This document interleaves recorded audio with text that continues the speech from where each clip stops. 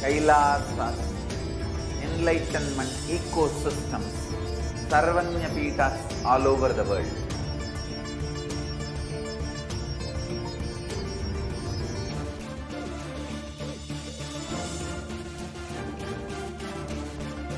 All powerful cognition, knowledge, only when you live, power manifestation and possibilities manifestation happens.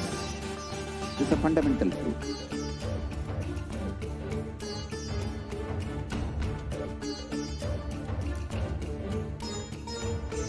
Hinduism cannot live exclusively as one sampradaya. No. All sampradayas of Hinduism is an ecosystem.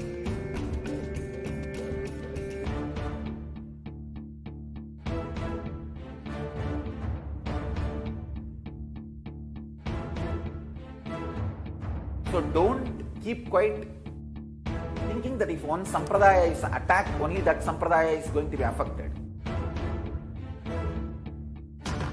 All of us are ecosystem.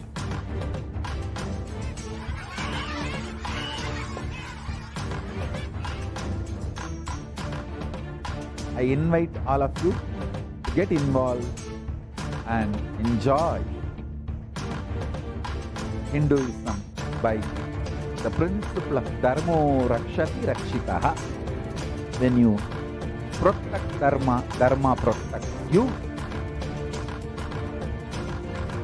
We will make the whole planet flourish spiritually. The spiritual prosperity will happen to the whole planet here. We all have to coexist together.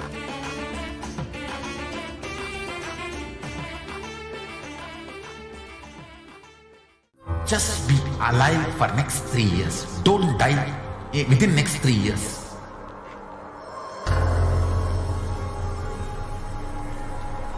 Just don't die within next 3 years. Be alive. Somehow be alive. I'm working sincerely. I will reach you somehow. Somehow I will reach you. It's my commitment.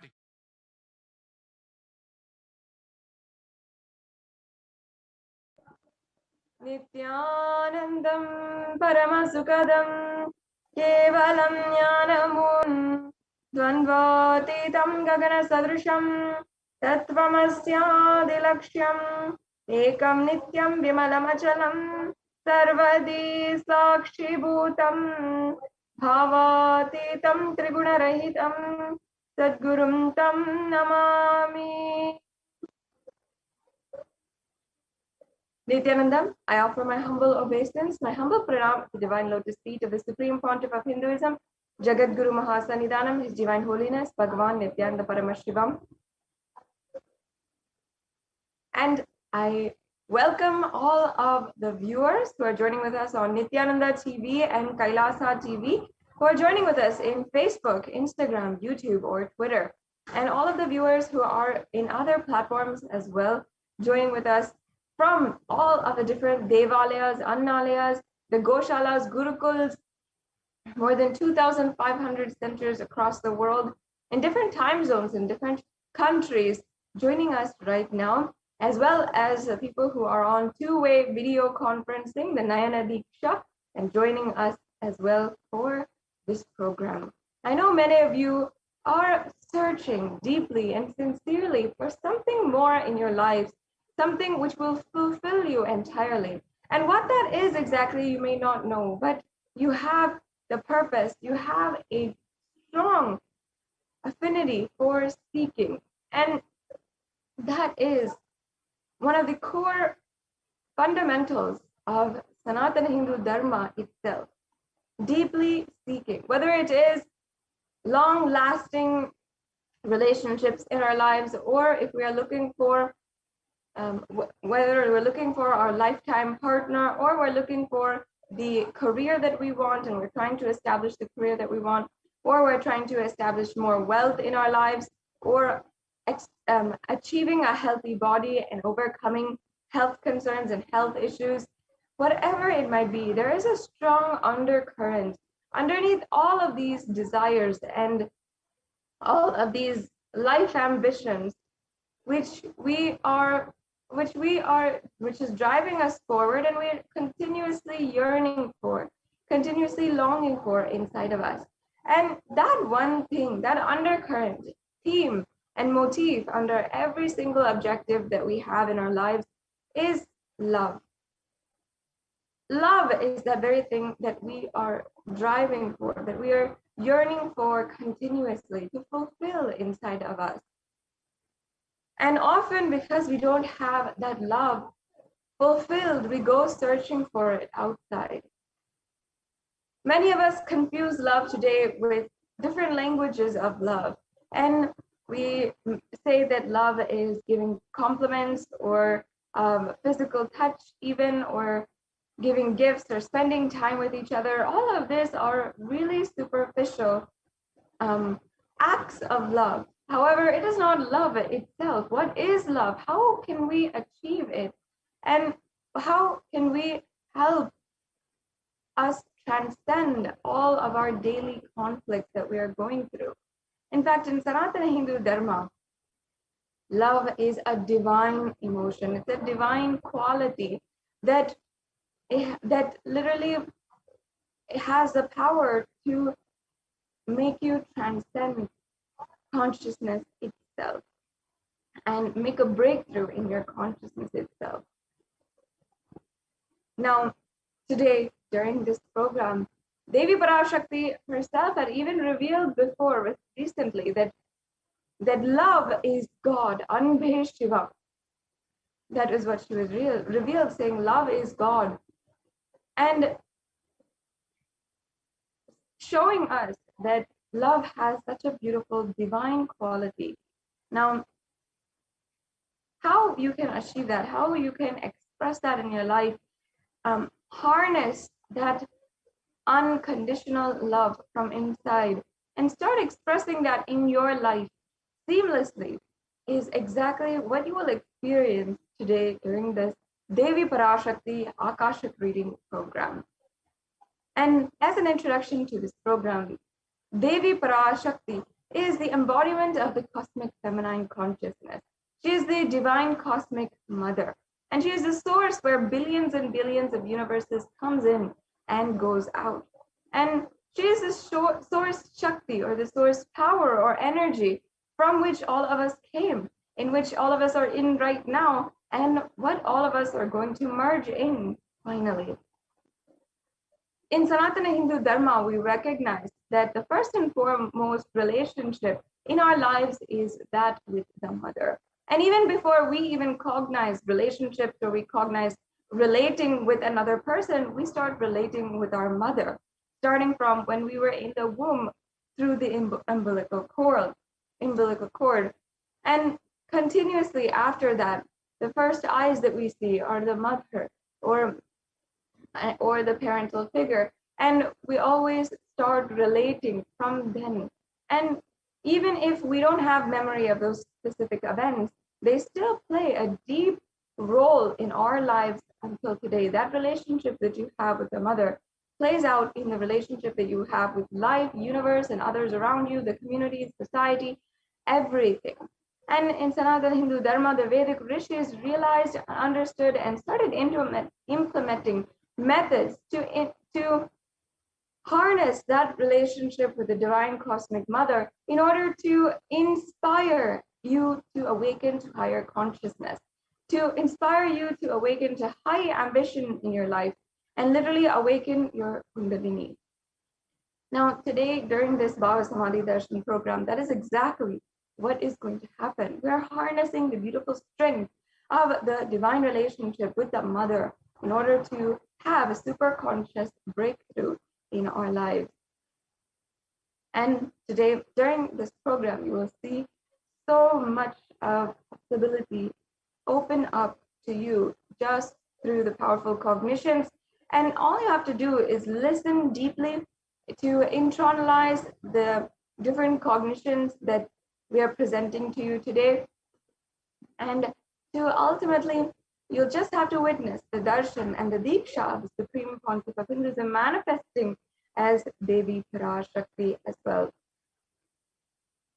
And if you do not know already, Bhava Samadhi Darshan is actually a very beautiful concept. In fact, Samadhi, if you break that word down, Adi means origin or source, and Sama means oneness with the origin or source. So Samadhi means oneness with the origin or source. So Bhava means emotion or aspect. Bhava Samadhi thus means attaining oneness with the source through a certain aspect. So in the Devi Bhava Samadhi Darshan, we will be attaining oneness with the source through the aspect of Devi Parashakti, through that bhava.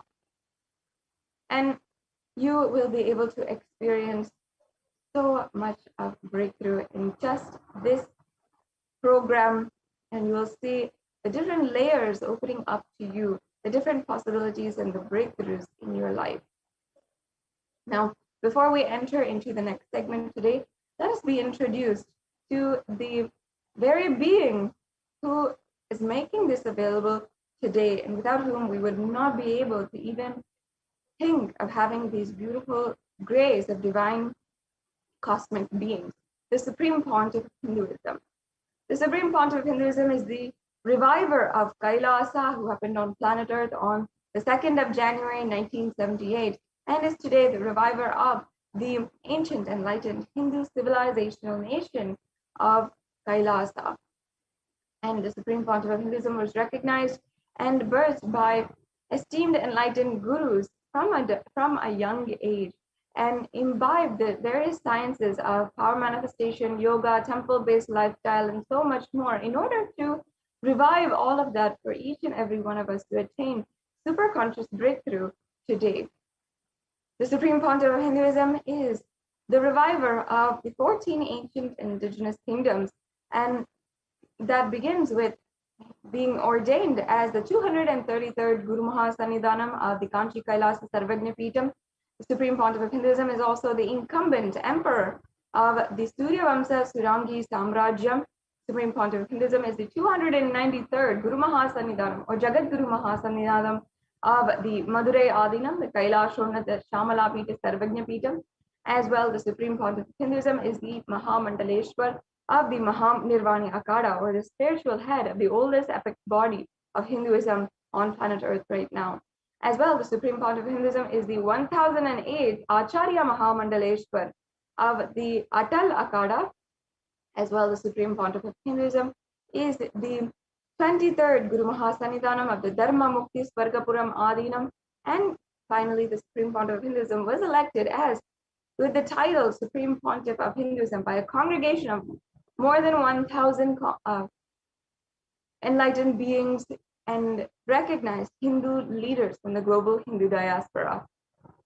The Supreme Pontiff of Hinduism is well known as a prolific comment on all of the scriptures, including the Brahma Sutras, the Yoga Sutras, the Upanishad, the Bhagavad Gita, the Ashtavakra Gita, the Shiva Sutras, the Jain Sutras, and so much more. And in each of these different scriptures, the Supreme Pontiff of Hinduism has authored more than 300 books in English, Tamil, and Sanskrit, which were further translated into 50 different languages. And as well, the Supreme Pontiff of Hinduism has reached out to more than 1 billion people digitally as well as physically through this immense amount of knowledge that the Supreme Pontiff of Hinduism is reviving. And it's also available on Kailasa's Nithyananda YouTube channel with more than 20,000 hours of darshans, dikshas, satsangs, discourses, and all the possible solutions that you need for any conflict in your daily life or in your life itself. And as well, the Supreme Pontiff of Hinduism is a reviver of more than 100 Sarvagna Peethas or ancient Hindu monastery complexes. And as well, the Supreme Pontiff of Hinduism is the reviver of the 108 Sampradayas, or the ancient endangered lineages, the Rudras, the Rudrakanyas, the Bhairavas, the Bhairavis, the Sannyasis, and so much more as well. As well, the Supreme Pontiff of Hinduism is the establisher of Kailasa's Nithyananda Hindu University, the world's largest Hindu university with satellite campuses in more than 150 countries. And the Supreme Pontiff of Hinduism as well is recognized and internationally acclaimed as well now, and has been attacked relentlessly by so many anti-Hindu forces. But due to the hard work of the Supreme Pontiff of Hinduism, now he is recognized. The persecution against the Supreme Pontiff of Hinduism as well has been recognized by the United Nations. And he is now working towards bringing an end to the thousands of years of genocide against Hinduism. With this, we are now coming to a conclusion of this segment in today's program, and we'll be going on to the next segment, where we will be entering into the demonstration of the extraordinary Shaktis. And joining with us will be the Nithyananda Gurukul Balasant, who will be guiding you into this beautiful experience, perhaps for many of you for the first time, to understand the different powers that you can manifest, the possibilities of humanity that literally you can manifest. So without further ado, we'll be going on to the next segment right now, and we'll be right back with you after a short break.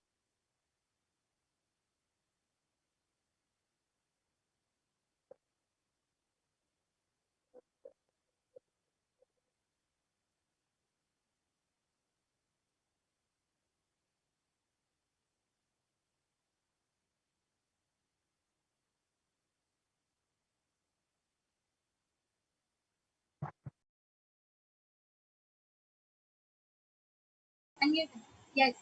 Thank you so much, Manika Nithyananda, for that beautiful introduction to who is Swamiji and this segment. So now all of you will be witnessing the live demonstration of the power of third eye and body scanning by the Balasans of the Nithyananda Gurukul. So the power of third eye is where one awakens the ability to see through the third eye, which is the cosmic browsing center located between the brows.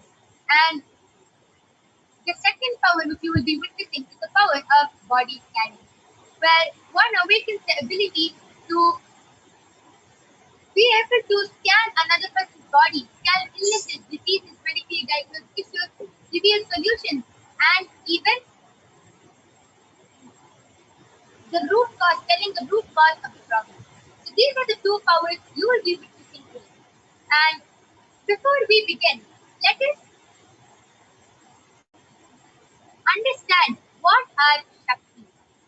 Shaktis in the Vedagamas, the source scriptures of Hinduism, Paramashiva reveals in elaborate detail that every human being is hardwired to be able to manifest the 463 plus extraordinary Shaktis. And Shaktis are described as a system, as a method, and as a science for human beings to explore the various possibilities and powers and to have access to the various states of consciousness. And Shaktis manifest from the fundamental cognition that you are the divine and that you need to manifest the divine, not that you are a man and that you need to reach the divine. So there are two types of manifesting power, Shaktis and Siddhis. Let us now see the difference between both. So, Shakti's expressed from space of enlightenment is a side effect of feeling connection with the divine, and you establish high integrity with the Guru. Whereas Siddhis are powers that manifest with tapas or the penance for enlightenment. And Shaktis are the source of enlightenment. When you experience enlightenment, the first thing which comes out is Shaktis. Whereas Siddhis are the path of enlightenment. As we said in the earlier point, that Siddhis are manifested from tapas of penance for enlightenment. So Siddhis are on the path of enlightenment. And a few more differences are that Shaktis manifest through ordinary human beings in extraordinary ways, just with the initiation from the avatar. And Shaktis are permanent. Siddhis are not permanent, and Siddhis may divert you from enlightenment. So, who is the source of all these Shaktis? How do we manifest these Shaktis? Paramashiva is the primordial divinity in Hinduism, the ultimate reality and cause which is self-effulgent, Swayam Prakasha, all-pervading, unchanging beyond time, space, form and causality. As the fundamental base of Avyakta, the unmanifest, and Vyakta, the manifest existence, he performs the Panchakritya, the five cosmic acts of Srishti, creation, Sthiti, sovereign rulership and maintenance, Samhara, rejuvenation, Drobhava, pulling out of illusion, and Anugraha. liberating days for all living entities.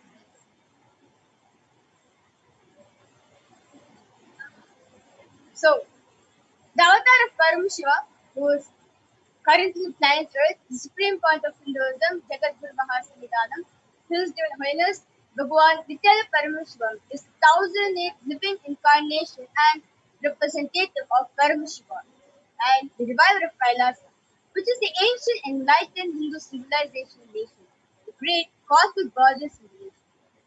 Ever since the beginning of the civilization, the Sanatana Dharma has been the creator of enlightened beings in highly advanced science. It was where the Shaktis of enlightenment, the science of enlightenment, was lived and taught as a lifestyle for each and every one of us. For the first time in the modern era, the modern day, the supreme point of Hinduism is reviving these yogic sciences and transmitting it to the world as a record-breaking, never accomplished work. And the supreme pontiff of Hinduism was recognized as an incarnation, as an avatar at a very young age, and was trained and taught to revive these sciences and initiations for billions to manifest the science of power manifestation from the disciplines like Vedanta, Tantra, Sri Vidya, Yoga, Yogic powers, Mantra Shastra, Siddha Vidya, Advaita, Bhakti Yoga, Paramashivoham, and Paramashivoham. So you can see so many of the gurus of Swamiji, Mata Vibhadananda Puri, Pundi Swamigal, Visakhi Swamigal, Annamale Swamigal, Kanchi Paramacharya, Visakhi Swamigal, Yogi Raj, Yogananda Puri. All these gurus have trained and taught Swamiji these extraordinary sciences so that he can revive these extraordinary sciences and transmit it to the world. And let us now learn how we awaken these divine Shaktis. How are these divine Shaktis awakened? So, every jnana, the ultimate truth, mapped in pure prajna, the consciousness, manifests as the power and possibility for every being in the multiverse, which is prajna. So, how do we awaken these Shaktis in all of us? Is through the power of Diksha, initiation. So, let us now watch a short clip on what is Diksha and what the benefits. Diksha is the direct transfer of spiritual energy by an enlightened being through look, word, or touch. The traditional Vedic book Navaratneshwara states, Sarva samapi dikshanam muktihi phalamakhanditam avirodhat bhavantyeva prasangyastu bhuktayah. The main benefit of all initiations is moksha, enlightenment. As a side effect, health, wealth, leadership, and well-being happen. And in Rudrayamala Tantra, Shiva says, Devi diksha vihinasya na siddhihi na cha sadgatihi tasmat sarva prayatnena guruna dikshito bhavet. The one who is not initiated does not attain liberation nor a better future. So by all efforts, one should get initiated by Guru. What is the science of initiation? Neuroscience has proved that the process of initiation floods the brain with energy. This is the superconscious energy of Kundalini, our own highest inner potential energy. As the Kundalini flows from the thalamus to the cortex, it sets up a powerful energy loop within the brain, which awakens the latent non-mechanical parts which we have never used before. With increasing levels of coherence, the whole brain comes alive, turning into a superconductor of conscious energies that heal, empower, transform our lives, bliss and fulfillment. Initiation creates high awareness, visualization, creativity. It also slows the aging process and improves the immune system. Kundalini awakening, healing life-changing experience. Levitation, teleportation, materialization, initiation through a range of exclusive programs conducted at the ashram. Nithyananda Dhyanapitham, Nithyananda Nagar, Birdi, Bengaluru.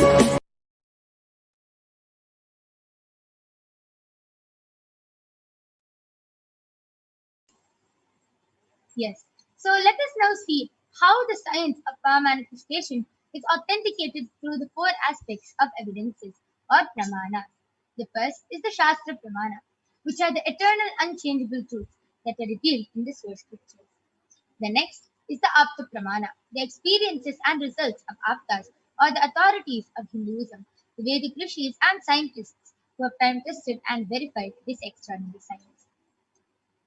Third is the Atma Pramana, or the account of the Supreme Pontiff of Hinduism, Jagat Guru Mahasamidhanam, His Divine Holiness Bhagwan Nithyananda Paramashivam. This millennium's avatar's personal experience of our manifestation. And last is the Pratyaksha Pramana, or the empirical evidence from observation and scientific experimentation. So let us now get ready to witness a very unique and exciting demonstration of the power of third eye. But before that, let us learn what are the Vedagamas. So, Vedas are the ultimate superior authorities for Hindus. Vedas are pure science where the ultimate truths are explained, whereas the Agamas are the scriptures where the applied technology, the applied science is expanded very elaborate. So, Vedas and Vedagamas, are given status of Shruti as they are directly revealed by Paramashiva. They are the ultimate, eternal, unchangeable truths. A reference cited from these Shastras, also scriptures, is called the Shastra Pramana. So let us now get ready to witness the powers of Paramashiva being manifested. So the first power which we're going to demonstrate to all of you is the power of third eye reading. So let us now see the Shastra Pramana, the scriptural reference to the powers of third eye. And this comes from the Vijnana Bhairava Tantra.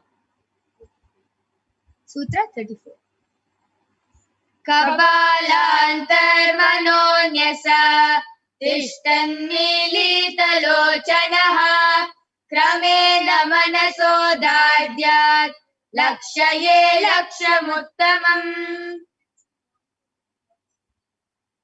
The translation goes, by fixing the mind on the inner space within the crown center and sitting stably without any movement, having the eyes closed in succession, by the stability of the mind and inner space, through the power of the third eye, one directly sees the ultimate goal Lakshyam, by having the vision beyond the sight that reveals any object or place, attaining the space of oneness with the source Paramashiva. The next is the Apta Pramana, where Sri Krishna initiates Arjuna to power of third eye reading. So this is taken from the 11th chapter of Srimad Bhagavad Gita, verse 8. Natumam shakyase drashtum anenaiva swa divyam dadami te chakshuhu pashyame yogamaishwaram. Bhagavan Krishna says to Arjuna, but you cannot see my cosmic form with these physical eyes of yours. Therefore I grant you the divine third eye. Behold my cosmic opulence. In the Hindu Purana, the Srimad Bhagavad Gita, Bhagavan Shri Krishna initiates Arjuna's power of third eye to behold Shri Krishna's Vishwarupa Darshan, which is the vision of Shri Krishna's cosmic form.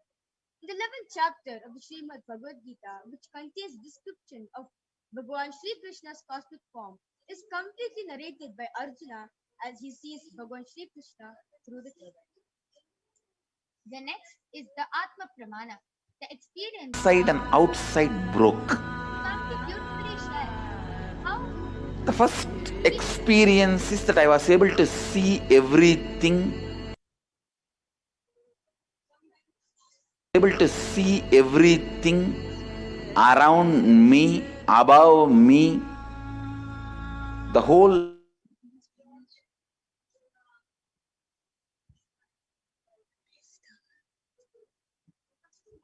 Sorry for the technical glitch. Let us now see a small video where Swamiji shares in his own words how he manifests the 360-degree vision, the power of third eye.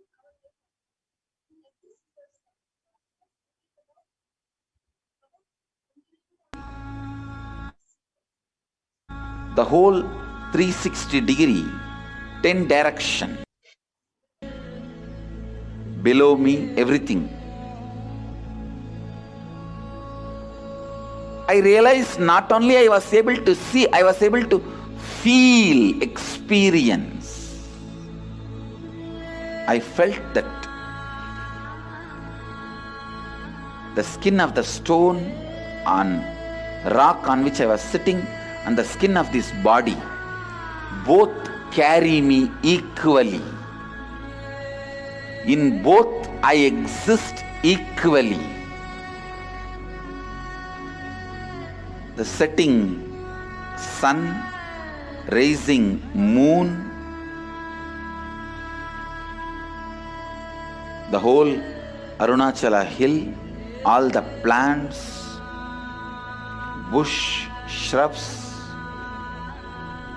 trees, everything, everything, everything. Just become so alive. The idea, something is inside.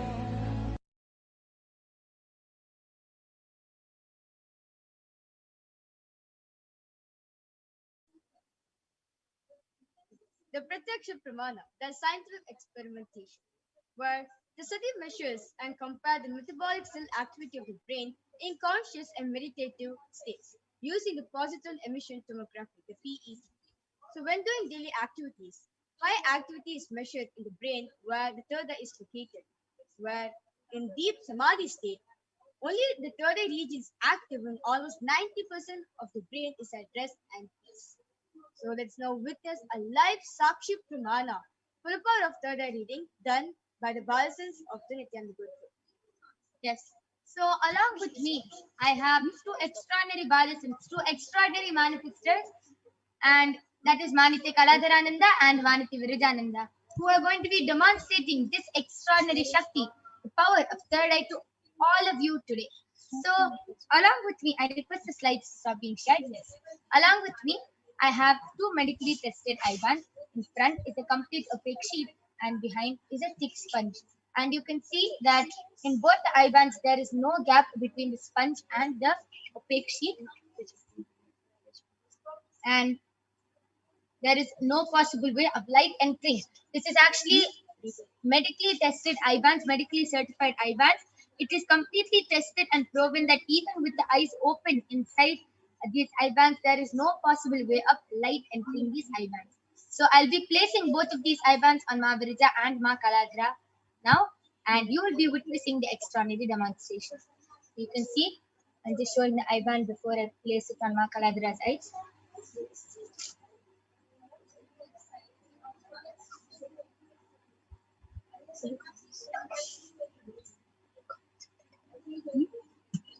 So while my yoga prana puts the eye bands, all the viewers who are watching us live currently right now, and if you want your comment to be read, so the faster you put, the latest comment we read. Okay, so you can post whatever you want, either the numbers, pictures, or emojis, sentence, or any difficult word, anything you want, you can post in Kailasa's HDH Nithyananda YouTube channel, and then we'll move ahead to Kailasa's HDH Nithyananda JGM Nithyananda Paramashivam Facebook channel. So if you want your comments to be read, you can post on these two platforms, and we will be reading it shortly. Yes, so now I'm placing the eye band on Ma Virija's eyes, so you can again see that the eye band is completely intact. And I'm unstrapping the eye band in front of your eyes. And now I'm placing the eye band on Ma Virija's eyes.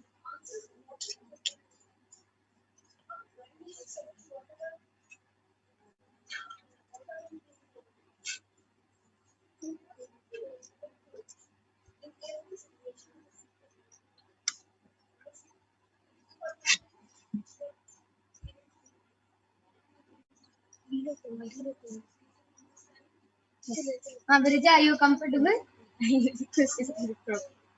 Yes. Kaladra, are you comfortable? Could you just fix my eyeband to the my other plan? Now? Yes. Yes. Beautiful. So now I request the YouTube comments to be projected. All of you can go ahead, post on the Kailasa's HDH Nithyananda YouTube channel or the Kailasa's HDH JGM Facebook channel, Facebook page, and Ma Kaladra and Ma Virija will be reading your comments in front of your eyes the moment you post the comments. So please go ahead and post your comments.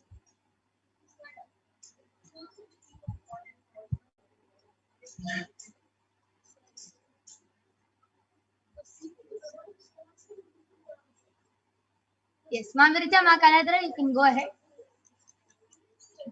So, Raman Vashishta, the latest comment in Kailasa's YouTube channel, is posted by Raman Vashishtaya, and he's posted a couple of fruits actually. He posted grapes, watermelon, a half-cut watermelon, pineapple, mango, avocado, and kiwi.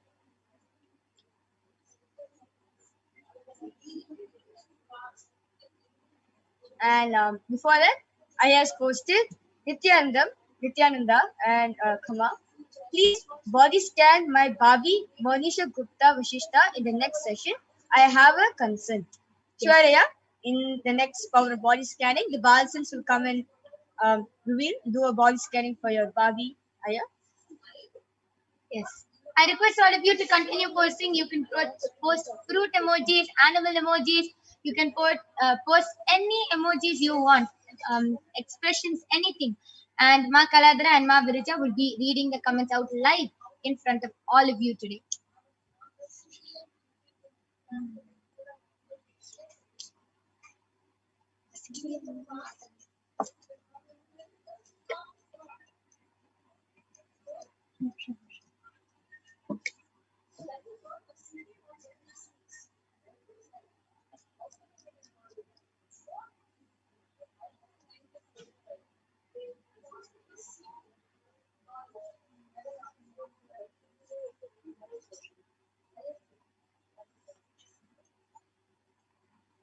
Few minutes, we're fixing the technical glitches.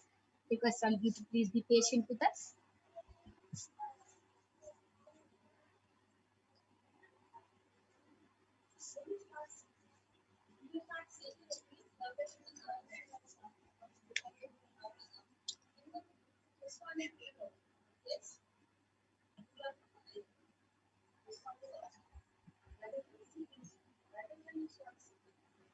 Yes, Ma Kaladra, you can go ahead and start reading.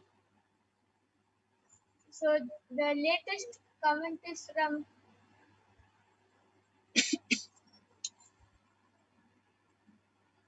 Shashikala, and she has posted 5 namaste emoji. The previous comment is from Kumar, and he has posted 6 namaste emoji. And we just read that from HDH back to YouTube. And the latest comment is from Raj. He has posted 3 namaste emoji, Nithyananda, and a namaste emoji, and diamonds, 3 diamonds here. Raman Vashishta has posted a puppy and a horse, a pony, and animal. It is brown, light brown, and the legs and dark brown, and then camel and a type of goat. And Shanti Narayan has posted Nithyananda with 3 exclamation marks. And Ramesh Jamlapalli has posted a namaskar emoji. Yes. Beautiful. That was the beautiful demonstration of the power of the. You saw how Ma Virija and Ma Kaladra were able to fluently manifest this power just through their third eye, with both their eyes blindfolded, with no possible way of light entering. How they were able to see all the comments and read them precisely, the names, the emojis, the animals, everything, the comments, how many, the number of emojis they've posted, everything so precisely they were able to read. Amazing, a beautiful demonstration of the power of third eye. Now I'm going to be removing their eye bands. Yes, you can see the eye band is the same.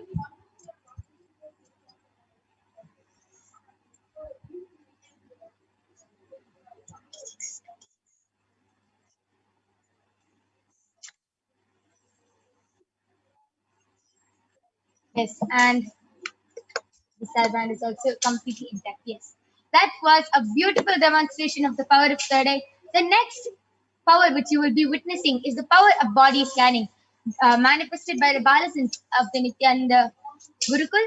But before that, let us see the pramanas for the power of body scanning. I request the slides to be projected. So, a little bit about the power of body scanning. So, the initiated disciples of the Supreme Point of Hinduism has the ability to scan the illnesses, diseases, which is medically diagnosed issues, and provide the best, easiest, and simple solution through the awakened thought. So let us now see the Shastra Pramana for the power of body scanning, which is from the Vijnana Bhairava Tantra, Sutra 54. स्वदेहे जगतो वापि सूक्ष्म सूक्ष्मतराणि च तत्त्वानि यानि निलयम् ज्ञात्वान्ते व्यज्यते परा. Bhagavan Paramashiva says, cognize deeply that from the subtle to the subtlest constitutive principles of your whole body, Swadeha, or of the whole universe, simultaneously consist of the essential reality. They are being absorbed in their source cause, Paramashiva, and by the experience of such restful awareness, one becomes complete from all thoughts, and the ultimate universal divine power, Paradevi, Adi Shakti, is revealed, and the supreme power manifestation happens. And the next is the Apta Pramana, the reference for the power of body scanning, which happened thousands of years ago from the very own life of Siddharth named Terayar, who was one of the most prominent disciples of Agastya. One day, a man was suffering from severe headache and comes to Agastya for treatment. Agastya uses the power of body scanning and identifies the root cause of the headache. He scans and reveals to the person that there is a small terai, a type of rock which is sitting in the person's brain, and immediately Agastya instructs his disciple Teraya to perform an open head surgery and remove the frog. After the surgery is completed successfully, the person got cured of the headache and thus he gained the name Teraya. Yes. And the next is the Atma Pramana, the accounts from Swamiji's life, who was time tested and authenticated this science. So you can see Swamiji beautifully shares, only when I had a multiple compound hand fracture, I was forced to go for surgery and therefore for medical checkups related to that. At that time, they detected heavy metal quantity in different organs of mine, and it was revealed that I had been poisoned without our knowledge. I immediately used diagnostic methods instead of medical facilities to study the body condition due to the poisoning. And through the power of body scanning, I found out what and imbalances had happened and where the balance had to be done. Swamiji beautifully shares, I used allopathy as a second opinion just to verify my findings. The great avatars or incarnations of Hinduism are born as awakened beings. They just play a leela in their life. Anything, whether it's them getting hurt or anything, it's just a leela. The script is already written. They only play it. It's a beautiful leela which they play. And last is the Sakshi Pramana, where millions of disciples who got initiated in the power of body scanning have experienced and manifested for various people all around the globe. You can see some of the comments over here. And let us now witness a live demonstration for the power of body scanning done by the Balasans of the Nithyananda Gurukul after a short break. So till then, please go ahead and post your comments and requests. You can post your comments in the Kailasa's HDH Nithyananda YouTube channel or the SPH JGM Bhagwan Nithyananda Paramashivam Facebook page, and we will be reading the comments from there. And as per your request, the Balasins and the Nithyananda Yogis will be doing a body scanning for all of you. So we'll be back with the Balasins and Nithyananda Yogis right after a short break.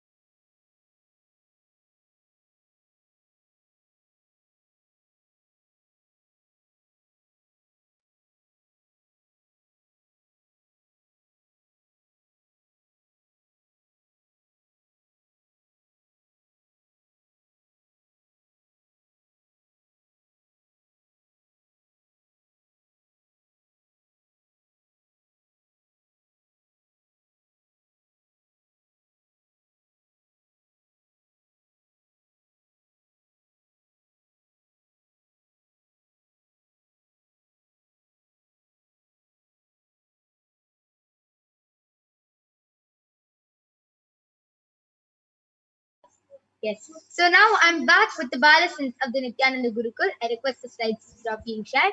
Along with me, I have Manti Brahmayogananda and Vasoni, who are two extraordinary power manifestors and the Balasins of the Nithyananda Gurukul, who are now going to be demonstrating this extraordinary power to all of you. So I request the YouTube comments to be projected now, and we will be starting the power of body scanning. So all of you can go ahead, call your family members, friends, call anyone who you want, and you can show them that this power of body scanning is not only a possibility for the Balasins or anyone, it is a possibility for all of you also to manifest just with the initiation from Swamiji.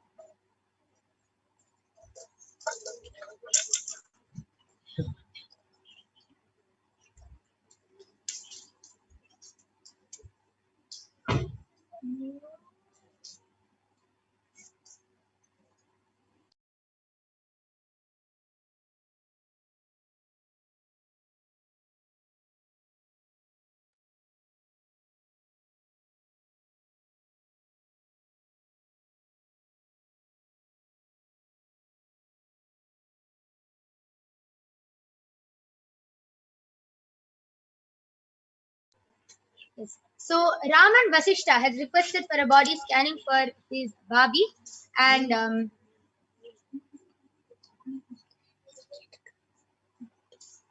yes, for Ma Monisha Gupta Vasishta. So Ma Brahma Yoga, you can do the body scanning for Raman Vasishta's Bhabi, Ma Monisha. And the next comment for the body scanning has come from Ma Mary's Grigorgius, who has posted, Nithyanandam, please scan my grandmother, Jakaterina Becca. She has leg pains and broken veins, high blood pressure and blood sugar level issues. She has agreed for the scanning. Yes, Ma, surely we'll be scanning your grandmother.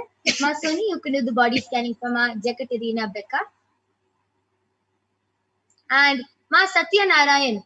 Satya Narayan has posted, please scan my son Vibin Mani. He's 5 years old. Yes, Saya. Surely we'll be doing the body scanning for your son Vibin. I will be doing the body scanning for your son. And now let us chant the Mahavakya. The Balasins and the yogis will be chanting the Mahavakya. Om Nithyananda Paramashivoham, which is the direct passcode which raises us to a higher frequency and helps us connect with Paramashiva. Om Nithyananda Paramashivoham. Om Nithyananda Paramashivoham. Om Nithyananda Paramashivoham.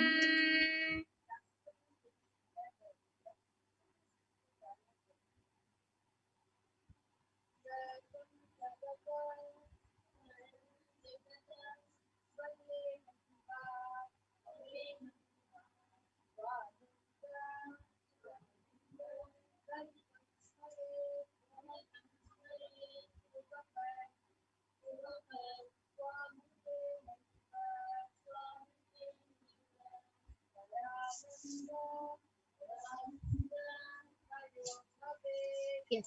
So, Satyanarayanaya, I have scanned his son Vibin, and Paramashiva reveals that he is actually having weak bones. Even though he's 5, he is having weak bones, and he has to start doing yoga. So anytime during the day, best is Brahma Muhurta, 4 o'clock to 6 o'clock. But anytime in the day, he has to start stretching a lot, stretching more, doing more yoga, being more active. And he has to eat a lot, means he has to eat a lot and do yoga properly. Paramashiva revealed that he should also eat a lot of green vegetables, and he should drink a lot of milk with turmeric in the night. And please follow this for your son, and he will be completely fine. One more thing Paramashiva revealed is that he's starting to get infection on his legs due to his skin is very sensitive and it's getting affected with the dirt and everything. All you have to do is take turmeric. You can either apply a turmeric with water, a paste, or you can apply castor oil and turmeric together on his legs. And next morning he can take bath, and his skin allergy will start healing. This is what Paramashiva has revealed. I request the comments section to be scrolled more down.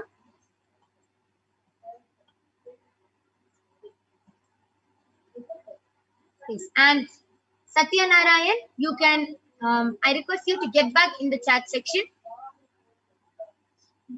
Yes, so Raman Vashishtaya, I did the body scanning for your Bhabi, and Paramashiva revealed to me that she has a lot of pitta in her body, and because of that, she's not at all being active throughout the day, and her body is not able to do the basic stretches and basic yoga.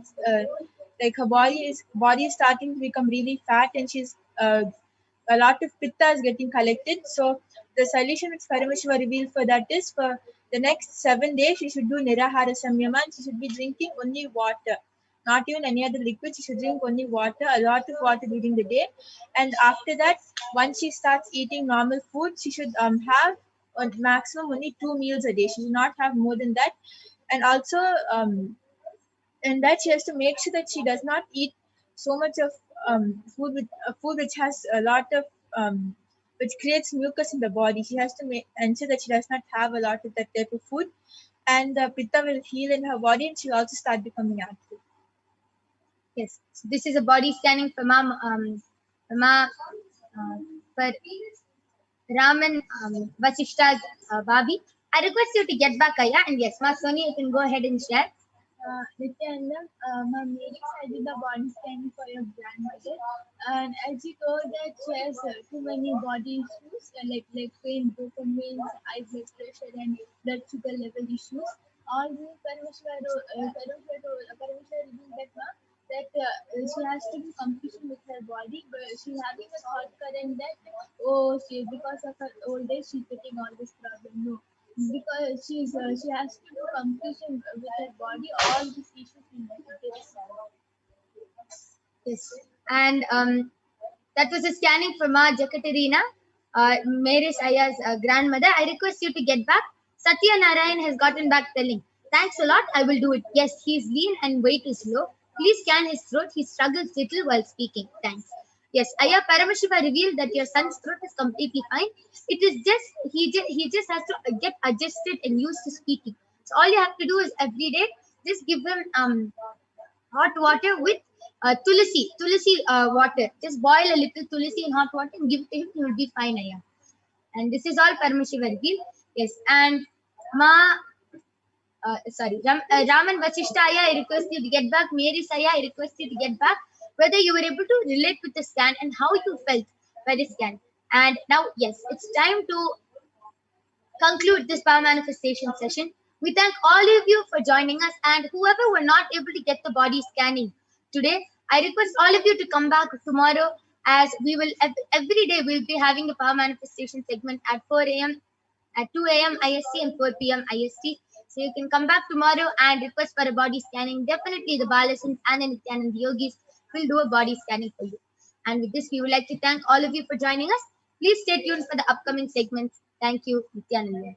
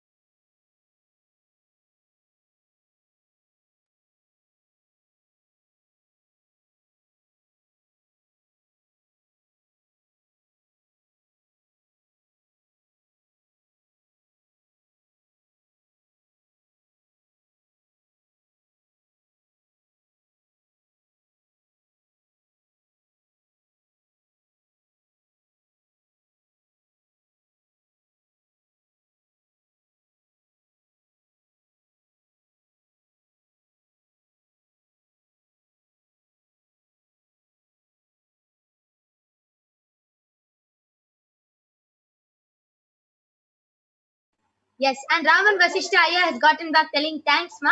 My Babi relates to the scanning. Yes, Aya, thank you for getting back. Just tell her to completely follow the solution which Paramashiva gave, and she will be completely healed.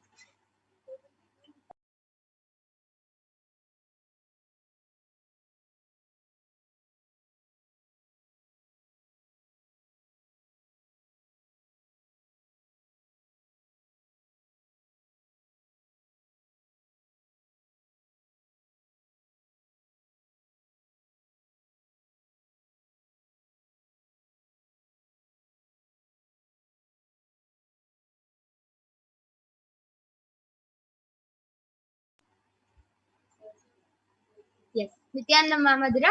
So now Mamadura will be joining all of us and will be starting the segment and sharing with all of us who is Devi Parashakti, the divine feminine consciousness.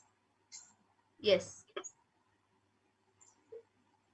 So now we'll, as my Yogaprana said, we will be learning about the divine feminine consciousness, about who is Devi Parashakti. So we will be first seeing the Dhyana Shloka of Devi Parashakti, which comes from the Lalita Sahasranamam. So I'll be chanting it now for all of you. Sindhuraruna vigraham trinayana manikya mauli spurate taranayaka shekharam smritamukhi mapina vakshoruham panibhyam alipurna ratna chashakam raktotpalam vibratim saumyam ratna gatasta rakta charanam dhyayet paramambikam. And this verse says, the Divine Mother is to be meditated upon as shining in a vermilion red body with triple eyes, sporting a crown of rubies, studded with a crescent moon, a face all smiles, a splendid bust, one hand holding a jewel cup brimming with mead, and the other twirling a red lotus. And another verse, also from the Lalita Sahasranam, another Dhyana Shloka. Arunam karunam tarangatakshim dhrutapashankusha pushpabana chapam animadi biravratam ayukaihi rahamityeva vibhavaye bhavanim. And this verse says, I meditate on the great empress. She is red in color and her eyes are full of compassion and holds the noose, the goad, the bow and the flowery arrow in her hands. She is surrounded on all sides by powers such as Anima of her rays, and she is the self within me. And Devi Parashakti is the ultimate pure feminine consciousness. Parashakti is the cosmic mother. It is her cosmic womb from which billions and billions of universes come out and go in. It is the source where the Big Bang black holes go on. Parashakti is the source Shakti, and source energy, source power, from which all of us came, all of us are in even now, and which all of us are going to merge into. And the outer extreme, love and compassion, Parashakti herself is manifesting through the embodied form as the Nijavatara of the Supreme Point of Hinduism, Jagat Guru Mahasanidanam, His Divine Holiness Bhagavan Nithyananda Paramashivam, answering all of our questions, attending to all of our prayers, giving boons, healing us, revealing our past, present, and future, delivering profound spiritual truths, and ultimately giving us the experience of Paramashivoham itself. And Parashakti beautifully says, in her own words, raising as Omkara, expressing as Vedas and Agamas, blossomed as Shrimkara, filled as Parashorasi, living in 40 triangles, the Kailasha Swami, who was in Kailasha Shripura Chintamani, Parashodasi, sitting as part of Paramashiva, Parameshwari, who rules the world, Paramashakti, Manonmani, Meenakshi, as Nithyananda, I took Nijavatara here, to give good boons to everyone, to bestow all goodness. Hiranyagarbha Swarupini, Brahmanda Yoni, Shami, Chandramauli, Rapala, Aparna, Uma, Parvati, Savitri, Navayavana, Samrajya Lakshmi, Parameshwari, Parashodasi, Meenakshi. Taking the form of Nithyananda, I came here as Nijavatara. With great compassion, I am blessing.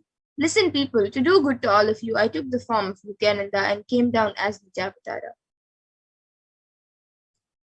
And again, in the words of Devi Parashakti herself, raising in Omkara, blossoming as Shiva, Shiva manifesting as source of existence, powers of existence, expression of existence, from the oneness of Om, blossoming into two as Prakriti and Purusha, blossoming as three Shaktis, Icha, Kriya, and Jnana, growing as 4 Vedas, expanding as 5 Panchabhutas, beyond 6 chakras, filled as Gotras of 7 Rishis, expanding as 8 directions, existing as 9 Grahas, blossoming as 10 Indriyas, being as 11 Rudras, creating all the worlds, bringing life to tell and make fruit blossom and to do good. Parashodasi, Meenakshi, in the form of Nithyananda, I came to bless every one of you. And now let's see how we can receive Devi Parashakti. So literally you are seeing Paramashiva and Parashakti at that moment. She's there on your screen. So always receive her very traditionally. You can keep 2 betel leaves, 1 banana, 1 betel nut, and 1 coin in front of the screen as you watch Devi Parashakti. And for those of you who don't know, actually the coin is considered the traditional dakshina in the Hindu tradition.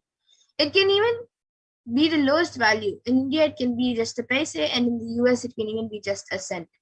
Swamiji says, I'm not trying to monetize. Keep even 1 cent, it is okay. So for 100 days, if you have darshan, it will add up to $1. In India, even 1 paise is okay.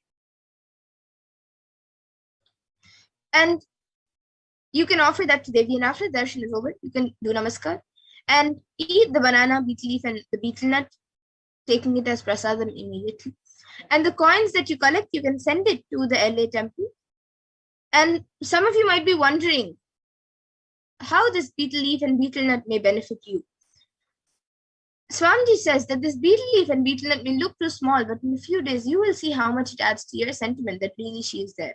You will not take the Devi darshan for granted. Rituals will break your monotonous, unconscious mentality and lifestyle and remind you to raise you to powerful cognitions. It will break your unconscious behavior.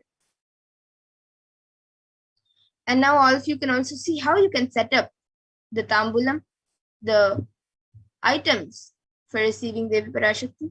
So you can arrange the 2 betel leaves, 1 betel nut, 1 banana, and 1 coin. You can arrange all of these in a plate and keep it in front of the screen. These 4 items are just a few basic items, but if you would like, you can also add a coconut. Many people keep coconuts, red bangles, kumkum, and also some flowers. So you can also keep that as additional items. But the 4 basic items kept as part of the tambulam is the betel leaf, betel nut, banana, and coin. So you can keep these 4 items in a plate and keep it in front of the screen as you watch Devi Parashakti. And with this, we come to the conclusion of this segment, where we have learned who is Devi Parashakti and how we can receive her. So now we'll be moving to further segments where we will be seeing about what Devi Parashakti has revealed for humanity and how it has helped humanity and how it has also become a reality. So we will be learning more about what Devi Parashakti has revealed. So please stay tuned. We will be back after a really short break.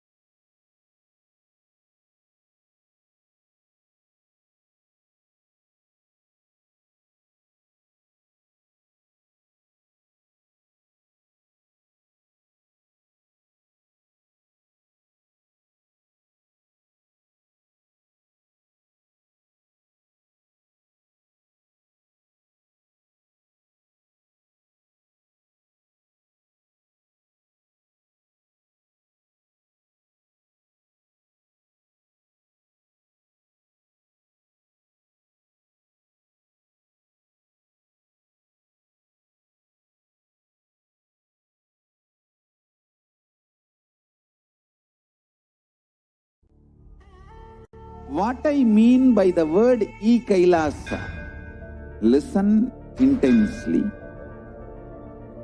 Enlightenment ecosystem, literally enlightenment itself, in your own home, wherever you are.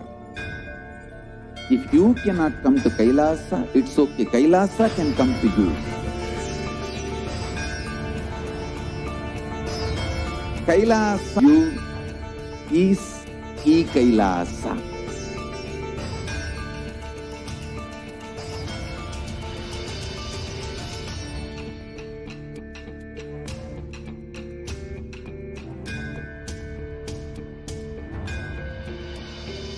I will revive Hinduism. I am a Hindu revivalist, not by any revolution, but by evolution.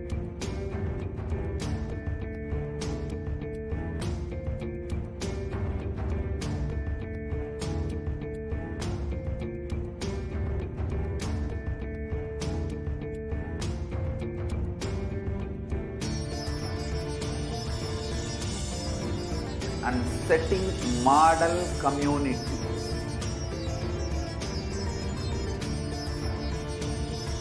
Kailasas, enlightenment ecosystems Sarvanya Peethas all over the world.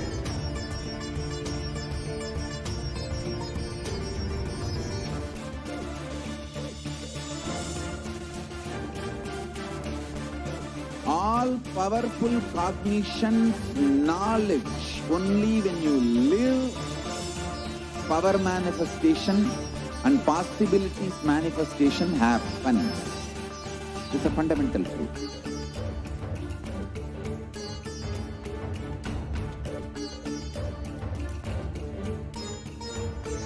Hinduism cannot live exclusively as one sampradaya. No. All sampradayas of Hinduism is an ecosystem.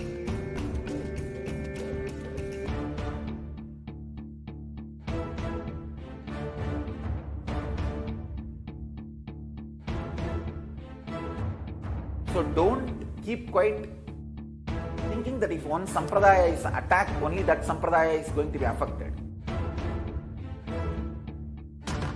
All of us are ecosystem.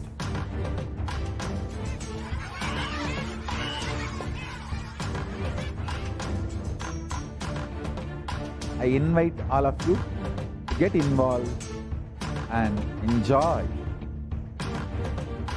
Hinduism by the principle of Dharmo Rakshati Rakshitaha. When you protect Dharma, Dharma protects you. We will make the whole planet flourish spiritually. The spiritual prosperity will happen to the whole planet. We all have to coexist together.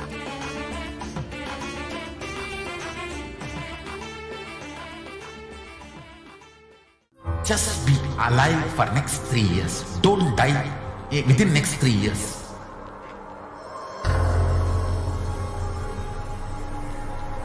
Just don't die within next 3 years. Be alive. Somehow be alive. I'm working sincerely. I will reach you somehow. Somehow I will reach you. It's my commitment to humanity.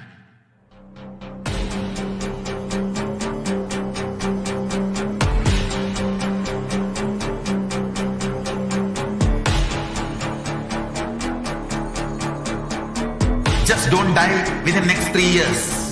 I will reach you wherever you are, whichever corner of the world you may be. I will reach you with enlightenment. You manifesting the space, state, powers, being, Paramashivoham. It is possible, and it is possible for you.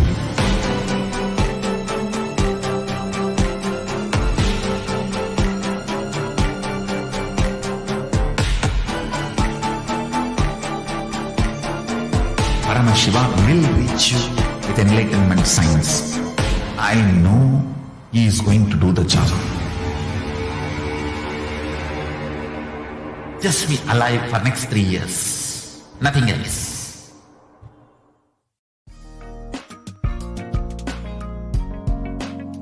We get you health.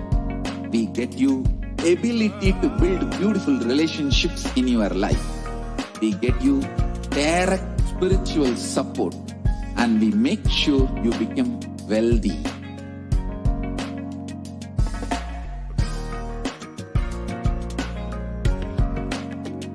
We won't stop giving you just good life.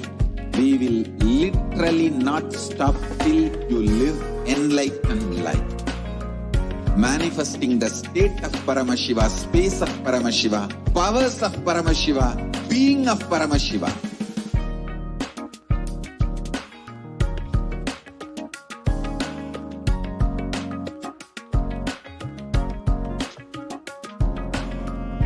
Whole world should become e-Kailashians. I want the whole world to know Hindus have something great to contribute to the world.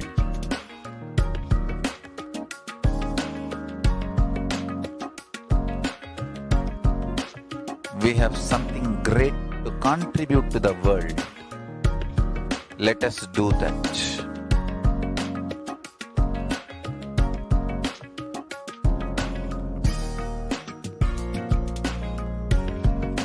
E-Kailasa is proper customized spiritual service helping you to identify your root patterns of suffering. We have perfected the science of helping every individual from every cultural, religious, nationality background.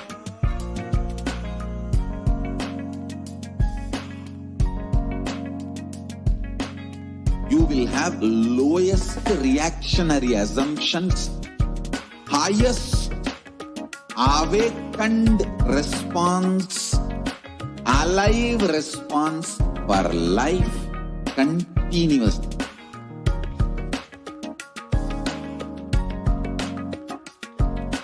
E-Kailasa is enlightenment ecosystem, literally enlightenment itself in your own home, wherever you are.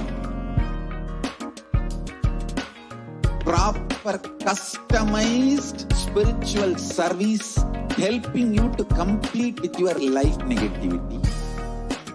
Withdrawal from life, self-hatred, self-denial, self-doubt, so much of tiredness, laziness.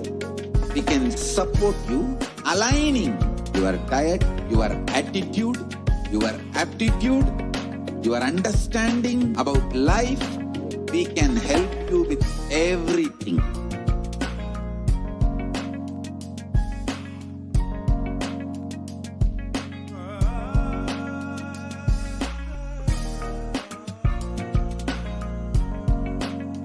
If you are interested in enlightenment, we will immediately bring this to you. If you are not interested, we will explain the whole science, inspire you, and make you interested in enlightenment science. We need to cater this enlightenment science to the whole world wherever they are, because enlightenment is the birthright of all human beings. Kailasa is responsible to provide that to all human beings.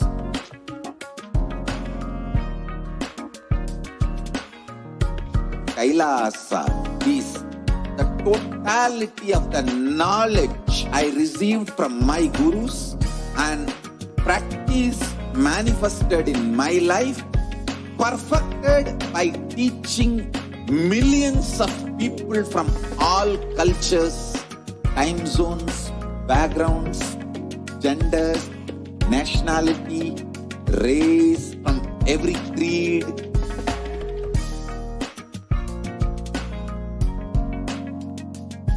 So this absolutely perfected knowledge available to you, served to you in your home without even you moving out of your couch, free of cost.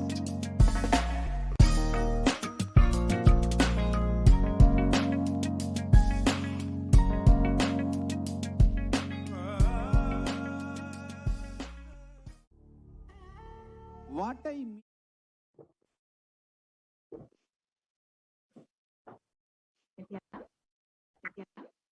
Back to your viewers. Entering into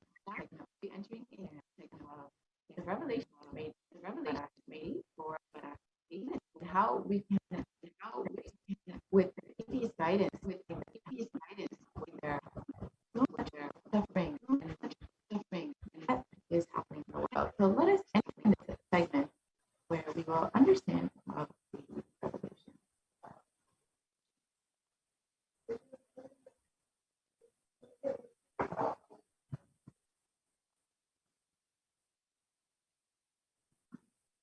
We can the next slide, please.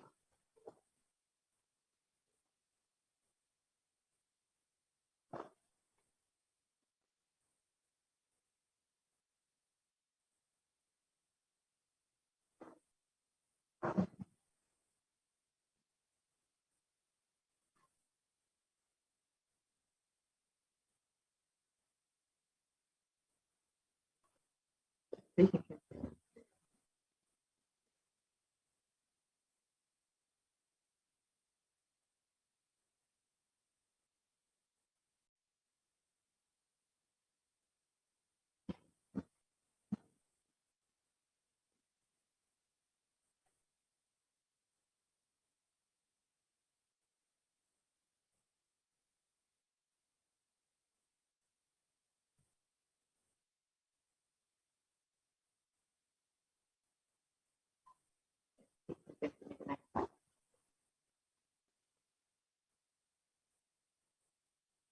So, as we all know, humanity is still undergoing the effects of the cosmic revolution of Malaya. Thousands of deaths due to the global pandemic and emerging fungal epidemic, along with the record numbers of natural disasters, have taken a huge toll on humanity's collective psyche, leading to increase in poverty, malnutrition, depression, and mental health.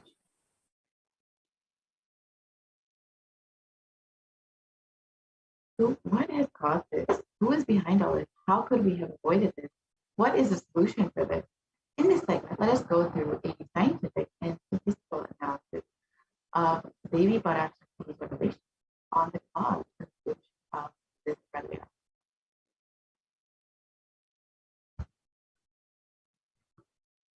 So as we all know, the deaths due to COVID-19 have cost well over 4 million as of today. And the total number of confirmed cases has crossed well over 175 million people. And the worst affected countries are US, India, and Brazil. And the number of COVID cases within India alone has crossed over 29 million, with the number of deaths crossing well over 370,000 people. And the number of people who have fallen into poverty since the beginning of this pandemic is well over 75. And these numbers are considered severely underreported. The actual number of cases and deaths could be much higher. And due to this pandemic, the number of people who have fallen into poverty and who are suffering with this COVID-19, India has become one of the most depressed countries, the 6th most depressed country, with the rates of suicide and depression drastically increasing. It's stated that 6.5% of the population is suffering from some form of mental illness, and the country has a suicide rate of over 10.9 for every 1 lakh people. And suicide is one of the biggest causes of death for the people in the age group of 15 to 24.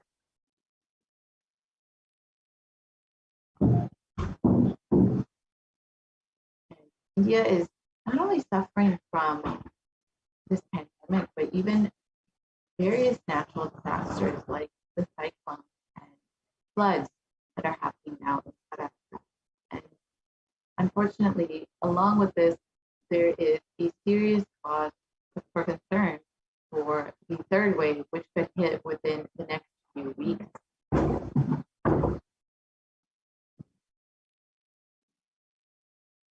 So how could we have prevented this?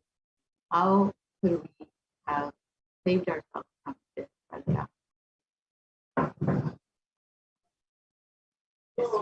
Next slide, please.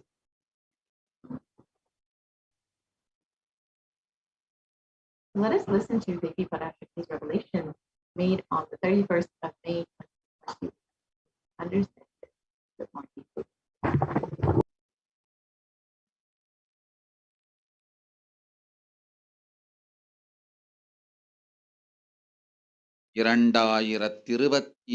வரை India செல்ல வேண்டாமா என்று கேட்கின்றாய். நன்றாய் தெரிந்துகொள், சொல்வதை புரிந்துகொள். இந்த பெருநரகமான கிருமி போஜனம் இந்தியாவிற்குள் வரக்கூடாது என்பதற்காக 2020 பாரதம் முழுவதும் 12 ஜோதிர்லிங்கமும் பாத யாத்திரை செய்திடவே என் மகன் மூலமாய் திட்டமிட்டிருந்தேன். படுபாவிகள் ஓடத்தின் மாலுமியை ஊர்விட்டு துரத்தினார்கள். என்ன நடக்கிறதென்று பார். முறையாக கைலாய நாட்டின் தலைவனாக நிறை மரியாதையொடு நல் மதிப்பொடு என் நிஜாவதாரம் நித்யானந்தன் திருவடி மீண்டும் பாரதத்தில் பட்டு பாத யாத்திரை செய்த பிறகு மட்டுமே நீ அங்கு செல்ல வேண்டும். அதுவரை உன்னை காத்து செல்லாதே. Om. Om. Om.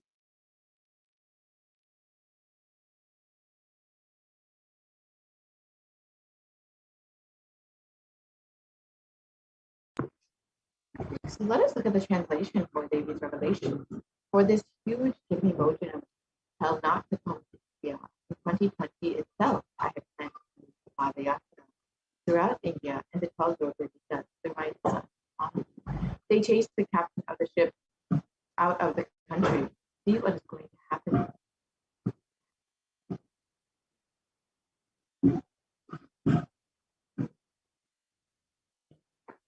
So let us look at what Supreme Concept Hinduism revealed in 2017.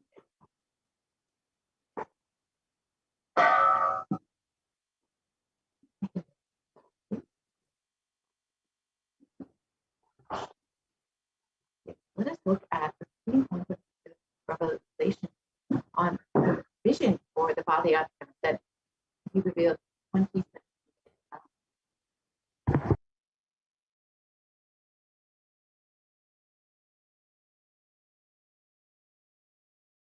Want to do 1 year Padayatra specially for this purpose in 2020. 2020, planning for a full year. I'm going to walk from Rameshwaram to Amarnath.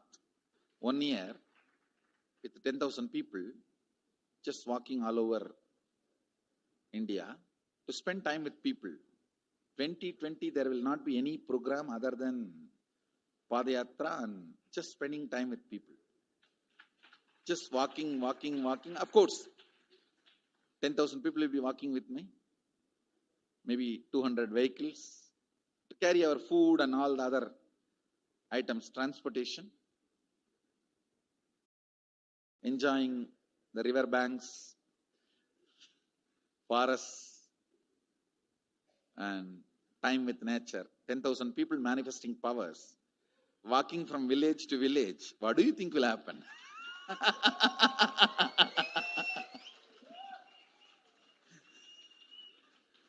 The scene of Buddhism spreading will be repeated now.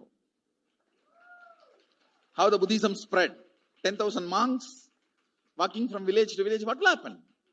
That's only monks. Here, power manifesting 10,000 people. The whole village will be manifesting powers. Just want to enjoy India and let India enjoy me. So planning for next year Kumbh Mela 29, next year January Kumbh Mela. Before that, all the Balalayam, everything. Balalayam is going to be like the same structure outside with one stone tower, gold coated. It will be something like a 40 to 50 feet tall stone tower and 5 Rajagopurams, which will be something like 120 feet. This will be the Balalayam. And after the Mulalayam is built, this Balalayam will serve as a Utsava Murti Sannidhi, where the Utsava Murtis will be worshipped and where the Archanas. See, in the main temple, there will not be any Archana or anything because just for Darshan itself, there will not be time. Like Tirupati, you can only have Darshan and Arti, the camp for Arti. No other worship is allowed in the main temple. Because 12 Abhishekam is going to happen. 12 Kala Abhishekams. So continuously the rituals will be going on. People can have only darshan. They will not be able to involve themselves in any ritual. Other than darshan, nothing else will be allowed. So all the archana, all the other offerings, like people will offer the archanas and other, everything will be done to the Utsava Murti, which will be kept in the Balalayam, the present Balalayam, the present structure. So people can spend time here. That will be more like a main darshan. This will be like energy darshan, where you can give letter, get response. So by next year, the Balalayam will be ready. So 2019 full year, I will be conducting the programs and everything. 2020 will be the one full year Padayatra, walking. From next year, Jayanti, means 2019's Jayanti to 2020's Jayanti. Full year. Jayanti to Jayanti will be Padayatra. Before that, we will make 10,000 people power manifestors. It will be sannyasi, brahmachari, grihastha, all put together. 10,000 people will be walking. What a scene it will be. I think that is the only way the revival of Sanatana Hindu Dharma can be done. I need to get into the ground where people can see me, where they are living. I can't be waiting for people to come where I am living. Now I am sitting in one place to prepare these 10,000 people and make this science completely user-friendly. For that only I am sitting and working. So I have given 2 years for me now, 2018 and 2019. So 2020, before that 10,000 people will be ready to walk with me, powers. We will literally solve every person's problem in every village. The way we are walking, the path route we are taking, physical healing or mental healing, or it's a too big visualization. How will you visualize? What will happen if 10,000 power manifestors enter into a village and ask people, tell me your problem now, come on, let's sort it out. Understand 1,200 years before in Tiruvannamalai temple carvings, how the baby will be in the womb in 2nd month, 3rd month, all that is detailed way carved. It is there. Which scanning machine was there in those days other than the third eye? Very detailed carvings are there. Even Srirangam temple, the whole carving is there. Srirangam temple gives a week by week the whole picture of male baby and female baby. Any of you have seen that? Srirangam Rangaraja Mandapam, it very clearly portrays. There will be one Rangaranga Gopuram. In that next to Rangaranga Gopuram, there is a Rangaraja Mandapam. We have already collected some chunk of 80-90 to be displayed in this Balalayam. Work is going on all of that. We are also going to tell you the science of temple building story as per Agama and as per practical village level, ground level, all that. In those days, 2000 years before, when this Cambodia and all these civilizations were flourishing, two community from India moved. One is agriculture community, another one is business community. These two community only traveled and installed civilization. Of course, kings went, that is different. But the common civilian, these two community only went. So Nagarattar and Saivavelalar. Saivavelalar agriculture community, Nagarattar business community. So wherever, when they go in the ship, the Saivavelars, they will carry that veil for their protection. Once, if they reach the other side safely, they will just put the veil and start a temple. That is why all the temple outside the India, started by Saivavelars, there will be only veil as a Pradhana Murti. Pattumalai Murugan Goil, Nallur Murugan Govil, Sannidhyan Sannidhi Murugan Goil, all these temples. The main deity will be only veil. It will not be deity. Because they cannot carry that heavy deity in the ship. It will only be the veil. And all the temples started by Nagarattar will be Kavadi. Because they will carry everything in the form of Kavadi. So the moment they reach the other shore, they will worship the Kavadi and the screen cloth covered by Kavadi. Kadirgaman, Darachila, Murugan. All the major temples started by Nagarattar. The Kavadi and the screen only will be the deity. So the Supreme Court of Hinduism revealed the vision for the Bhavyat that was to take place at 2020, where he himself would go and meet people where they are, attend to every problem which they're facing, whether it was mental, social, emotional, physical, whatever the problem they may be facing, Supreme Constable of Hinduism was ready to go and meet people and give them the solution for every problem. Not only that, but take along 10,000 power manifestors along with him for this whole re-energizing process.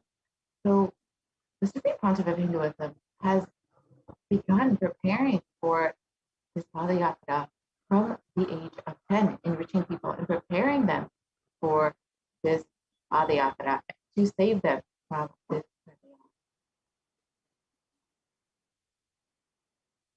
And from that age, the Supreme Pontiff of Hinduism has been enriching and initiating the masses into the science of enlightenment through powerful initiations, discourses, and darshan.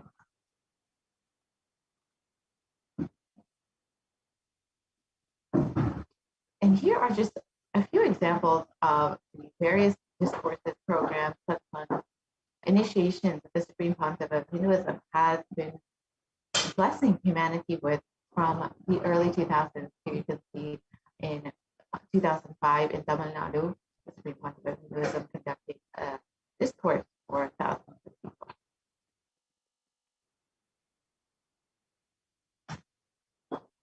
And here, again, 2005 in Tamil Nadu. In the next few photos, you'll see the various programs and how many people have been in attendance for these programs. Thousands and thousands, you can see in Namakkal, Tamil Nadu.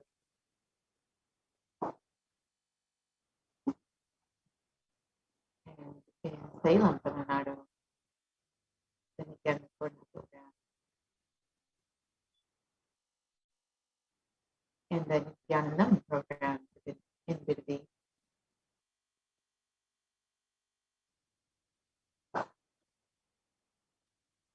And the birth star celebrations in Tirunelveli, and how many people were celebrating the birth of Supreme Pontiff.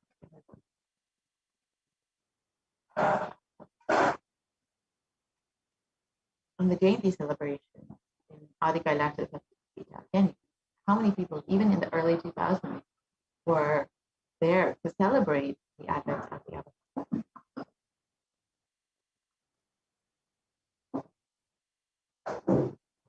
And again, the Jayanti celebrations in Tamil Nadu.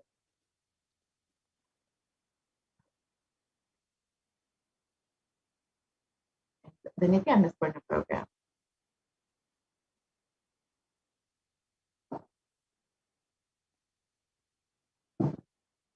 The Guru Purnima celebration to celebrate the happening of Guru in our lives.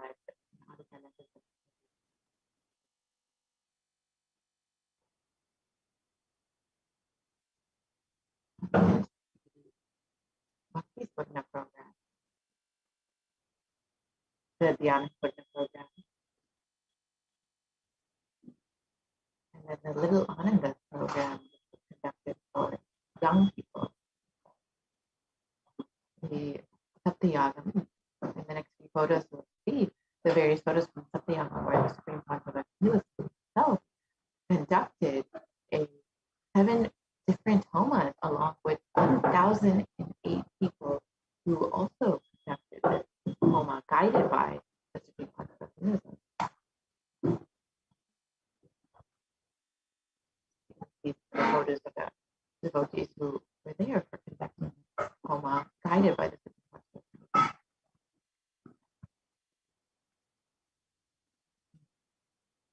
Let's see the Supreme Pontiff of Hinduism himself conducted the homa grand scale.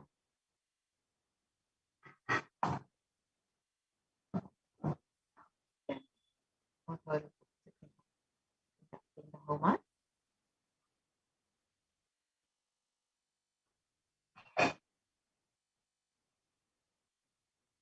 The Supreme Pontiff of Hinduism blessing all of the devotees who were attending. And here again is the Nithyananda Swarna program conducted in Adi Kailasa, Sarvajapita. And here is again the Nithyananda Swarna program conducted in Salem. You can just see how many people were in attendance for these programs and how many people were blessed to be with the Supreme Pontiff of Hinduism, receiving the initiation and blessing.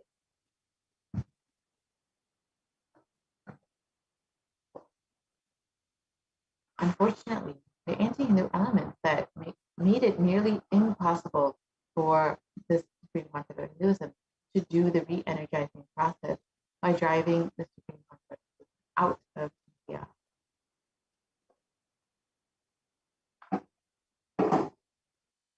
So let us look at Devi's revelation for the solution for this pralaya to end within India, given on the 31st of May 2021.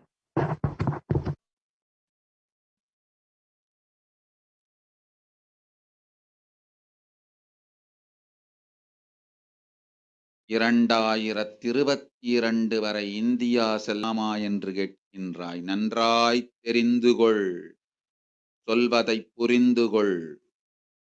இந்த பெருநரகமான கிருமி போஜனம்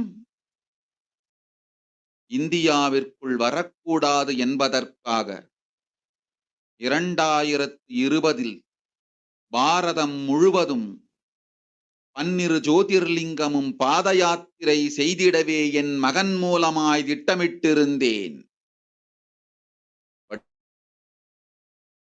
படுபாவிகள் ஓடத்தின் மாலுமியை ஊர்விட்டு துரத்தினார்கள். என்ன நடக்கிறதென்று பார். முறையாக கைலாய நாட்டின் தலைவனாக நிறை மரியாதையொடு நல் மதிப்பொடு என் நிஜாவதாரம் நித்யானந்தன் திருவடி மீண்டும் பாரதத்தில் பட்டு பாத யாத்திரை செய்த பிறகு மட்டுமே நீ அங்கு செல்ல வேண்டும். அதுவரை உன்னை காத்து செல்லாதே. ஓம் ஓம் ஓம்.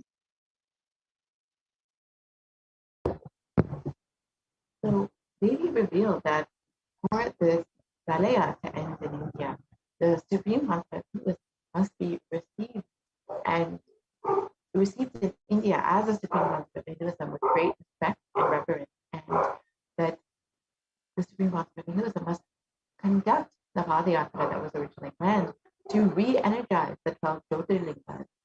And only when this happens, this pralaya will come to an end. And as we look around, we see all the suffering and destruction that is happening. We can understand what the great rishis of the Vedic civilization had forewarned as the Kali Yuga.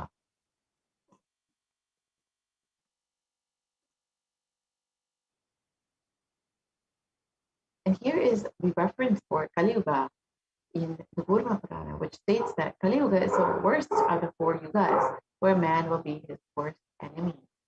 We can look at the translation for this verse in the next one.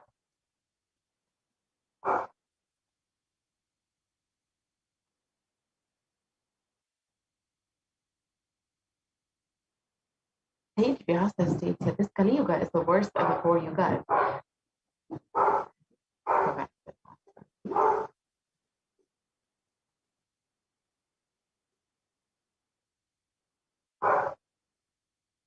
We can go back to the last slide, please.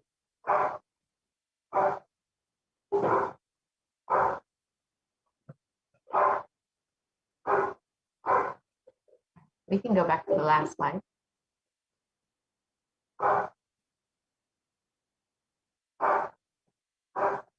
So we can go back one more. One more. So Sage Vyasa states that this Kali Yuga is the worst of the 4 yugas in all the world. People are sinful and forget the dharma of the 4 varanas and the 4 ashramas. In fact, men are so sinful that no prescribed penance atones for their great sins. The only place which is free from such sins is the great sacred city of Varanasi, the Mahapuri.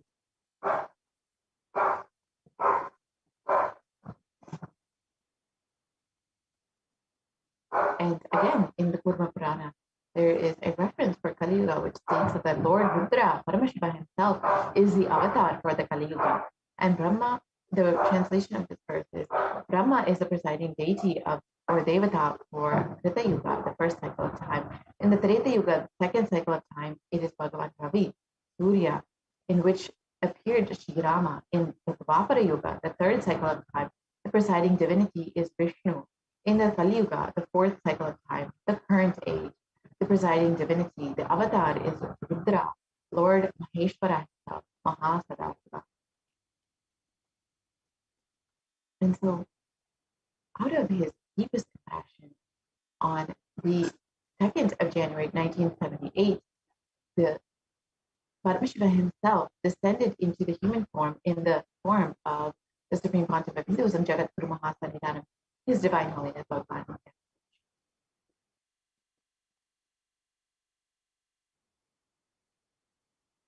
And if the Supreme Pontiff of Hinduism, if Paramashiva himself had waited even one more year, it would have been too late for humanity. 1979 would have been too late. And let us listen to the Supreme Pontiff of Hinduism himself explaining this.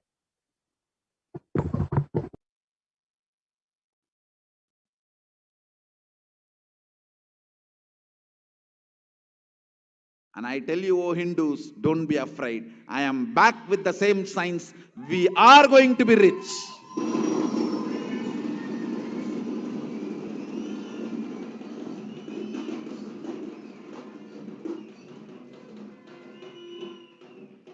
It is not lost. Just the last minute climax before it was going to be put off. Have happened.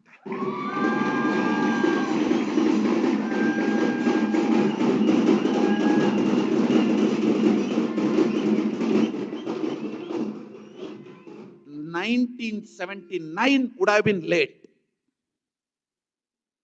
1979 would have been late. If I had time, I would have sent only ambassadors.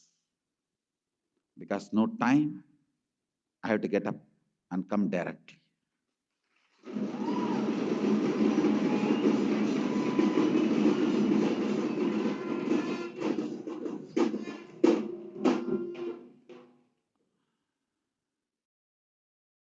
O Hindus, feel blessed. Science is not dead. It is available. I have everything needed to bring that science back to life and establish its legitimacy.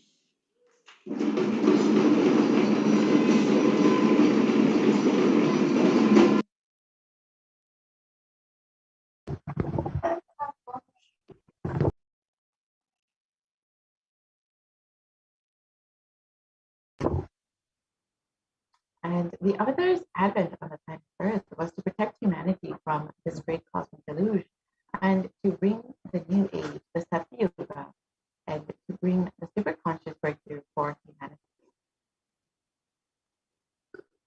So let us listen to Devi Parashakti's revelation.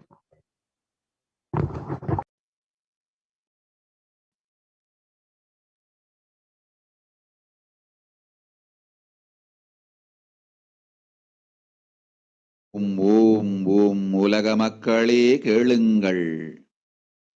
கலி முற்றி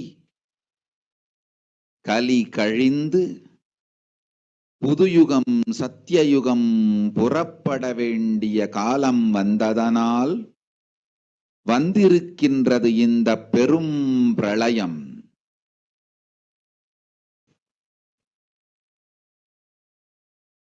கவலை வேண்டாம் மக்களே.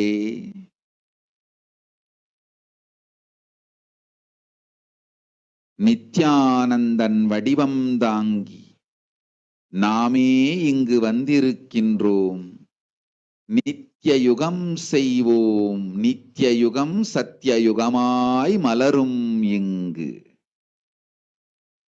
ஆனந்தமாக இருங்கள்.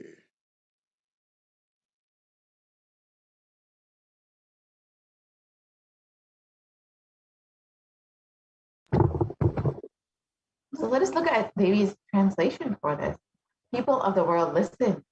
The time has matured and come for the Satya Yuga to happen. The great Pralaya has come. Don't worry, people. In the form of Nithyananda, I myself have come. I will make Nithya Yuga. Nithya Yuga will blossom as Satya Yuga. Be blissful.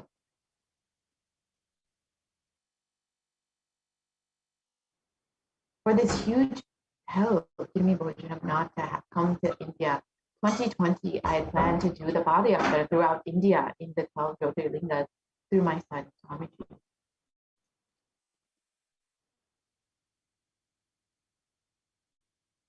And in order to prepare for this, the avatar has begun the Padayatra at the mere age of 10.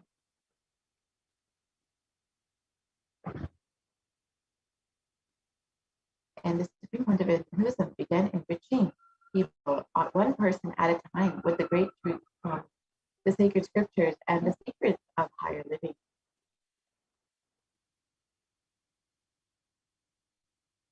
Even as young as 14, Supreme Pontificate of Hinduism's classmates recall the yatra where the Supreme Pontificate of Hinduism led them all from Guriya from Tamil Nadu to Tirunelveli, his birthplace, and a huge pilgrimage site.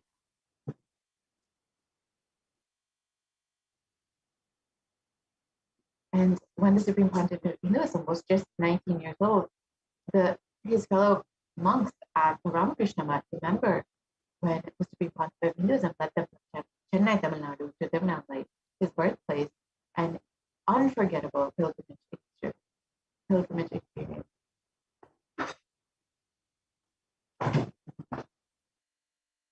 And the Supreme Pontificate of Hinduism continued walking the length and breadth of India, reaching more and more people and preparing each one until the Supreme Pontificate of Hinduism founded the international mission, the Nithyananda Sangha, to revive Kailasa internationally on 31st of December 1999.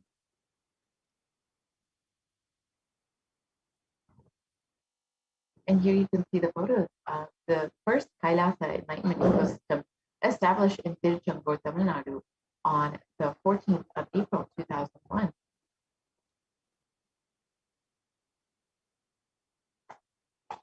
And in 2003, the Avatar continued his Vidiyatra all over the world to enrich people from various backgrounds.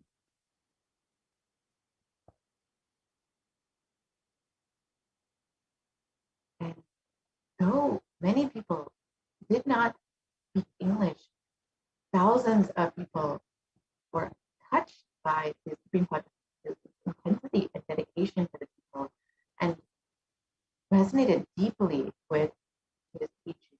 And here you can see the various photos of Supreme Pontificate Hinduism in Guadeloupe and Brazil, where the majority of the audience did not speak English.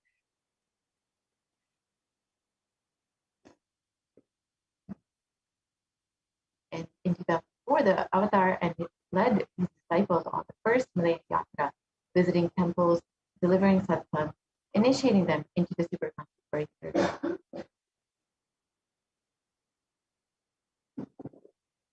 And subsequently, the Supreme Pontificate of Hinduism personally organized and led yatras yearly and guided individual souls not just to physical spiritual sites, but supernal spiritual realms.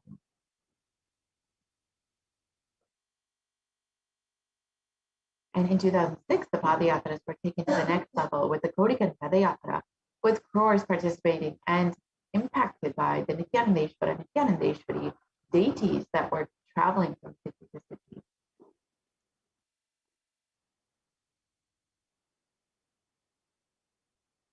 We can go to the next slide. Here's a short clip of the Kodikan Padayatra, but we can continue.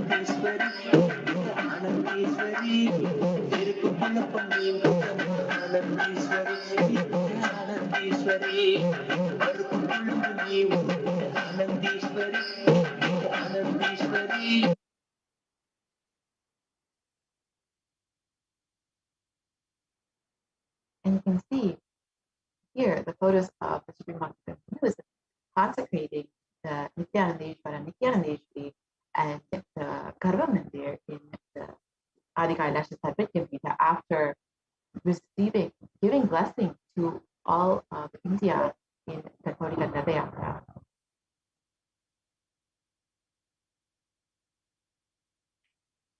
And these deities were energized as the Ashtavataras to radiate the energy of Paramashiva and Parashakti to create the Adi Kailasha Sarvitya Pita as a ship to save humanity from this upcoming pralaya. And you can see the various spiritual energy centers created in India as safe havens for this pralaya. And you see the Kailasa in Chittor, the Adi Kailasha Sarvitya, and the Kailasa in Hyderabad. And the Supreme Court of Hinduism created these various ships to save humanity from this pralaya. And if you would like to protect yourself during this pandemic and have the multi-layer quarantine in one of the Kailasas in India, you are welcome to visit kailasa.org/kailasacare, where you can sign up today to quarantine within one of the Kailasas in India. As Devi has revealed multiple times, and the Supreme Pontiff of Hinduism has revealed multiple times, that the only priority for this year is to keep yourself alive. And out of deepest compassion, the Supreme Pontiff of Hinduism is allowing anyone to come and quarantine in the Sarvatiya Pitas in India with multi-layer quarantine and all of the best medical facilities available. So with this, we will be concluding this segment and moving into the next segment, where we will be understanding some of the offerings that we can make to Devi after receiving so much of guidance, blessings, wounds from Devi Parashakti. We can show our gratitude and love for Devi through these various offerings. So we will be right back after a very quick break and entering into the next segment, where we will understand some of the offerings that we can make to Devi Parashakti.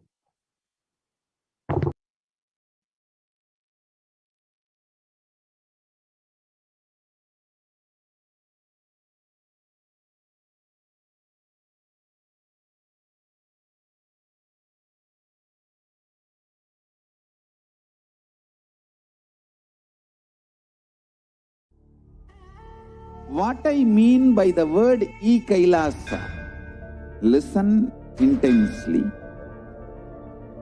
Enlightenment ecosystem, literally enlightenment itself, in your own home, wherever you are.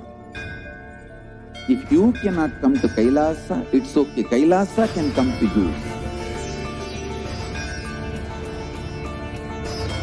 Kailasa coming to you is e-Kailasa.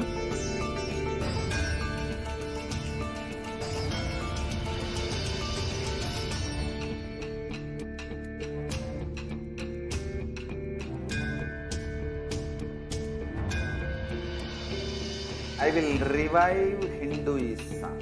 I am a Hindu revivalist, not by any revolution, but by evolution.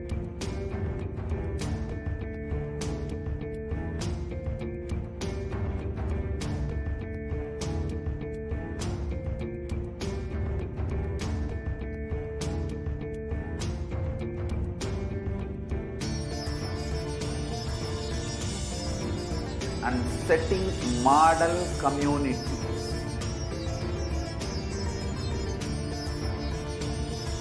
Kailasas, enlightenment ecosystems, Sarvanya Peethas all over the world.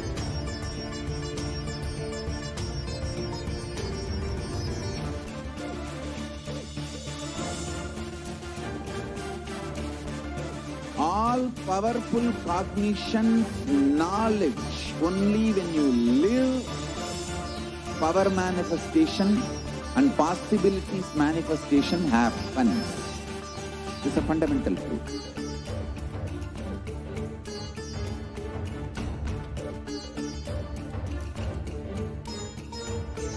Hinduism cannot live exclusively as one sampradaya. No.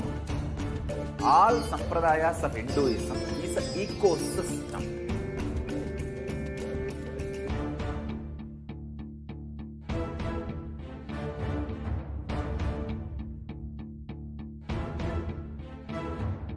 So don't keep quiet thinking that if one sampradaya is attacked, only that sampradaya is going to be affected.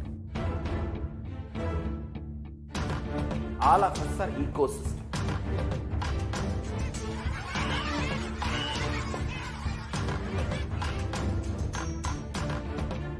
I invite all of you to get involved and enjoy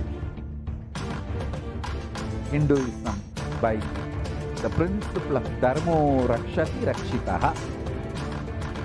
When you protect Dharma, Dharma protects you. We will make the whole planet flourish spiritually. The spiritual prosperity will happen to the whole planet. We all have to coexist together.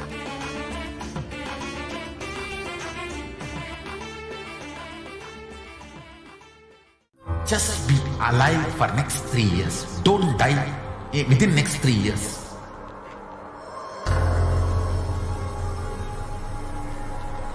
Just don't die within next 3 years. Be alive. Somehow be alive. I'm working sincerely. I will reach you somehow. Somehow I will reach you. It's my commitment to humanity.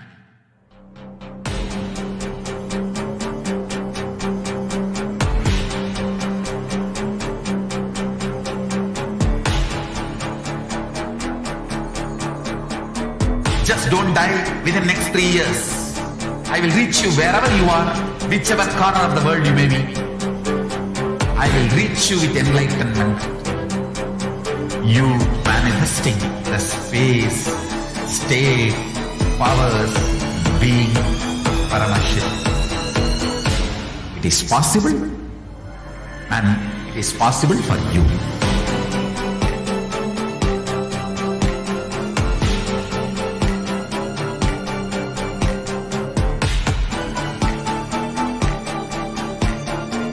Paramashivoham will reach you with enlightenment science. I know he is going to do the job. Just be alive for next 3 years. Nothing else.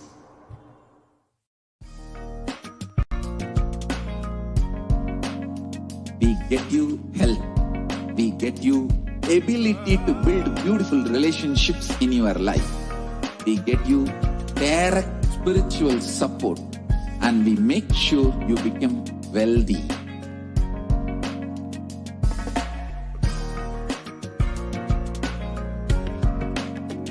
We won't stop giving you just good life.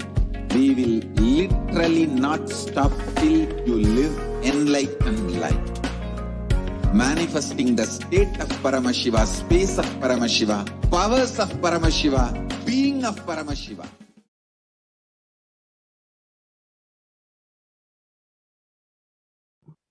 Nithyanandam, welcome back to our view. Let us continue into the next stage into the program. The different offerings that you can make today for the Devi Parashakti Akashic reading. Beautifully, the Supreme Pontiff of Hinduism has made available all of these offerings, these ritualistic sevas that you can do, and you can literally manifest the ultimate space, oneness with Paramashiva through each and every one of these offerings.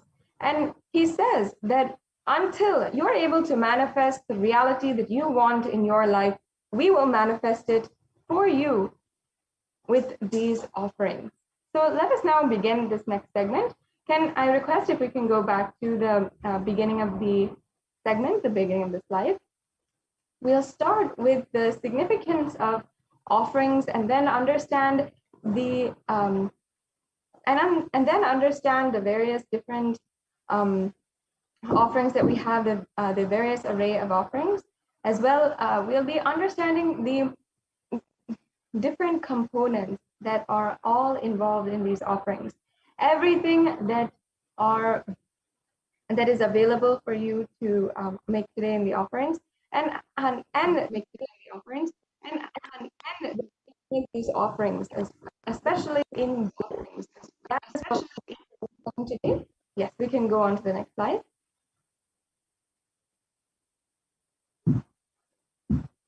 Yes. So an offering is a giving of a divine gift of pure love, devotion, and oneness, and it consists of two parts. One is giving and one is accepting. And only when the divine accepts what one offers, the offering becomes complete. Offering is not made out of any fear or greed, but pure devotion. And when an avatar lands, the offerings are purely a part of the grand Leela played out for the only purpose of enlightenment. There is no other vested interest. There is nothing that here that is being asked out of you. It is simply an offering made out of complete gratitude.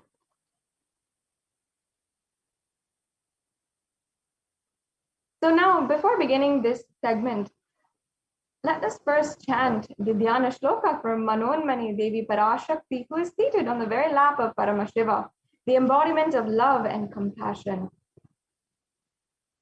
Indu nivabeda karavahni nayanam syat pankaja varabhaya japaksha sarayuktam anga himabhushana vichitra vasanam syat tunga mukutojjvala manonmani swarupam. And now I'll be chanting the English translation. Moon-like face holding the Vedas on hand, fire in eyes, with lotus flower and gracing blessing hands, and one hand with the Japamala, beautifully decorated with jeweled ornaments and wonderful clothes and shining bright crown. Her name is Manonmani.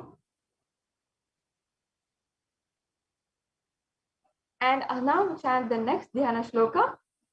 Dhyaye devim trinetram shashinibhavadhanam vedahastam dadanam savye padmam varadam apare chabayam chakshamalam divyerabarane vibhushitatanum brahmadi pujitam devimeva manonmanim pratidhinam kamatya dhatrim shubham. Yes, and now the English translation. I meditate on Devi with three eyes glowing like the moon and holding the Vedas, lotus and gracing with blessing and gracing hands. She is wearing beautiful ornaments and she is worshipped by Brahma and other many gods and showers auspicious boons for all actions every day.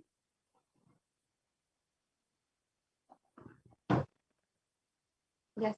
Now, having thus invoked the divine presence of Devi Parashakti herself, and meditated on Devi, her form, her beautiful form, let us now enter into this segment, laying the foundation with the significance of the divine element gold.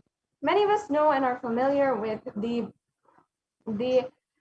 value of gold. We understand that it has an economic value and it's a precious metal, and even we use it to place value in some of our relationships. Whenever it is Mother's Day or Father's Day, or a birthday of someone we love, we offer them a gift in gold, a gold set, gold earrings, gold watch. Even when they are placed highest or they value the highest, we give gold trophies and gold awards. So like this, the gold is used to place value in our society. However, what this value really is really misunderstood. But in the Vedic civilization, the Hindu rishis, the ancient scientists, the Vedic civilization understood that gold is a divine element. It has properties that are is very rare and capable in only a few items. Now, gold is a divine element. It purifies anything that it touches and is an element of spiritual significance and great spiritual power of healing and enlightening. The vibration of gold has the power to infuse sattva energy and positive thought currents in anyone who wears and anyone who sees or operates in its vicinity.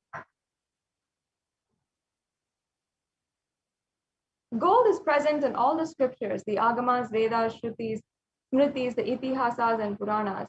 And in all the Hindu scriptures, it is abundant that gold is the most auspicious and purest metal, which can purify the very being. In the Hindu civilization, everything was built in gold and exchanged in gold. Ritual feasts were offered in gold bricks, and when one wanted to be saved from life-threatening illnesses, gold was offered as a ritual fee. Gold was in abundance and used for weighing equivalent amounts of commodities, including cows, and kingdoms were built with huge doors of gold, and the streets would have huge columns and huge archways made of gold. And even horses, cows, and all of the animals lived in coexistence in the civilization and were decorated, adorned, and dressed in gold. So thus, the Hindu civilization thrived on the banks of rivers of gold. In fact, the Indus River was called the Hiranyamaya, the river of gold, in the Rig Veda, and the river Saraswati was called the Hiranyavartani in the Atharva Veda. So thus, gold is a supreme element for offering gifts to the ones you love and revere, and temples are constructed and paved in gold, deities are made in gold and decked and adorned in gold. Because it preserves the enlightenment energy for thousands of years, it literally lasts forever.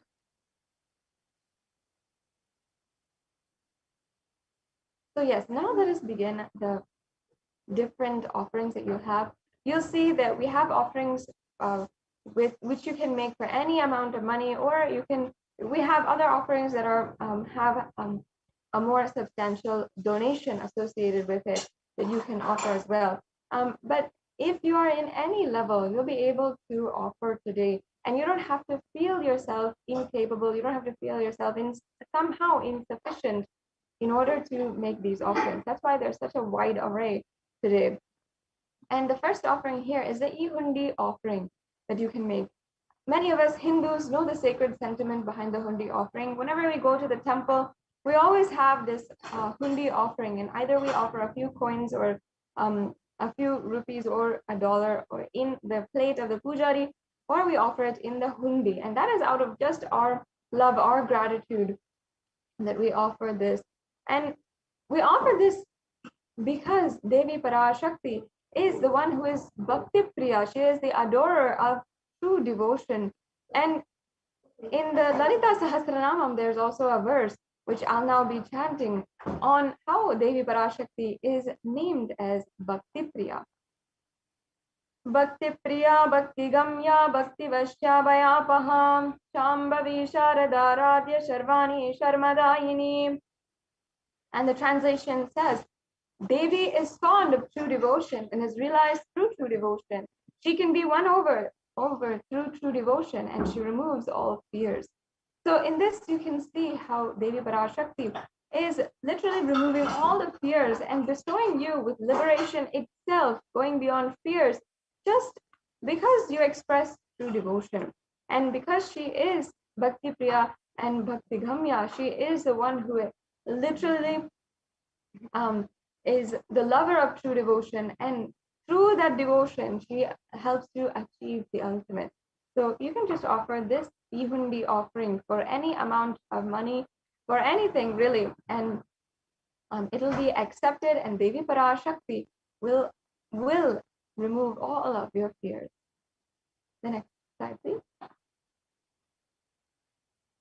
We can go on to the next slide.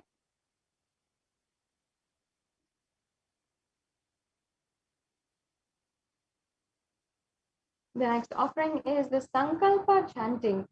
And Sankalpa chanting is the mantra, the prayer that you can offer to Devi Parashakti of your conscious resolution, your declaration. And the Sankalpa is whatever it is, either in the different rituals, or even in the Guru Puja, Shiva Puja that we do every single morning as Hindus, in that the Sankalpa is chanted for every single ritual. Before the ritual, we declare what we want to manifest through this ritual, and then proceed for the rest of the ritual. So the Sankalpa is always there, and then you can just chant the Sankalpa because it is itself a powerful mantra, a powerful prayer for experiencing and manifesting your reality. That is the beauty of the Sankalpa mantra. Whenever it is chanted for another person, that person, on their behalf, we are literally sending all the healing prayers, the blissful blessings, everything, and you'll be able to manifest whatever you want in your life. And the reference here we have is from the Devi Mahatmyam, chapter 12, verse 34. And it says that the goddess enchants this universe, and she herself gives birth to this universe. The goddess, being prayed without interest in anything, gives that knowledge that leads to salvation and gives wealth in the materialistic sense. In this, it's literally saying that Devi Parashakti, unconditionally, without interest in anything, without asking for anything back, she gives you whatever you want. And in the same way, just through this beautiful mantra, after requesting and deeply offering our prayers at the feet of Devi Parashakti, she bestows us with all the auspiciousness. And she literally can fulfill all the fruition of our desires and wishes. Yes, let's go on to the next offering now. And here we have the Sahasranama Swarna Kaku. And in the Hindu tradition, the Sahasranama is a very Sahasranamavali, the chanting of the names of your Ishtadevata, or chanting of the names of a specific god or goddess, is actually a very refined practice.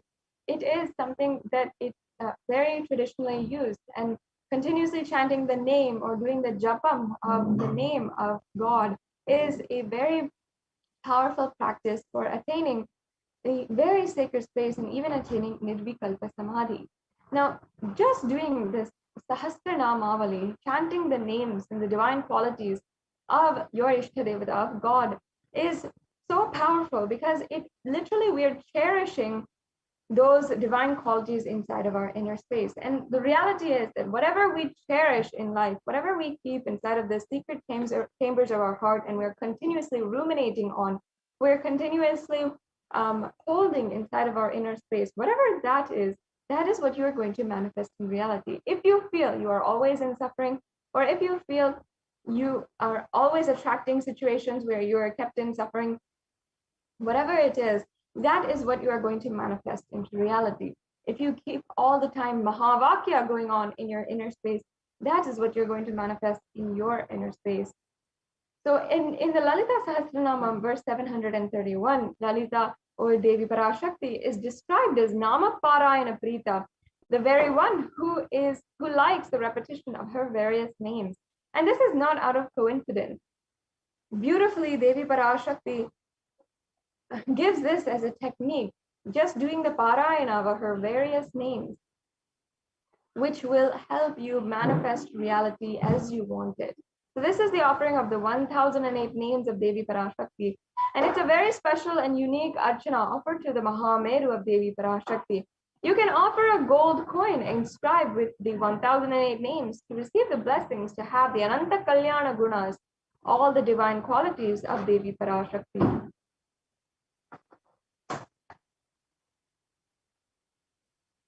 Yes. Now the next offering is the Mukta Anguti. First, let me chant this beautiful verse from the Meenakshi Pancharatnam, and then I will go on and explain the beautiful significance behind this offering. Muktaharanala Satkirita Ruchiram Purnendu Vaktra Prabham Shinjannu Purikinkini Manidharam Padma Prabhava Suram Sarvabeta Falapradam Gisutam Vani Rama Sevitam Meenakshim Pranatosmi Santatamakam Karunyavaranidhim. And the English translation says, I bow down to the goddess Meenakshi, whose crown has garlands of pearls in the face, and a face shining like the full moon, who wears anklets that are studded with gemstones and has small bells, who is shining like the splendor of a lotus, who grants all the wishes, the daughter of the mountain, who is worshipped by goddess Vani and Rama. And I remain ever bowing to the goddess Meenakshi, the ocean of compassion. And in this, she is actually described as the one who is adorned with all of the pearls. And Mukta Harana means adorned with pearls. And the Devi Meenakshi is also the embodiment of compassion. And in a very similar way, the pearl is also symbolic of compassion. And that is, it's a representative of compassion. So that's why Devi Meenakshi is so often associated with pearls. And you can offer this beautiful offering of the Mukta Anguti to receive the blessings of Devi Meenakshi. And it's actually a very, very powerful offering to receive from Devi Meenakshi herself, because Meenakshi, being the previous incarnation of the Supreme Pontiff of Hinduism himself, also is a reviver of Kailasa, as it happened on planet Earth thousands of years ago. And she was the one who united all of the 56 deshas. At that point in human history, all of the different human civilizations were separated and not under one civilization. So for the first time, Devi Meenakshi had established all of the human civilization under one rule. And that is what happened as Kailasa, manifested as Kailasa on planet Earth through the kingdom of Madurai.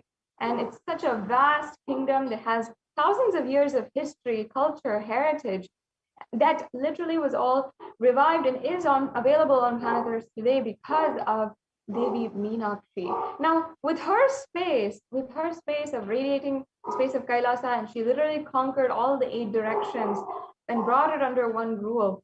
Her divine space of manifesting Kailasa, if that is just you even have one taste of that with the oneness with Devi Meenakshi and connecting to Devi Meenakshi, then imagine what all you can manifest in your life. That powerful space where she has literally manifested Kailasa on planet Earth, that is the space of Devi Meenakshi. And especially in a time with no technology, there's no way to communicate across the world other than literally walking barefoot, going by chariot, and taking a battalion there and going from one side of the planet Earth to the other. And that's exactly how she conquered all of the 8 directions. And the whole beauty of it is that she did this conquest out of a beautiful compassion, out of compassion for the whole of humanity, out of compassion for human beings. She made this whole, the whole revival of Kailasa happened at that time. And that is the same way that the Supreme Pontiff of Hinduism is reviving Kailasa today. So just connecting to Devi Meenakshi through this offering, you can have that same space, be blessed with the same space of Kailasa, and radiate the state, space, powers, and being of Devi Meenakshi. Have success in any of your ambitions. That is a beautiful sentiment that you can carry. And just to have that oneness experience with Devi Meenakshi, you can offer this Mukta Anguti. Yes, let's go on to the next slide.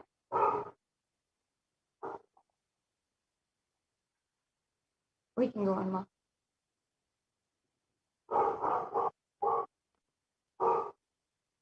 Yes, so the next offering here is the Swarna Padma Pushpa, the golden lotus. In Sanatana Hindu Dharma, you will find a lot of different references, symbology, themes in motifs for the lotus symbology.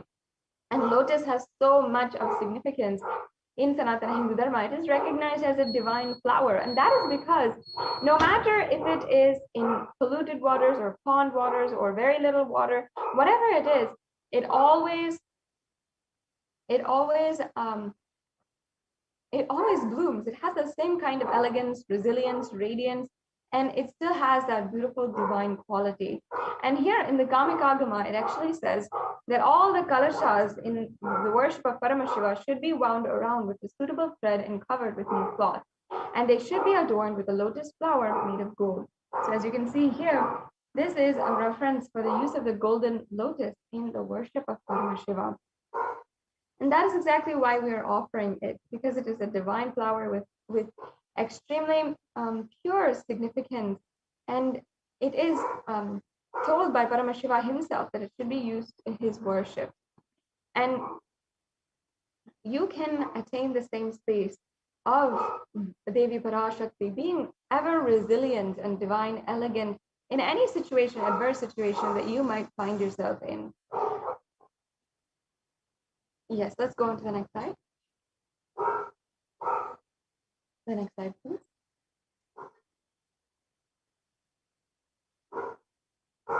Yes. The next offering we have today is the Swarna Meti, the golden toe ring. And the neti, or the toe ring, has so much of significance in the Vedic tradition.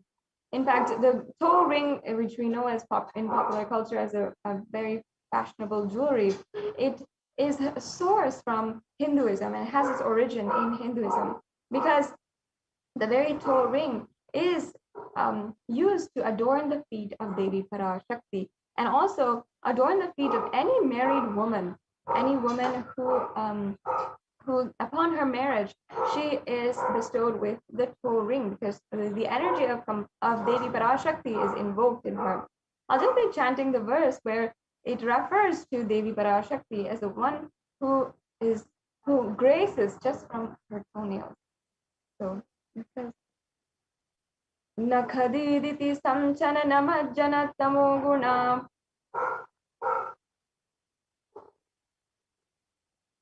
Padadvaya prabhajala parakrita saroruha.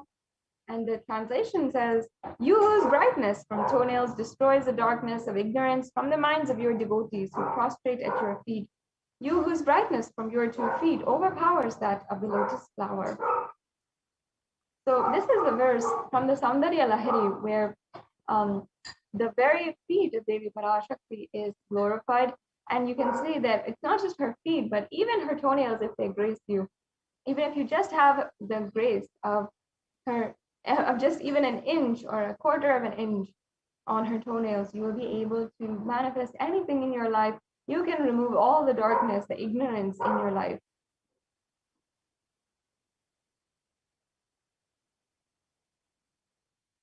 So you can offer this toe ring to Devi Parashakti, adorning her sacred feet in constant gratitude for receiving her blessings, even in the most difficult aspects of our lives.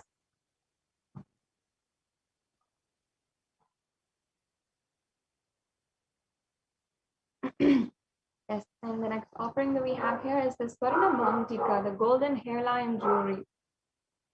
And this offering is referenced from another verse from the Saundarya Lahari, and where it says she is Shuddha Sarabhi Varshini, meaning she is the one who makes nectar flow in all of our nerves from the Sahasrara, and she who gives a very pleasant experience of the ultimate.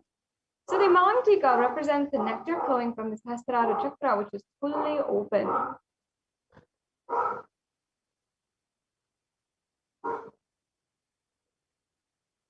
And you'll be able to see actually in the Hindu tradition, even the women who are dancers, they often wear this Mantika from the center of the forehead, center of the head to the forehead, and often even along the forehead as well.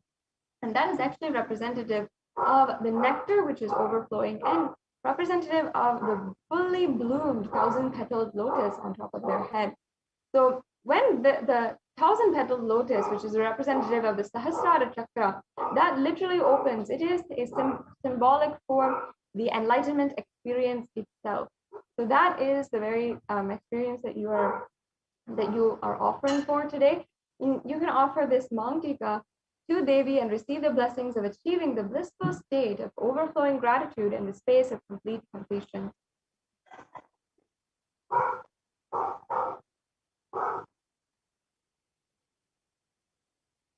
Yes, and now the next offering is the Pratyaksha Pada Puja. The Pratyaksha Pada Puja also has reference from the Saundarya Lahari in the verse that we just chanted, and basically it states that the nails that have been sharpened by constantly being touched by the crowns of celestial beings who always prostrate before Devi. And here it says that the Moguna is darkness. In this Stotram, tamas, is indicative of ignorance in the minds of devotees.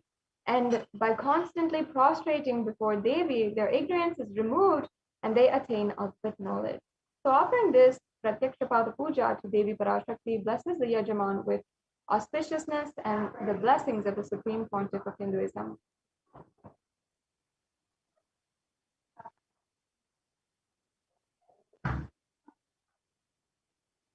And the next offering we have today is the Vastra Seva. The offering of the Vastra Seva blesses again the Yajaman with the auspiciousness and blessings of the Supreme Pontiff of Hinduism. The next slide, please.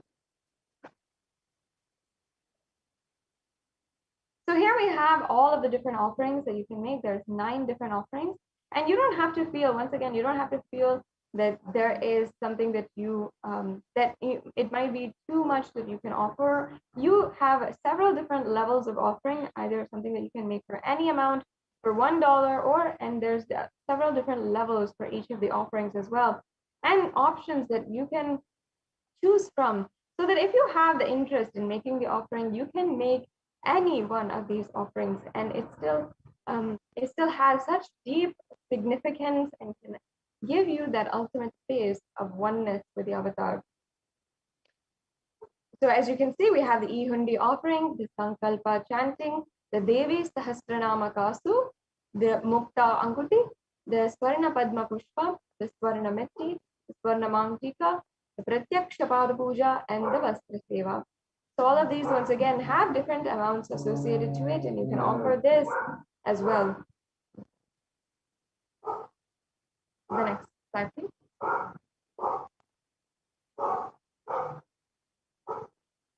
And so now, there's now a 3-stage process in this last few minutes of the segment today. One is before you are ready for the payment. If you are simply just interested in making an offering today, you can fill out the intention form, the registration form. If you are interested in making the offering, if you need help in manifesting, or you want more details. And sometimes there's often many other offerings that you can make with several different festivals coming up, and you can plan for the offerings that you want to make and manifest that in your life. So you never feel that you want to offer but you cannot in some way. It's always possible, and you have to nurture that possibility to literally experience that oneness and deep gratitude and love with Paramashiva. So if you are interested in offering, the first stage is to fill out the tiny.cc/bhavasamadhi form. So you can go to the form in this link that is provided here. And after, if you are ready to make the payment today, and if you are ready, then you don't need to fill out this form. You can directly go to tiny.cc/Devi-offerings, and you can make the online payment. And for most of us, we are used to making online payments right now because of the surge of online shopping. And it's in very much a similar way. You can just go, you can add any seva that you'd like to, and go ahead with the steps to proceed for the payment. And you just have to fill out your payment details, your billing details, and it's a very straightforward process in that way.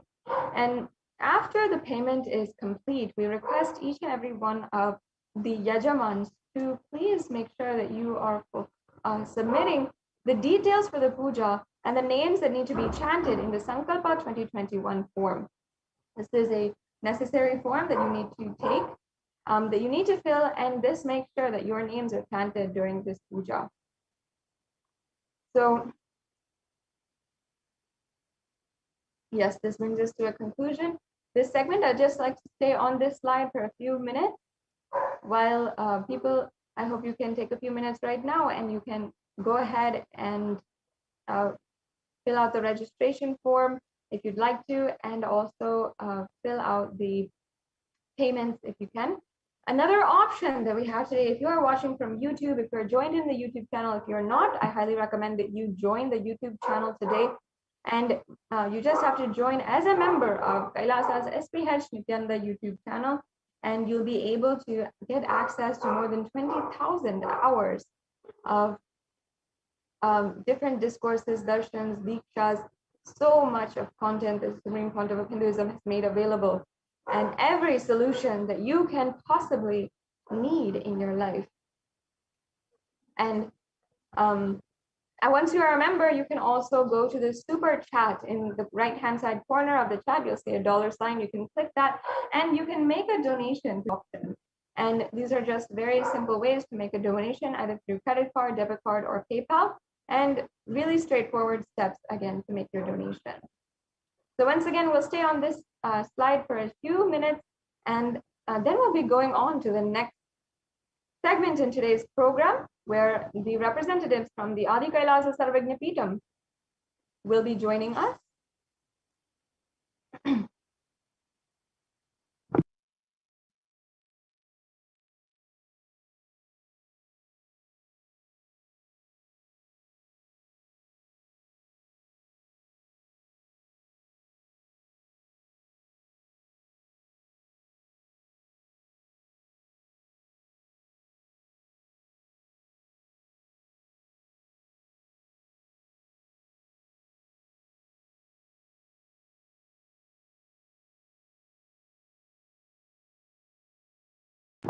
So once again, please take a few minutes right now and fill out the registration form. If you are interested in making an offering today, you can just start manifesting this offering, and you can make the payment as well when you are comfortable and when you can make the payment as well. So this registration form is simple. It doesn't require any payment in this step. So you can go to tiny.cc/bhavasamadhi and you can fill out this form in order to make your intention today for making an offering.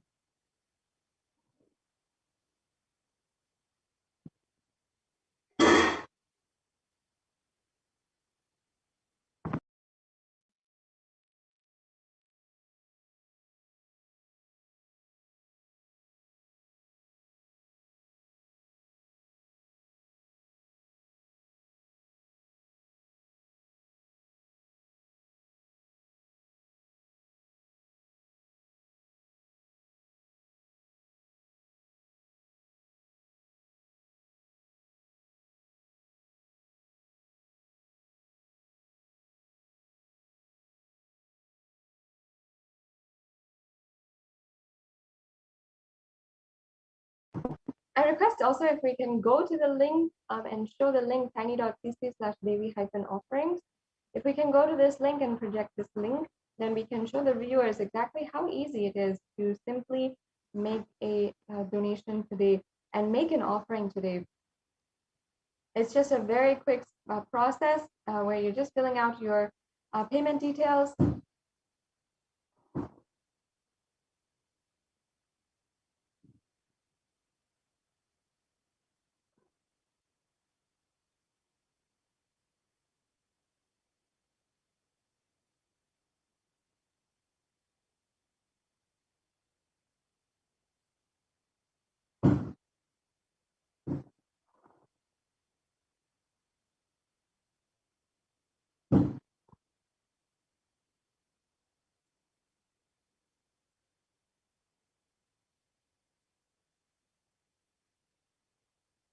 So we'll be just getting that to you in a few minutes. I request all the viewers, if you are joining us today, you can spend a few minutes right now also and making sure you are liking and following in all the official handles of the Supreme Pontiff of Hinduism and Kailasa. And in this way, you'll be able to ensure that you have all the notifications as soon as there is an announcement for the live satsang or live Bhava Samadhi Darshan with the Supreme Pontiff of Hinduism. And these are events that you surely should not miss. So with this, now we have joining with us the representatives from the Adi Kailasa Sarvagnapeetham to proceed with the next segment in today's program with the latest updates from Adikam on the multi-layer COVID care center, which is ongoing there. Yes, we'll now be starting that segment after a very quick break.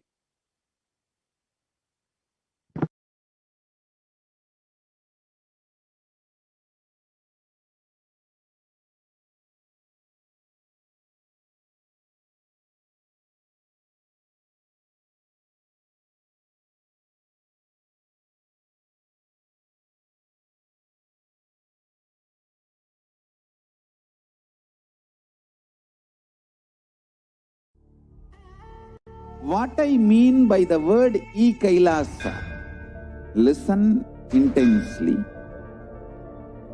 Enlightenment ecosystem, literally enlightenment itself, in your own home, wherever you are. If you cannot come to Kailasa, it's okay. Kailasa can come to you. Kailasa coming to you is e-Kailasa.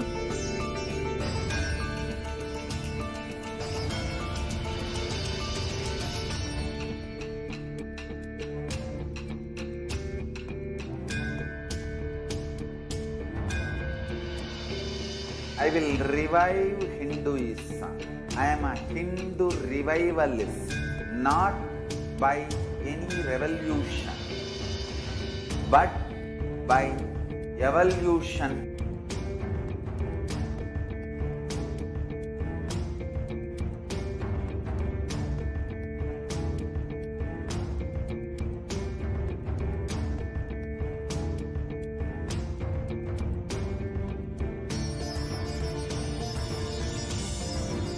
And setting model community.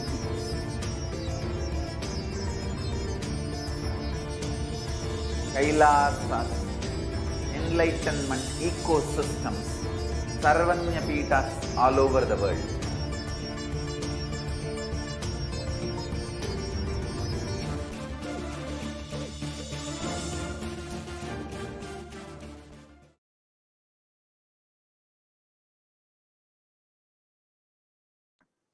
Nithyanandam, everyone. So, with the blessings of the Supreme Pontiff of Hinduism, Jagat Guru Mahasannidhanam, His Divine Holiness Bhagwan Nithyananda Paramashivan's blessings, let's understand the Kailasa's multi-layered quarantine opportunity for India during the COVID-19 as a practical solution resulting in health, joy, and bliss. And today, I have a great news to share with you all.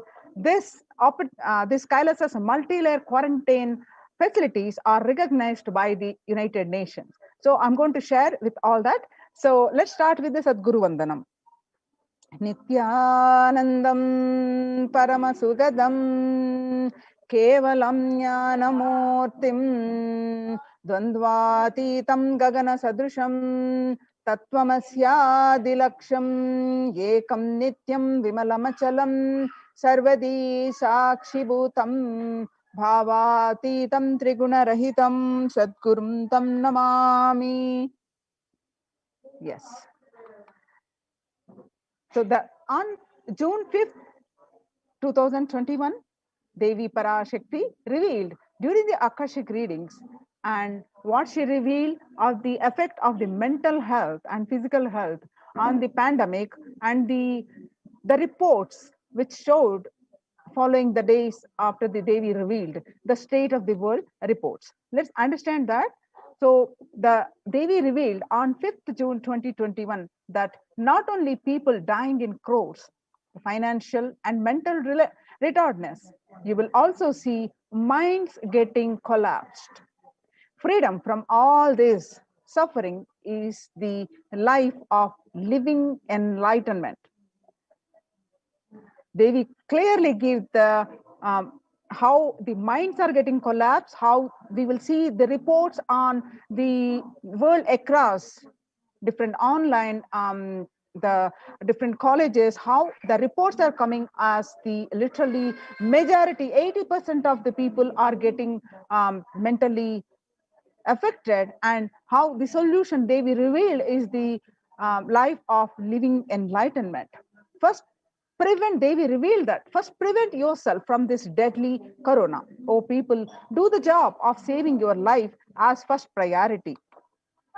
Listen properly, people. The only way to protect yourself from this overflowing cosmic pralaya and from the demonic people who search for destruction for themselves and for others because of pralaya, go to Adi Kailasa, getting shelter at the feet of Paramashiva.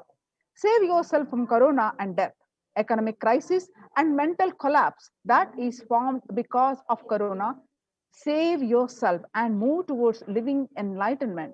Move towards Paramashiva, Parampurol, doing yoga and tapas, doing seva to all the devotees of Paramashiva live a good life.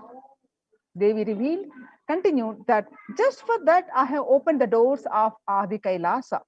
For all those in the universe, not only human beings, all as even Siddhas, Jnanis, and Yogis have come and are doing penance in Adi Kailasa. For even who come, goodness, prosperity, Jnanam, and Yogam will overflow. Do not have fear, bliss is there. Do not have worry, I will protect with goodness. Just for that, I have opened the doors of Adi Kailasa. For all those in the universe, not only human beings, as even Siddhas, Jnanis, and Yogis have come and are doing penance in Adi Kailasa. For everyone who come, goodness, prosperity, jnanam, and yogam will overflow. Do not have fear, bliss is there. Do not have worry, I will protect with goodness. Happiness is there, enlightenment is there. Do not have fear, bliss is there. I am solving sufferings. I am the Samayapuratu Kannatal who comes and helps at the right time. Revelations about mental health issues by Devi on 5th June 2021. We just saw some of the glimpses. Now let us see the media article confirming the same on 6th June 2021. The global news of psychiatric symptoms like depression, anxiety exhibited by the COVID-19 patients. A study, according to the new study, the neurological symptoms like depression and anxiety are also showing to be the common in those who have contracted the COVID-19, even in more mild cases also. And some more the reports confirming what they revealed about the mental health issues by the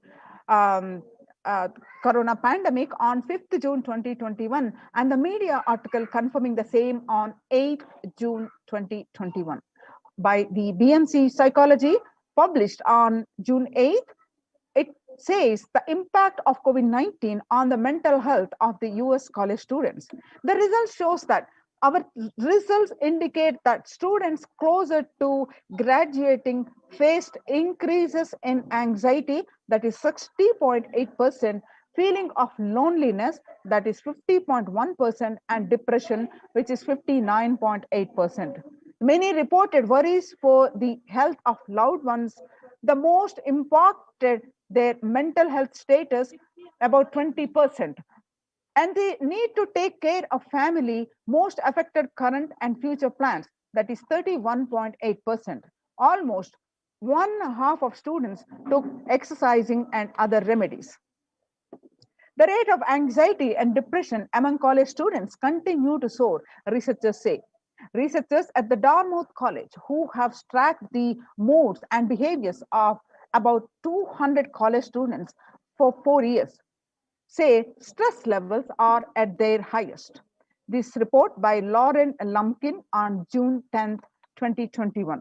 The Dartmouth College researchers began tracking 217 students when they entered the school as freshmen in 2017 in the hopes of understanding how they behave. They have seen students' stress levels rise and fall, usually in tandem with midterm and final exams. But since the onset of the coronavirus pandemic, rates of depression and anxieties have soared and have showed no signs of coming down, said the Andrew Campbell.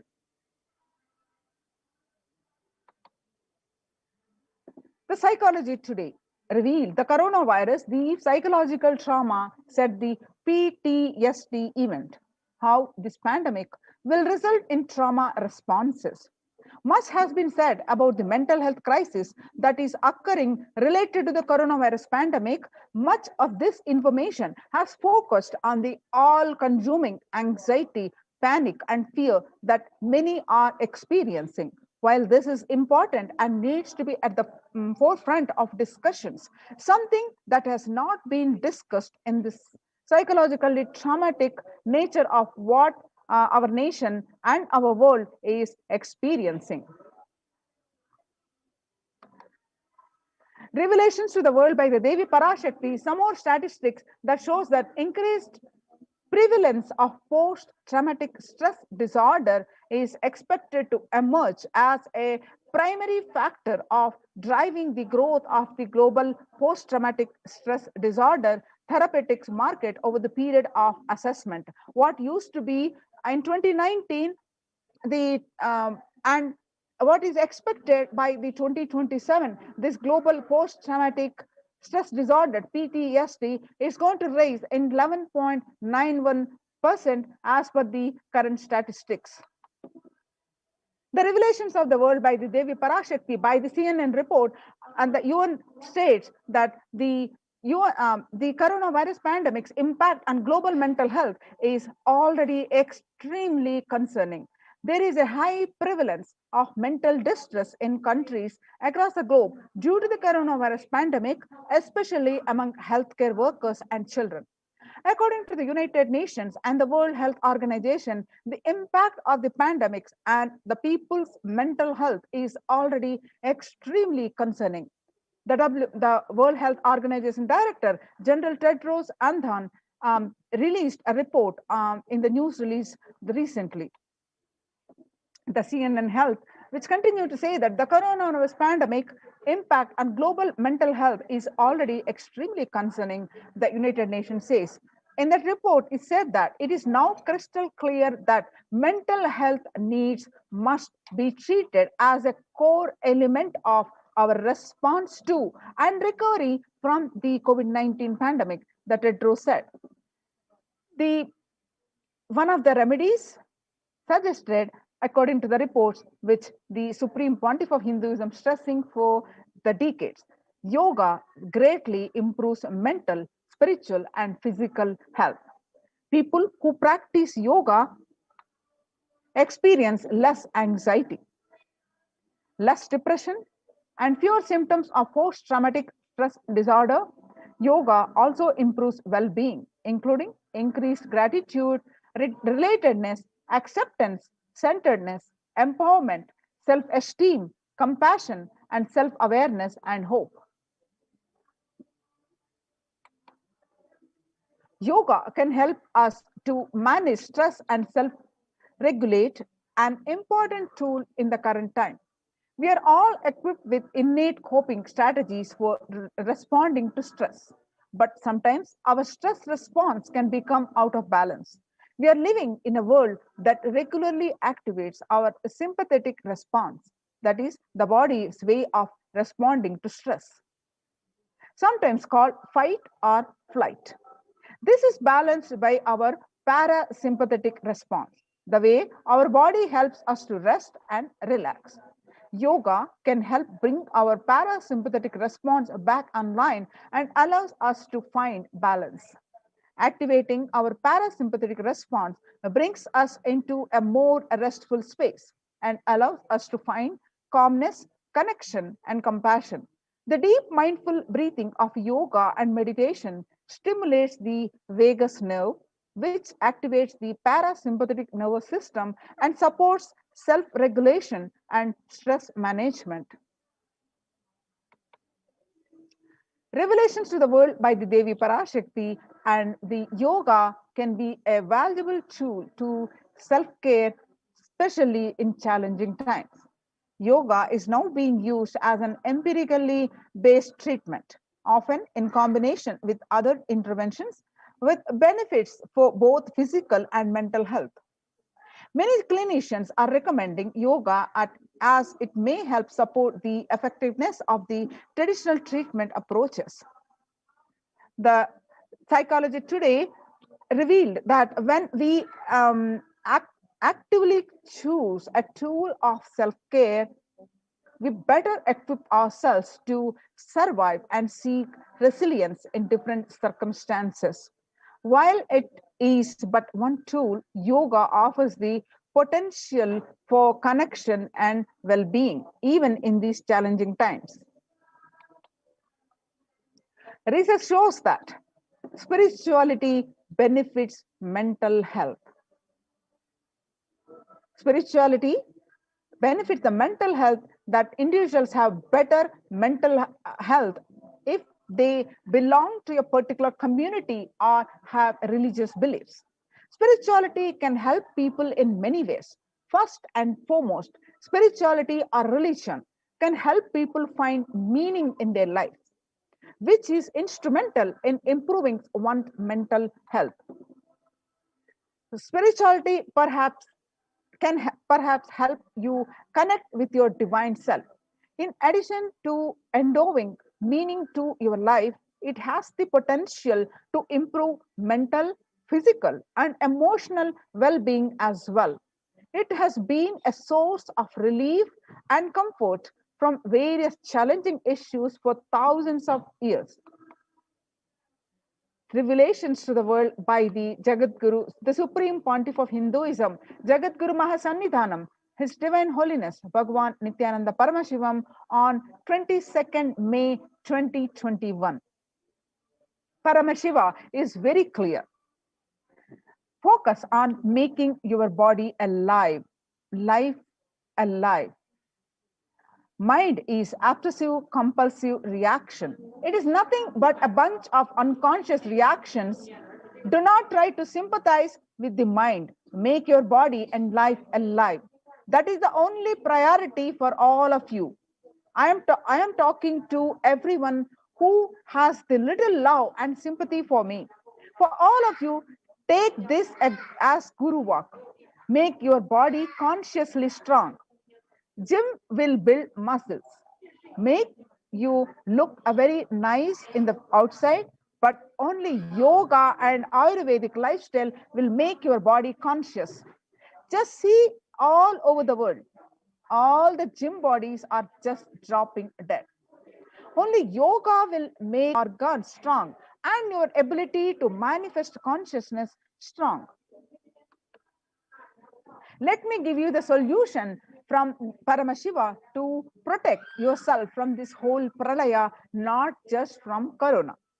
The amount of depression, mental suffering, the way the whole world is suffering, the kind of poverty happening, people losing their job, income, having insecurity, comforts being lost, so much, just make your life extremely strong. 3 years back, I said the Supreme Pontiff of Hinduism revealed in a satsang that in his own words, the Supreme Pontiff of Hinduism, 3 years back, I said, keep yourself alive for next 3 years. I have enough evidence that 3 years back, I trained the whole Kailasa, the devotees in their own homes, to Kailasa inside the Sangha, physically and mentally, psychologically or consciously for a quarantine lifestyle. For being active without getting mentally broken by being in one place, doing intense yoga, making the body and internal organs strong, taking bay leaf, neem juice, tulasi, haritaki, trifala churna, Ayurvedic lifestyle of less food and more energy, more activism. I only told it is for an important reason. Please wake up. Quarantine yourself, build your body. Don't bother about your business or any other profit and anything else. This year, if you're alive, that is the greatest profit. Now, by implementing this successfully in Kailasa's de facto spiritual centers, by implementing the multi-layer quarantine and implementing various measures of Ayurveda, Siddha, and various quarantine measures, the Supreme Pontiff of Hinduism successfully implemented in his spiritual embassies the protect people from the pandemic. This has been recognized by the United Nations. The news that you see in the slide that you're seeing on the Supreme Pontiff of Hinduism's page, which published this article. Few hours back, the United Nations recognizes the Kailasa's report on the COVID-19 and the multilateralism. You can see the images of the Facebook post by the Supreme Pontiff of Hinduism page, and you can see some more screenshot from this page of the Supreme Pontiff of Hinduism page. Now, let's understand the report. The report. United Nations recognizes Kailasa's report on the COVID-19 and multilateralism. Report published on the ohchr.org. You can see the link on this. You can get this link on the Supreme Pontiff of Hinduism's Facebook page and click on this link and read yourself. The report published that the globalization of disease has led the world to be only as resilient as the least resilient country and person, especially of highly contagious COVID-19, which has spread with scale and severity not seen since the Spanish flu. The variants of the virus, such as B.1.617.2, Delta plus, Epsilon, and Gamma, continue to threaten even those vaccinated. Secondary diseases such as the black funguses are targeting the COVID patients and killing almost 1 in 2% in such cases. Human life is more precious and important that all economic principles are systems in totally, because all these concepts are legitimate only because of their utility value, which is to fundamentally make human life better. At least until this ongoing crisis ends, all economic policies related to money, banking, fixing prices of commodities, etc., need to be revised to make sure no human being suffers from hunger or the absence of required medical care. For this purpose, Kailasa has presented a detailed report on effective solution for COVID-19 through multilateralism that was published by the United Nations. You can see the link here.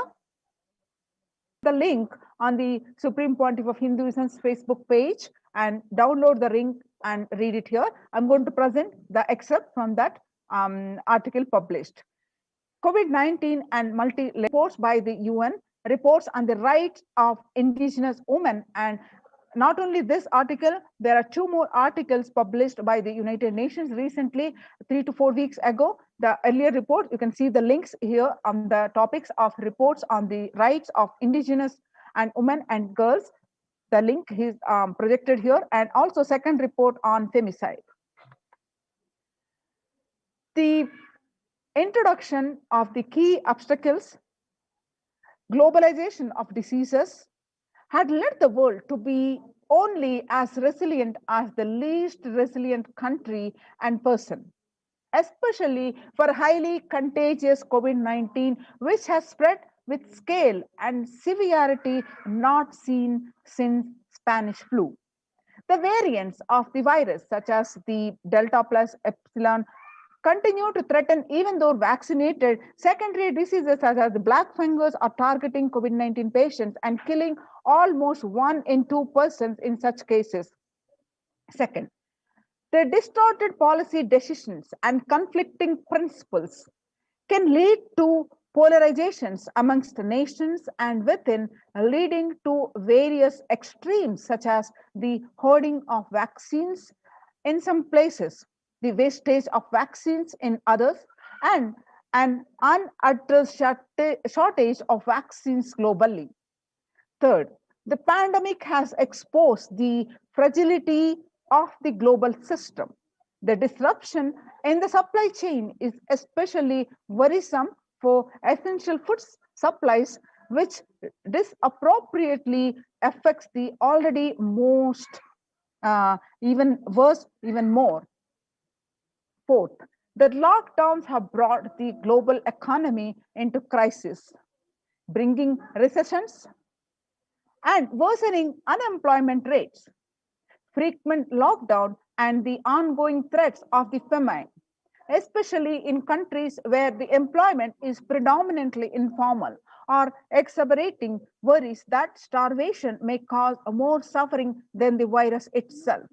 Far more than SDG2, zero hunger, the number of now predicted to come close to 1 billion. You can see the various articles published. Based on these articles, you can see the various articles. The report is submitted. I am projecting the various articles.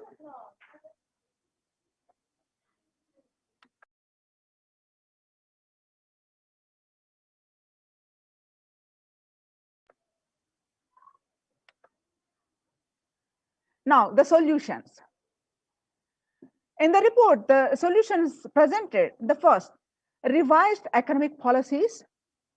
Human life is more precious and important than all economic principles or systems in totality, because all these concepts are legitimate only because of their utility value, which is to fundamentally make human life better. At least until this ongoing crisis ends, all economic policies related to money, banking, fixing prices of commodities, etc., need to be revised to make sure no human being suffers from hunger or the absence of the required medical care. As per Hindu principles, the world, including the economy, evolves through the 5 phases. First, creation or growth.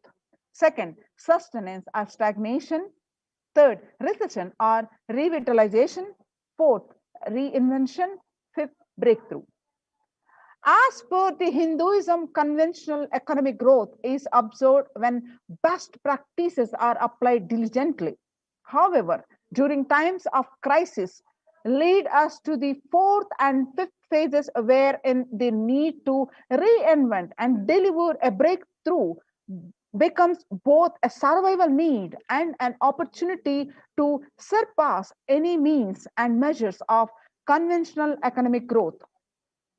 7th, according to the Keynesians, increased public expenditure during the Great Depression of 1929 improved the economy. However, the government never completely gave up trying to balance the budget, which resulted in enough to bring the economy out of recession until the Second World War. Similarly, the current crisis requires governments to temporarily discard trying to balance economic interests that compromise quarantine safety and put human life at risk, rather than reinvest their economic strategies and multilateral coordination for benefiting during the subsequent breakthrough period after the end of the crisis. Hindu multilateralism, there is an immense inequality in the capacities of governments, organizations, and people in 2 groups. That is, first one is health response, second one is economic recovery. Surviving the high contagious COVID-19, where the world is only as resilient as the least resilient country, and the person requires governments, organizations, and people to collectively address the crisis. From the 3200 BCE, nations in Asia had multilateral treaties based on the Hindu principle Vasudhaiva Kutumbakam. That means entire world is my family. This verse is from the Maha Upanishad, chapter 6, verse 71 and 72 and 73. You can see the articles of what we presented, the published in the report, the various articles published.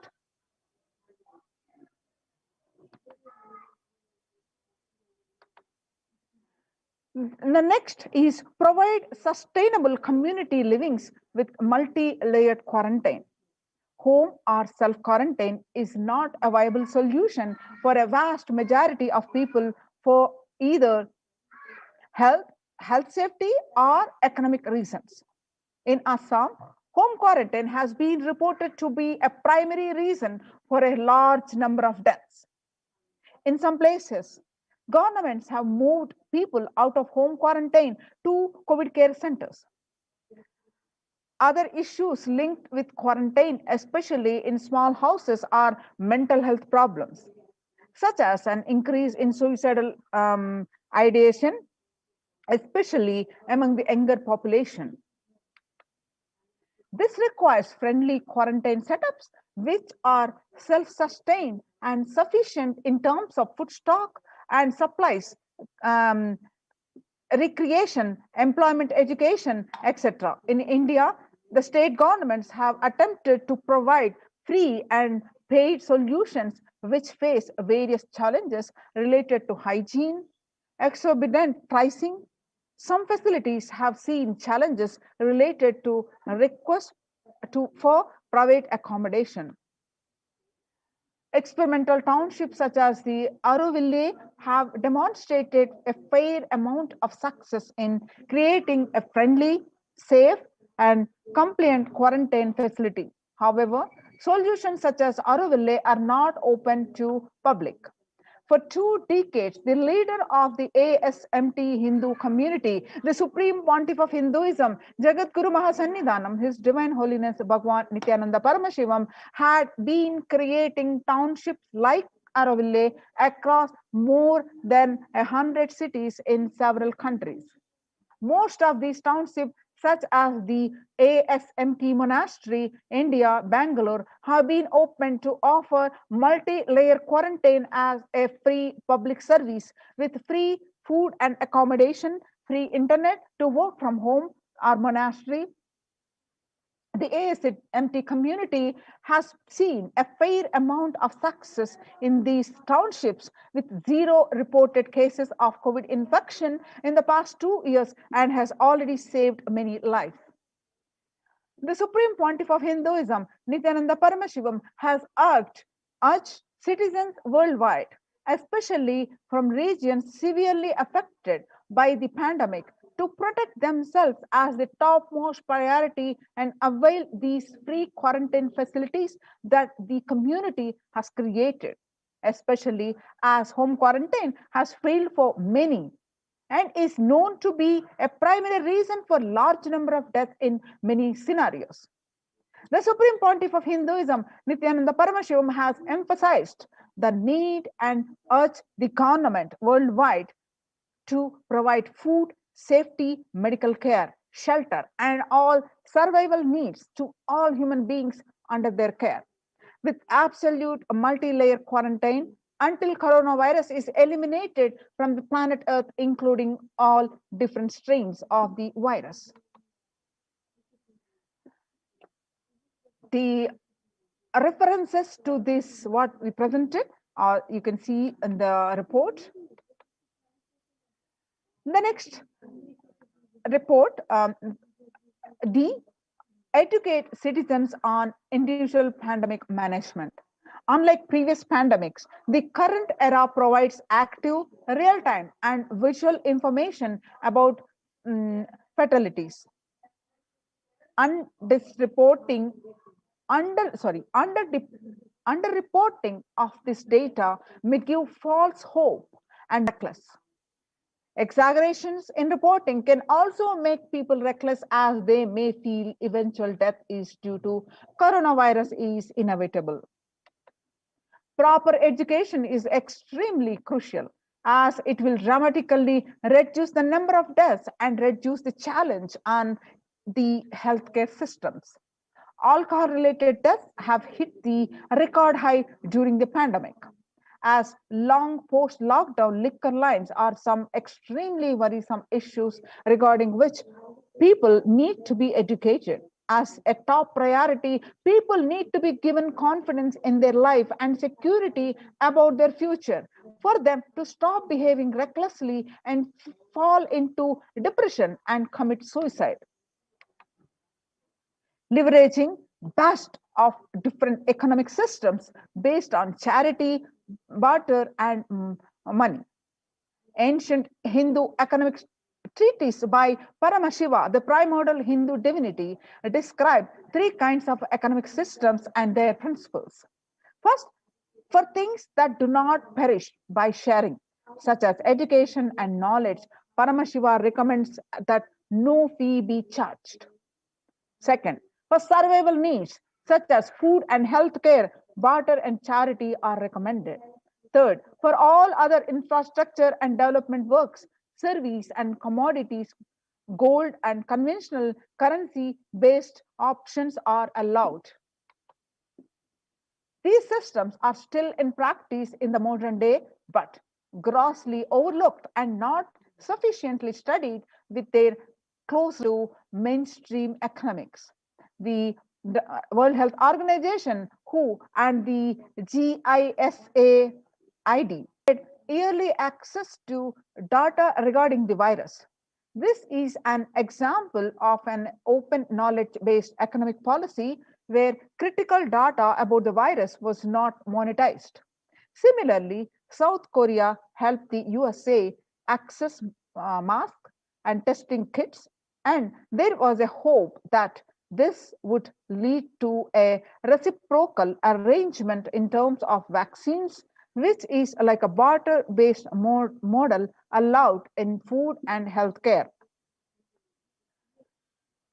The next F, Hindu policies for food security. A highly effective concept for ensuring food security in ancient Hindu nations was that of food grain banks.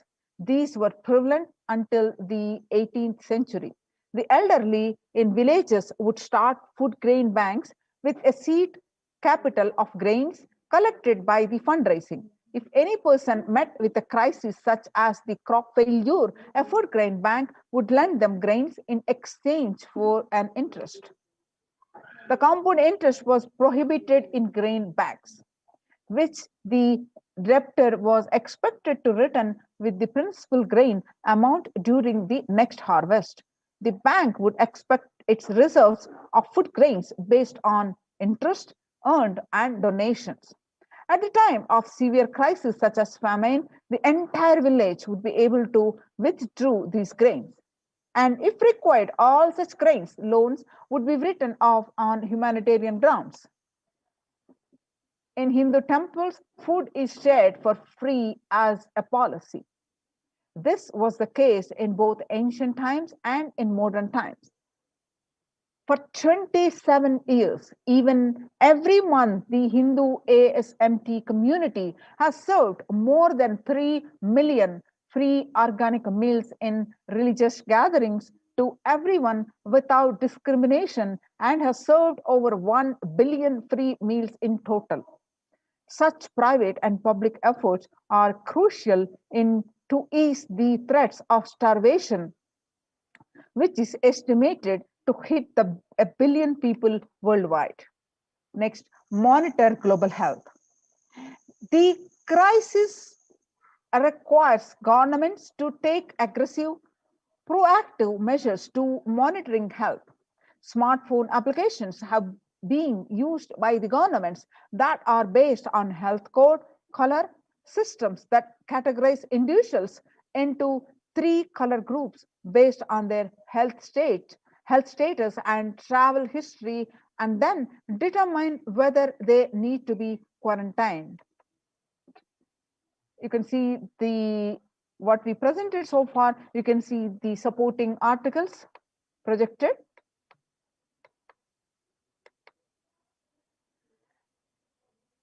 Though there were privacy related concerns associated with these approaches, some of these measures, such as agile daily reporting systems for accounting of newly suspected, diagnosed asymptomatic cases, number of deaths, and generating area-wide statistics have played an important role in proactively responding to curb the spread of the disease and are being considered for implementation by various countries. I can see the reports of support, the articles. Next is traditional medicine. In Hinduism, nature and plants, planet Earth are respected as the living divine mother energies capable of providing us with all our survival needs, food, medicines, etc. Through the traditional medicines such as TCM and Ayurveda are effective in addressing COVID-related issues, and a few years ago, Nobel Prize was awarded for scientific work based on traditional medicine. The mainstream Western medicine has chosen to characterize Ayurveda as a pseudoscience and TCM as unscientific. Such demeaning of traditional medicine systems have lead nations to consider taking defensive unilateral decisions to protect their interests. The outright rejection of traditional medicine is not wise, and such policies should be revisited, especially as these medicine systems are time tested and have kept people healthy for several generations. Kailas Union recommends governments worldwide provide solutions like Kailasa's Hindu medicinal care, which includes completely free of charge services such as Ayurveda, yoga, Siddha, and Western medicines, and multi-layered quarantine for complementing their ongoing public health efforts. You can see the supporting articles here, projected here.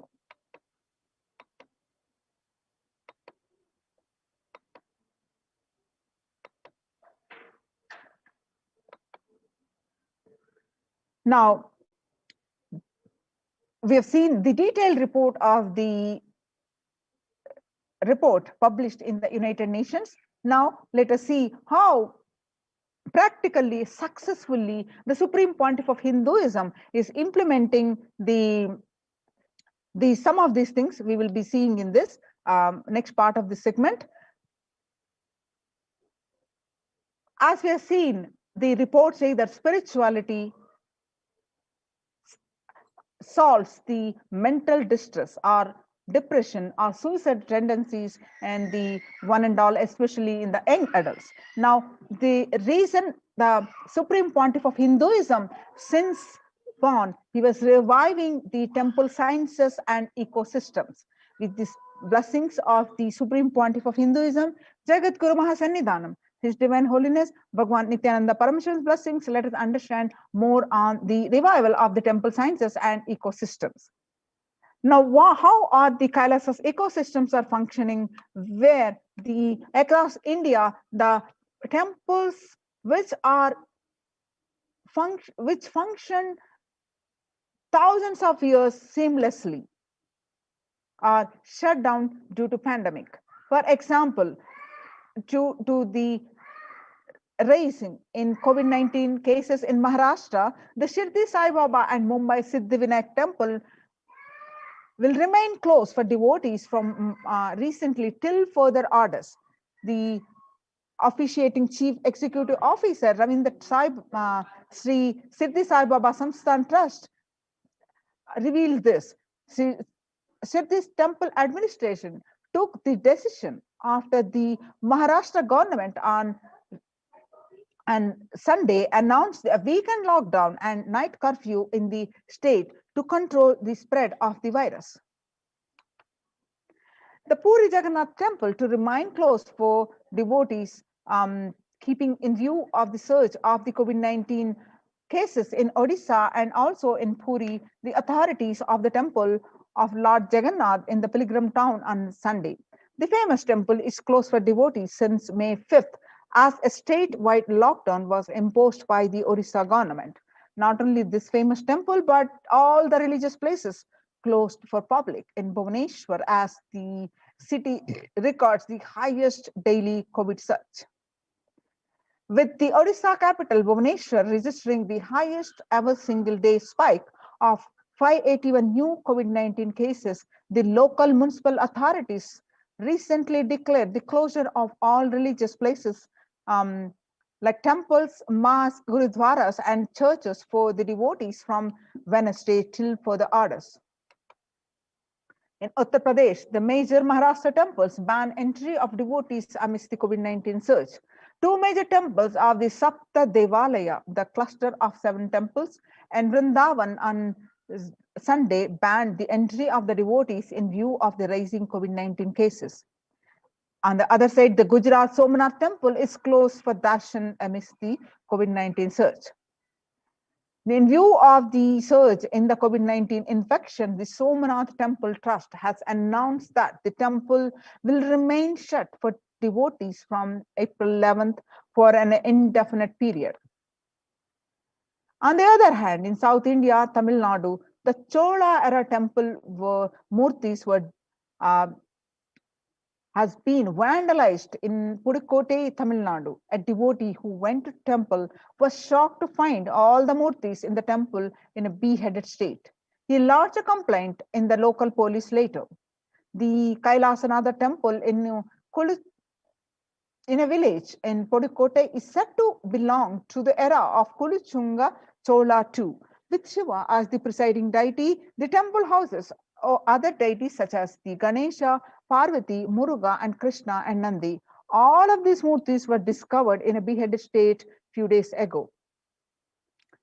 The Supreme Pontiff of Hinduism has been reviving the Kailasa. Now, in the times when the COVID-19 is rampant and the ancient temples are in a lockdown because of the risk of the widespread corona disease, the devotees of these temples were visiting and having darshan of their gods and goddesses for thousands of years. Yet, all these ancient sacred sentiments have come to a harming halt after the lockdowns have taken place. The religious fervor of the devotees is being lost due to the pandemic. The Supreme Pontiff of Hinduism is reviving the e-Kailasa ecosystem and bringing all the ancient traditions of the online platforms and Kailasa TV, YouTube, and Facebook.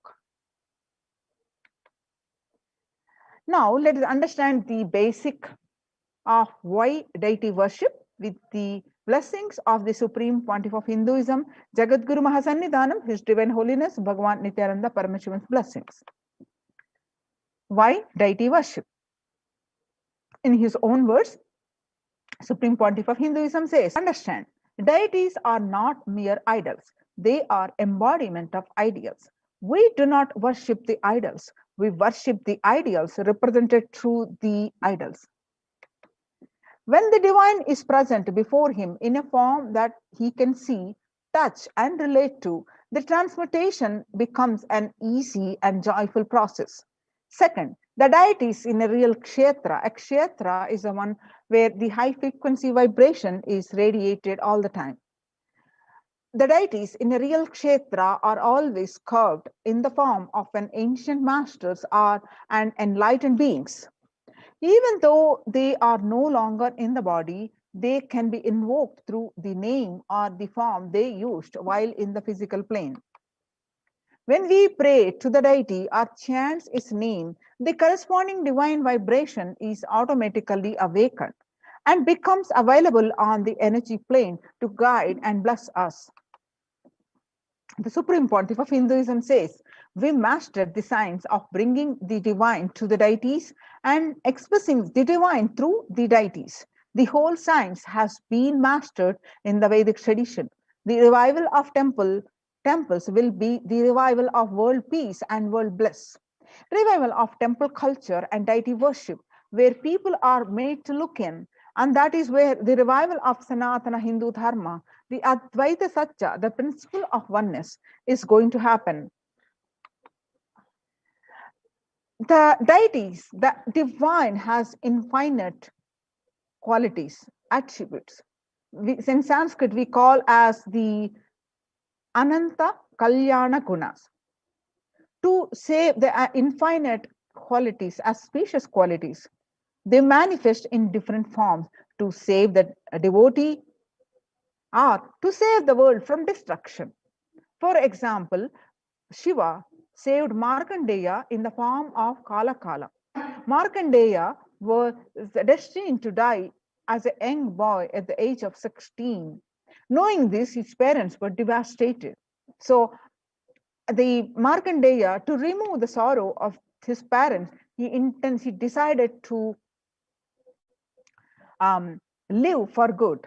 So he prayed to Paramashiva intensely, and the day of his life period and ended, the Kala, the Lord of Death, has come to take his life away. When that time the Markandeya intensely prayed to Paramashiva and hugged the Shivalinga, and Paramashiva along with the Devi appeared and the saved Markandeya from the Kala, the Lord of Death, and become Kala. Not only he saved from the from Kala, and he gave him the boon of eternity, Mrityunjaya. Markandeya became Mrityunjaya, and that's when he wrote the Maha Mrityunjaya mantra and lived the life of eternity. So in the same way, Paramashiva danced in ecstasy.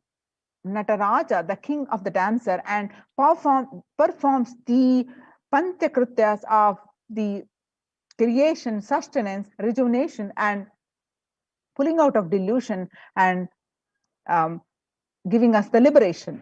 The cosmic dancer is Nataraja. We worship him as Nataraja. Mahavishnu's every action of showering blessings on the world becomes Lakshmi. Brahma's very action of constantly sharing the wisdom becomes Saraswati. So each of the actions of the ultimate becomes an independent intelligence and energy. When you connect with those independent intelligences, those deities, whatever you want immediately happens. Whatever result you want, worship with rights those divine energies who are the personification of those specific actions.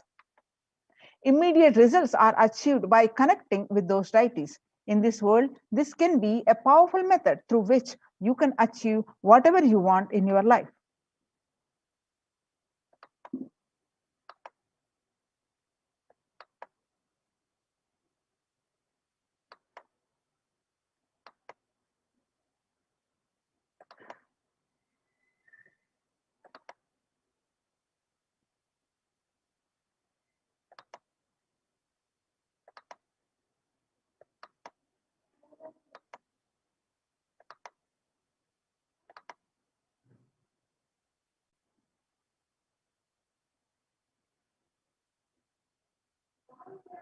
Now, let us understand more of the Kailasa's de facto spiritual embassies, having understood now that how the Supreme Pontiff of Hinduism reviving the Kailasa's de facto spiritual centers and the temple ecosystems. Now, let us understand the more of these Kailasas, de facto spiritual embassies, COVID care protection centers with the blessings of the Supreme Pontiff of Hinduism. So before that, let's understand the more of the statistics from the across the world, and what is the need for these Kailasa de facto embassies, which are successfully implemented by the Supreme Pontiff of Hinduism in the centers. So if you see the world statistics today, younger adults are more likely to report symptoms of anxiety and or depressive disorder during the COVID-19 pandemic. If you see the statistics, the ages from 18 to 24, the young adults are at the 56.2, and ages 25 to 49, 48.9, and ages 50 to 64, it is 39.1, and ages 65, it is 29.3. Average share adults reporting symptoms of anxiety disorder and or depressive disorder in January to June 2019, what it used to be 11%, and in January 2021, in just 1 month, it increased from 11% to 41%. The state share of adults reporting symptoms of anxiety and or depressive disorder during the COVID-19 pandemic from the another news report says the same. The 56.2 28.2% from ages 18 to 24, which from 65 age group, it is 29.1%. That means it's young adults, it is more exhibiting. So how are you feeling? What employees say they feel more than half the time at work? They feel tired. 34% reports they are tired. 34% report they are stressed. 27% report they are burnt out, and 22% report they are discouraged, and 19% report they are distracted, and 17% report they are depressed. So COVID-19 is a significant stressor for most Americans. Nearly 8 in 10, that is almost 78%, say the coronavirus pandemic is a significant source of stress in their life. Nearly 7 in 10, that is almost 67%, say they have experienced increased stress over the course of the pandemic.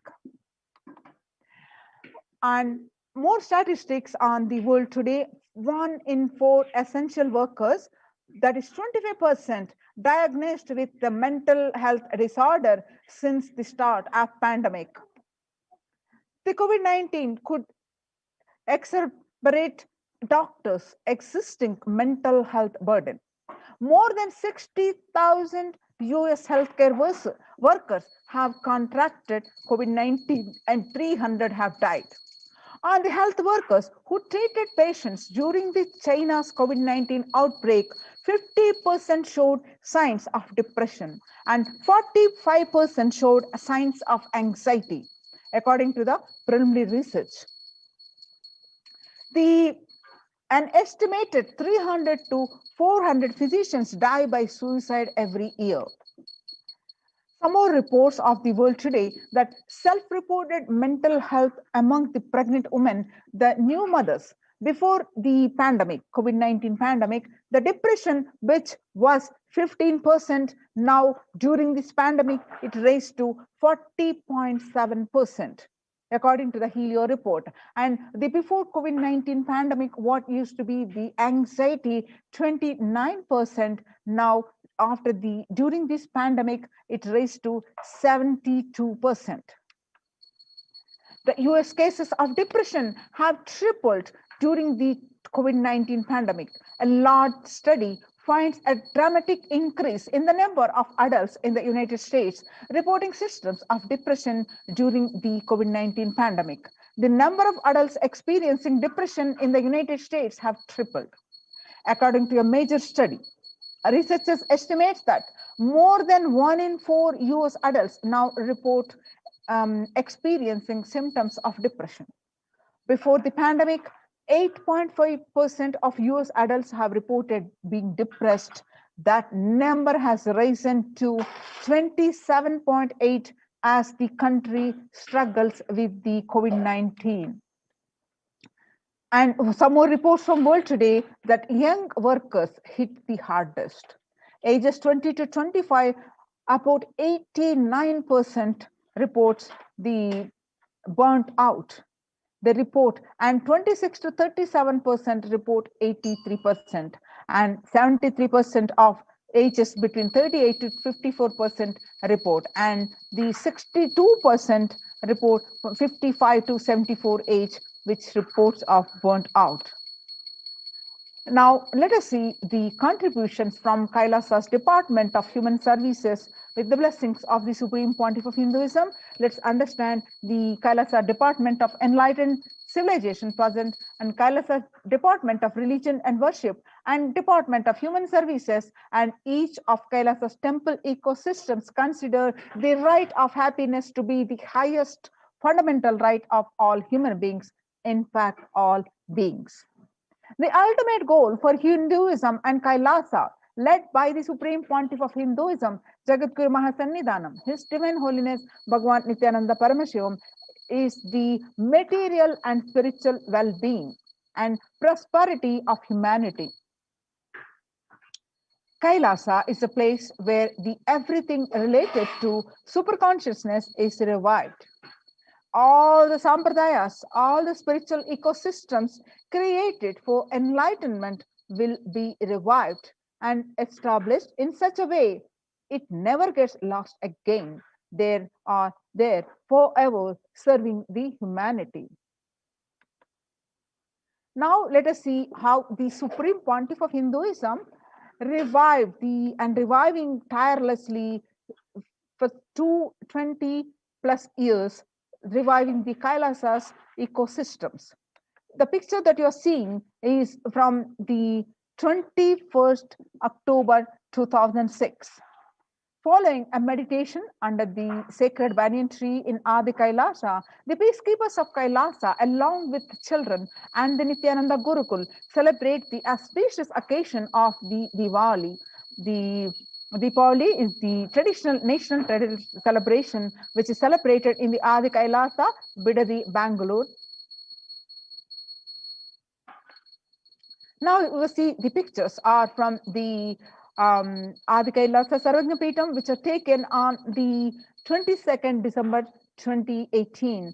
The peacekeepers of Kailasa and the participants of the Paramashivoham meditation workshop take part in the celebrations of a traditional flock hoisting ceremony, which are taken at the Adi Kailasa Sarvajnapeetham. Now you are seeing the pictures way back in 2006 on 14th December. The Supreme Pontiff of himself conducting the Nithyananda Purana Convention, which is also called the Life Bliss Program Level 2. A meditation workshop is conducting at the Chennai, South India. And one more picture from 17th December 2006, the Supreme Pontiff of Hinduism himself conducting the Nithyananda Purana Convention, the Life Bliss Program Level 2 at St. Peter's Engineering College, Chennai, India, where you find the thousands of devotees are participating in this convention. The blissful pictures that you're seeing are where the peacekeepers of Kailasa and the Supreme Pontiff of Hinduism embark on a Himalayan Yatra, the traditional sacred pilgrimage to the Himalayan mountains and up to the river Ganga, Harshil. These pictures are taken on 26th May 2006.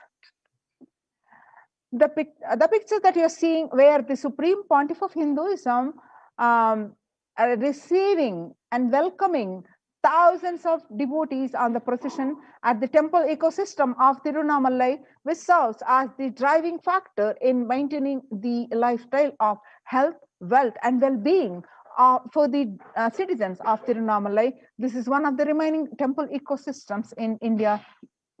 Now you're seeing the pictures of the from the Adi Kailasa, which is taken on 31st December 2018, where you find the peacekeepers of Kailasa and the participants of the Paramashivoham meditation workshop take part in morning meditation and traditional puja or ritualistic worship.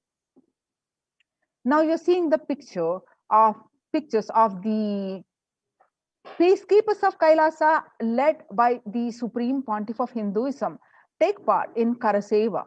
Karaseva is the voluntary contribution of physical service towards the cleaning or construction of the sacred Hindu temple.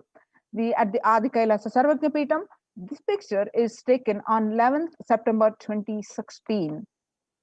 Now you see the picture, the Kailasas ecosystems around the world. You can see the de facto Kailasas embassies across the world, across the continents. Now you're seeing the pictures where you find the Supreme Pontiff of Hinduism along with his guru, the Mataji Vibhudananda Puri, which is traditionally handed over the Kailasa in Tirunamalai, passed down to the hands of the Mataji Vibhudananda Puri, traditionally passed on to the hands of the Supreme Pontiff of Hinduism. And the rightmost picture that you see taken on 2017, the first picture taken on 1994, and the second picture is taken on in the year 2017. Kailasa in Tirunamalai receiving the visitors and delegates for the Kalpataru meditation workshop and Shivadiksha. The pictures that you are seeing now are taken on 11th March 2017. Kailasa in Tirunamalai, the thousands arrived to celebrate the enlightenment ecosystem and to traditionally meet the Supreme Pontiff of Hinduism, Jagadguru Mahasannidhanam, His Divine Holiness Bhagwan Nithyananda Paramashivam. Now, you're seeing the pictures are from the Kailasa in Los Angeles, California. As a 25,000 square foot temple complex housing over 80 plus deities. It is one of the largest Hindu temple ecosystems in the West and is the headquarters of the Western Hemisphere. The Kailasa in Columbus, Ohio. The first temple established by the Supreme Pontiff of Hinduism outside of India. The temple physically came to life in just 9 months. The chief presiding deity of the temple are Sri Nithyanandeshwara Paramashiva and Nithyanandeshwari Paramashakti. The deities are 7 feet tall granite and weighing 6 tons, and their divine faces have been directly hand carved by the Supreme Pontiff of Hinduism. Now you are seeing the pictures are from Kailasa in Seattle, Washington, housing the blissful dancing form of Ganesha, Nataraja deity outside of India. The Kailasa in Seattle is also known as the Chidambaram of the West. Chidambaram temple, the ancient Hindu temple where Paramashiva resides as Nataraja, the cosmic dancer and expression of the Akasha or space. The Nataraja also been revealed to be the center of the Earth's magnetic equator. Now you're seeing the pictures are from Kailasa in San Jose, California. Inaugurated in 2009, Kailasa in San Jose radiates the energy of the Madurai Meenakshi temple. The chief presiding deities of the temple are Devi Meenakshi and Nithyanandeshwara Linga and Nithyanandeshwara Paramashiva and Devi Nithyanandeshwari Paramashakti, which have been created, installed and energized by the Supreme Pontiff of Hinduism. The Meenakshi Amman temple is a home to Devi Meenakshi and the divine cosmic mother and the consort of Lord Sundareshwara, the most blissful form of the Lord Shiva. Now you are seeing the pictures in St. Louis, Missouri, USA. Alongside the Shivalinga and Nithyananda Ganesha, the Kailasa in St. Louis carries the energy of Tirumala Tirupati Devasthanam, the south of South India, and houses the one of the tallest Venkateshwara deities in North America, along with his consorts Sri Devi and Bhudevi. The beautiful landscape nestled among the woods and the rolling hills of Missouri stretches for 20 acres. Tirumala Tirupati is one of the most beloved of Lord Vishnu, whose temple is the most visited of any religion in the world.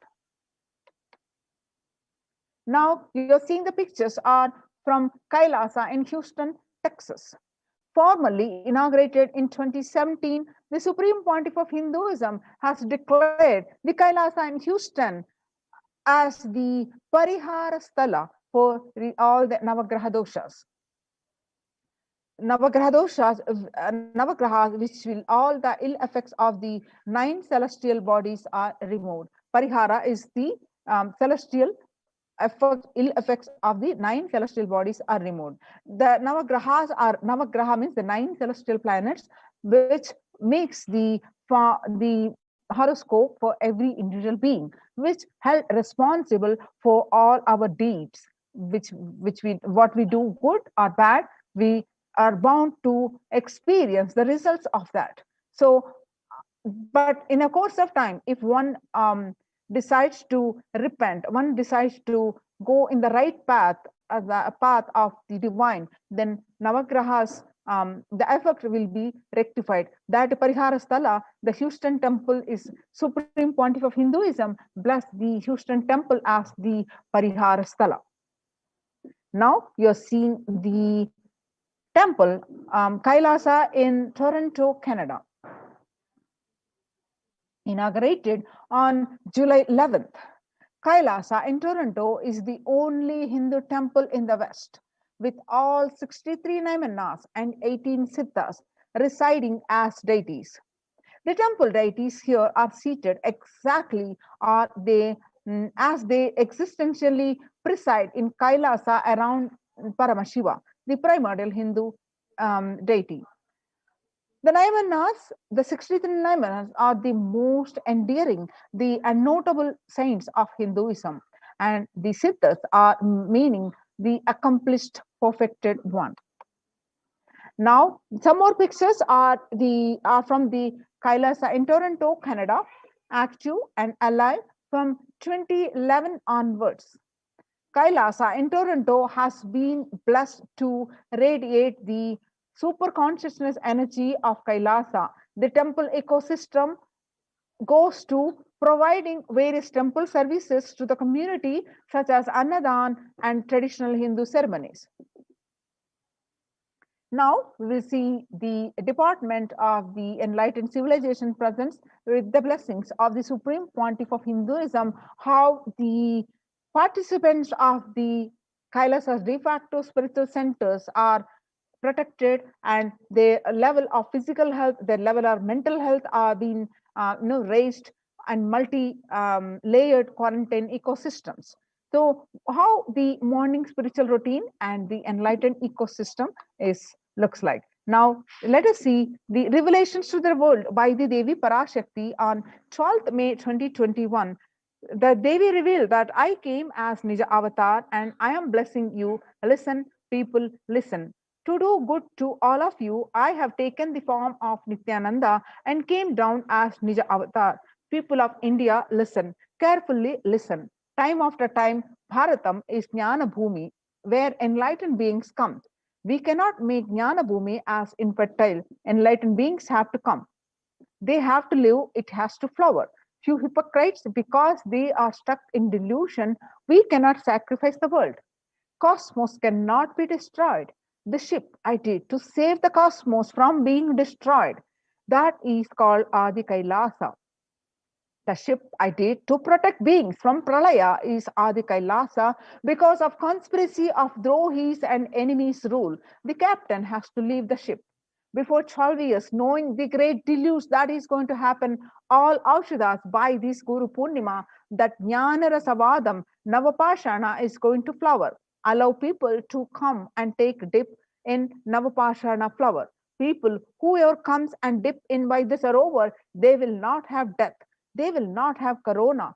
Crores and crores of people will come in line. Every day, they will take a dip in the Ananda Lingam. On 13th May 2021, Devi continued to reveal that, listen well to my words. For India, I made ship as protection, the Nithyananda Navapashana Lingam in Vaidyasarovar. Go to Adi Kailasa, O Indians, listen. All those regretting losing Nithyananda Nija Avatara without confusion and without talking just as a lip service, just go to Adi Kailasa. Scores of people will come there looking for health, Navapashana water feast and medicine, to get health and protection and enlightenment, to protect India from the great destruction. I, Parashakti, made this huge ship. Even if captain is not there, ship is there. When the first world countries closed their borders during a massive global emergency, Kailasa has opened its doors to all without exception. And we have seen in today's presentation, it is recognized by the efforts and the success of this efforts by the Supreme Pontiff of Hinduism. It is recognized by the United Nations. Now, let us understand the morning spiritual routines at this Kailasa's de facto spiritual centers. The morning spiritual routine is the fuel to reach Kailasa. Morning routine and the chemical changes it brings in you, and the healing it does in your system, and the biological rhythm it sets in your system, all of them are very important. It is an important fuel for you to experience the multiple dimensions of the universe. The spiritual routine and integrity to spiritual routine initiations are completely private, personal between you and me. Members of Kailasa's Protective Prevention Multi-Layered Quarantine Initiative take part every day in the morning spiritual routine here in Adi Kailasa Sarvajna Peetham. The morning spiritual routine consists of the Nithyananda Yoga Panchakriya, the Nitya Prataksha Pada Puja, and the Kashayam, the herbal drinks, and the Nitya Satsang. And morning spiritual routine will tune your biological clock to the spiritual practices because the chemistry you enjoy inside matters. That decides the kind of place, the kind of plane of the universe, the dimension of the universe you are going to experience. Kailasa or Patala. Kailasa is where Paramashiva lives, the highest abode. And Patala is where demons live, the lowest abode. Swarga or Naraka. Swarga is the heaven and Naraka is the hell. So morning spiritual routine is the direct path to Kailasa. Supreme Pontiff of Hinduism says that persons who is in love will wait to spend time with the beloved. If you are a seeker and you will be waiting for this 5 hours every day, because that is the time you get near what you are seeking closely. A person who is in love will be waiting to spend time with the beloved. A person who is seeking will be waiting to spend this 4 hours because this is the time you get closest to what you are seeking. Your seeking takes shape into the system. When your beloved comes near you, if you are tired and love is gone, dead. During the morning 4 hours, if you are bored, your seeking is dead and gone. You need thorough overhauling inside you. You need to ask yourself and you need to question many of your answers. You need to bring pure questioning back to your life, says Supreme Pontiff of Hinduism. Now, let's understand a little bit more details of this morning spiritual routine. Soon after you wake up, you do the Panchakriya. Panchakriya involves the 5 powerful processes to remove toxins and impurities from your system. Just like how we take a shower every day to clean the external parts of our body, Panchakriya is a powerful cleansing process which cleanses the internal organs of our body. Keeping it cool, these techniques not only cleanse our body but brings a peace and balance to our mind and lightness and bliss to our being. And after that, we do the yoga. When we do the yoga, you experience your entire body becoming an Amrita Sharira. Amrita is a nectar. So Amrita Sharira is body. So body filled with nectar. You become an ecstatic body that just by air without any external touch. In puja, you experience the space of bhakti, devotion, the space of surrender that occurs to you from this devotion moves you from the I, which is so heavy, to Guru or God. This surrender allows us to drop all the unnecessary baggage from the head. One of the beautiful pujas in Hinduism is Rudrabhishekam. In Rudrabhishekam, we offer sacred baths to Shivalinga while chanting the powerful mantras. The Shivalinga is a deity which beautifully represents the divine. Its form indicates how God is beyond form and formless. Puja, we sit down and connect with the God by performing the Rudrabhishekam. O Sadashiva, O God, I know you are the source of everything. You are everything and you are in this Shivalinga. You are in this body and let me connect with you. Let you reveal yourself to me. When we sit in that power, we sit with that context. We do the action of Rudrabhishekam, we experience the Bhava Samadhi. Only in Bhava Samadhi can give us the highest taste and higher joy in life. Rudrabhishekam is a beautiful ritual which allows us to experience the Bhava Samadhi of Shivoham, that I am divine.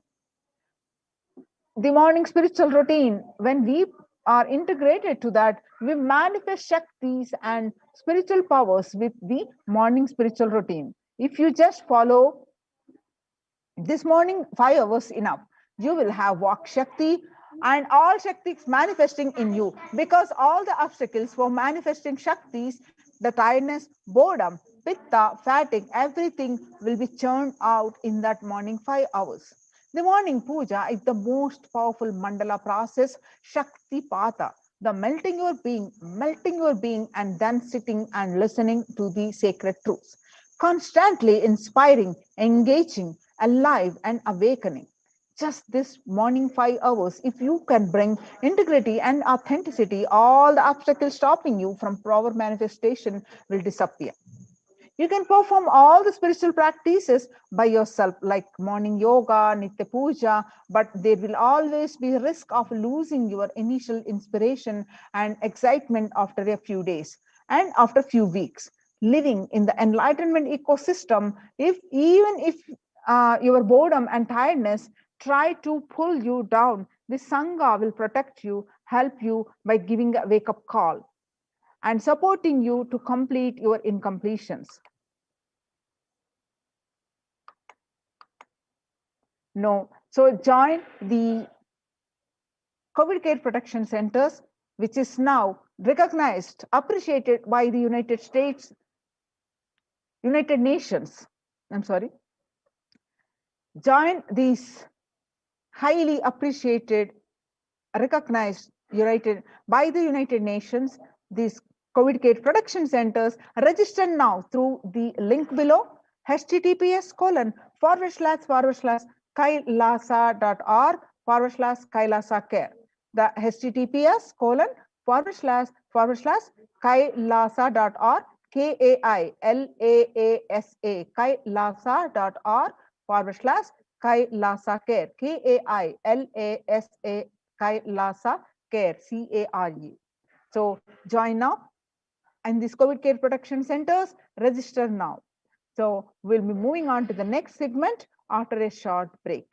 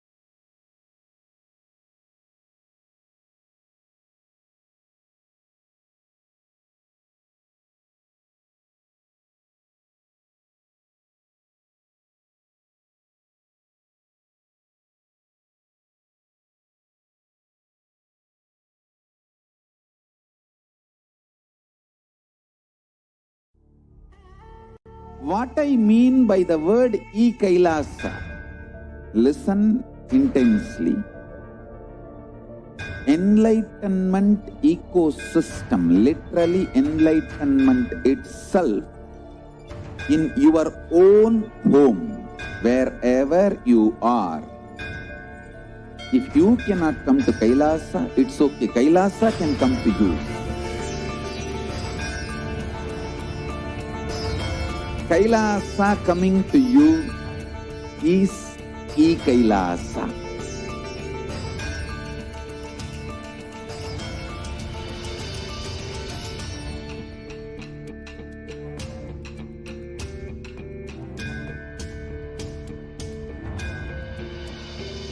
I will revive Hinduism. I am a Hindu revivalist, not by any revolution, but by evolution.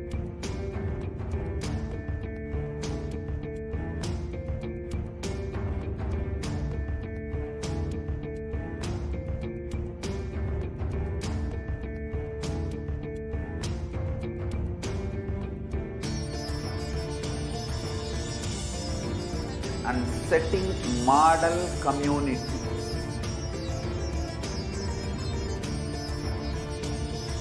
Kailasas, enlightenment ecosystems, Sarvanya Pitas all over the world.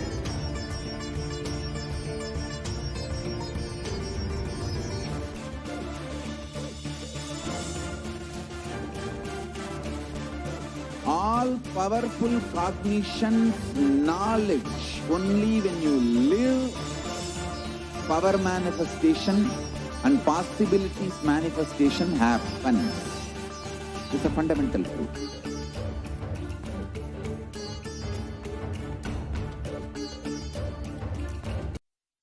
Connecting with the divine is closed, is meditation. Connecting with the divine, with your eyes open, is darshan. Come, let us all now move from meditation to darshan. Slowly, very slowly. Connecting with the divine, with your eyes closed, is meditation. Connecting with the divine, with your eyes open, is darshan. Come, let us all now move from meditation to darshan. Slowly, very slowly, please open your eyes.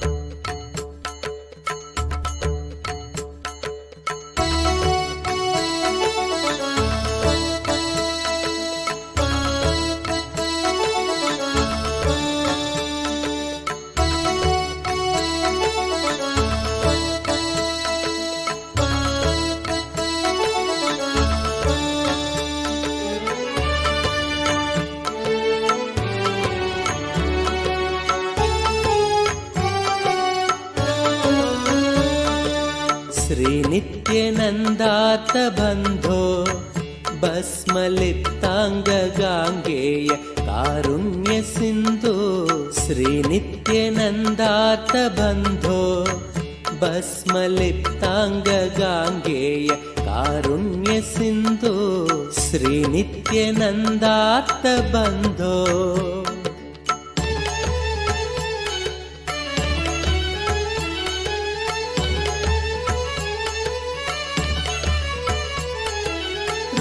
रुद्राक्षधारिन् नमस्ते रौद्ररोगं हरत्वं परारेर्गुरोर्मे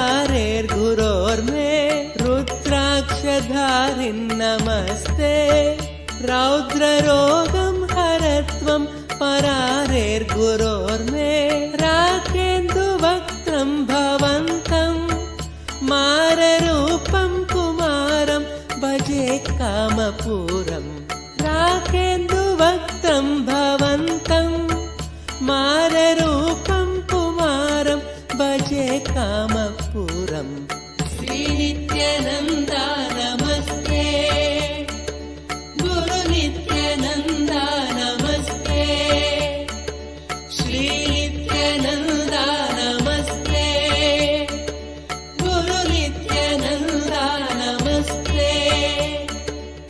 Sri Nithyananda Bandho.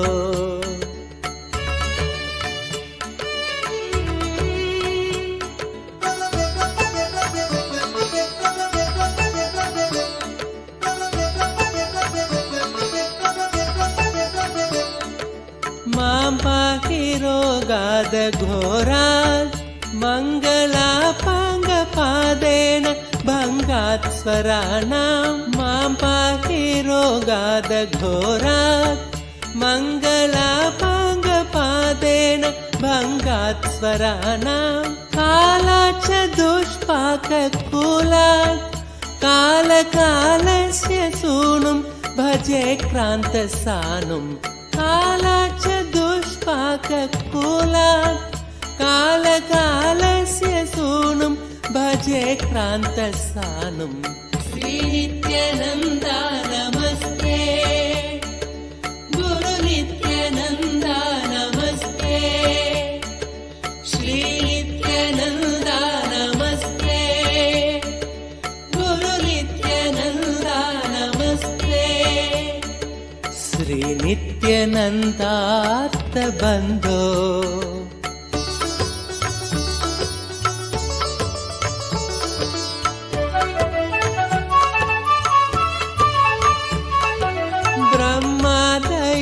Yasya shishya Brahmaputra girau yasya sopana bhuta Brahmadayo yasya shishya Brahmaputra girau yasya sopana bhuta Sainyam surakshvapi sarve Samavedadigeyam bhaje Nithyanandam Sainyam surakshvapi sarve Samavedadigeyam bhaje Nithyanandam.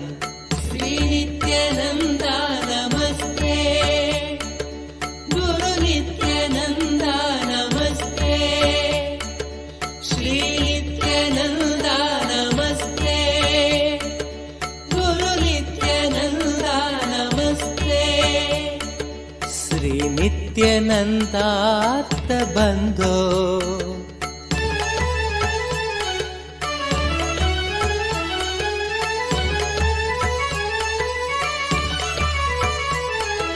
Kashaya samvita gatram Kamarogadi samhari bhikshana patram Kashaya samvita gatram Kamarogadi samhari bhikshana patram Karunya sampurna netram Shakti hastam pavitram bhaje Nithyanandam. Karunya sampurna netram Shakti hastam pavitram bhaje Nithyanandam.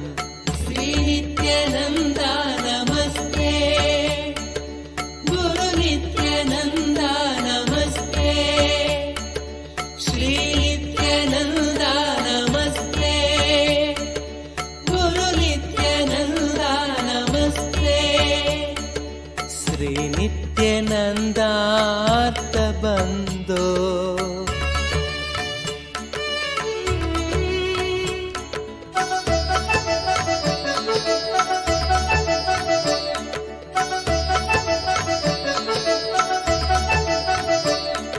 Sri Nithya Shaile Vasantam Sadhu Sangasya Rogan Sada Samharantam. Sri Nithya Shaile Vasantam Sadhu Sangasya Rogan Sada Samharantam. Omkara Tattvam Vadantam Shambhu Karne Hasantam Bhajeham Shishuntam. Omkara Tattvam Vadantam Shambhu Karne Hasantam Bhajeham Shishuntam. Sri Nithyananda Namaste, Guru Nithyananda Namaste, Sri Nithyananda Namaste, Guru Nithyananda Namaste. Sri Nithyananda श्रीनित्यनन्दार्थबन्धो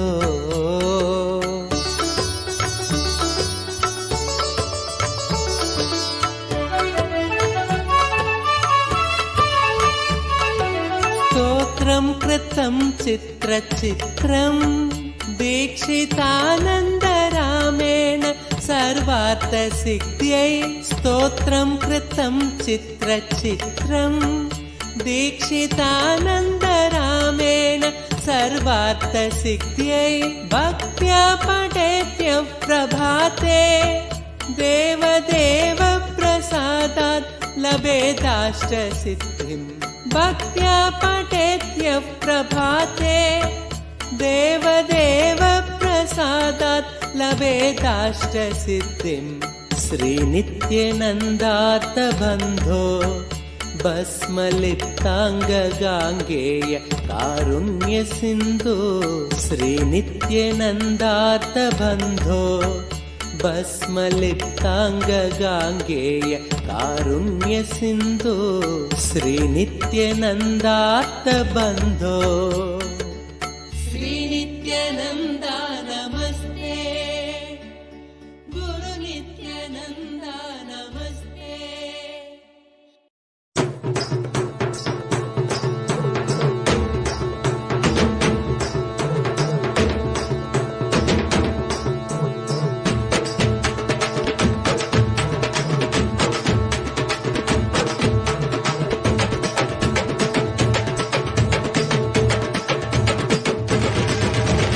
Vellimalai கைலை விட்டு நித்யானந்தனே தங்கமலை அருணை வந்தாய் நித்யானந்தனே வெள்ளிமலை கைலை விட்டு நித்யானந்தனே தங்கமலை அருணை வந்தாய் நித்யானந்தனே நித்யானந்தனே நீ பரபிரம்மானந்த ஞானி ஆனந்தானுபவத்தை இங்கு அருள வந்த சாமி நித்யானந்தனே நீ பரபிரம்மானந்த ஞானி ஆனந்தானுபவத்தை இங்கு அருள வந்த சாமி வெள்ளிமலை கைலை விட்டு நித்யானந்தனே தங்கமலை அருணை வந்தாய் நித்யானந்தனே வெள்ளிமலை கைலை விட்டு நித்யானந்தனே தங்கமலை அருணை வந்தாய் நித்யானந்தனே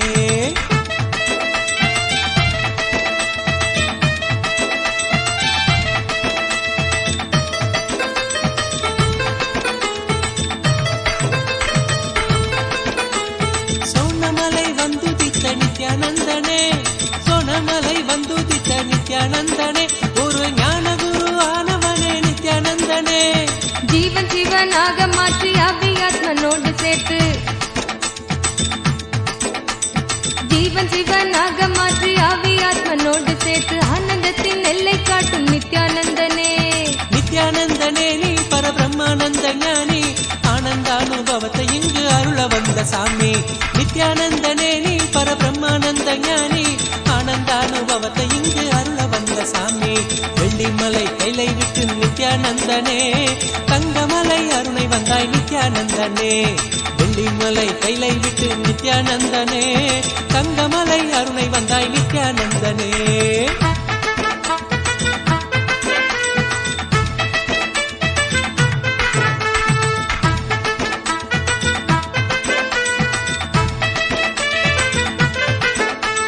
ஞானமெனும் ஆனந்த தீபம் ஏற்றியே ஞானமெனும் ஆனந்த தீபம் ஏற்றியே எங்கள் வாழ்வில் இன்ப ஜோதியான நித்யானந்தனே அகந்தையற்ற காம குரோதம் அனைத்தும் இங்கு மாய்ந்து போக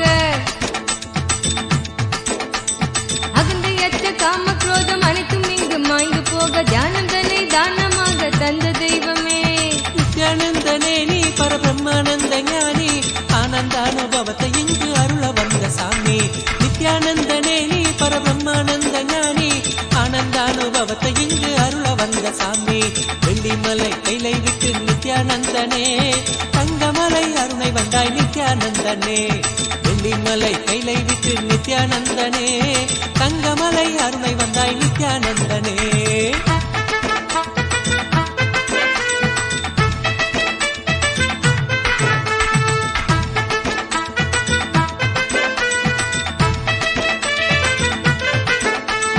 தாரணியின் அவல கோலம் நீக்குவதற்கே தாரணியின் அவல கோலம் நீக்குவதற்கே ஒரு தவத்தின் கோலம் பூண்டனையே நித்யானந்தனே நின் நாமந்தனை நாவில் ஏந்தி ஞான மார்க்கத்தினை பற்றி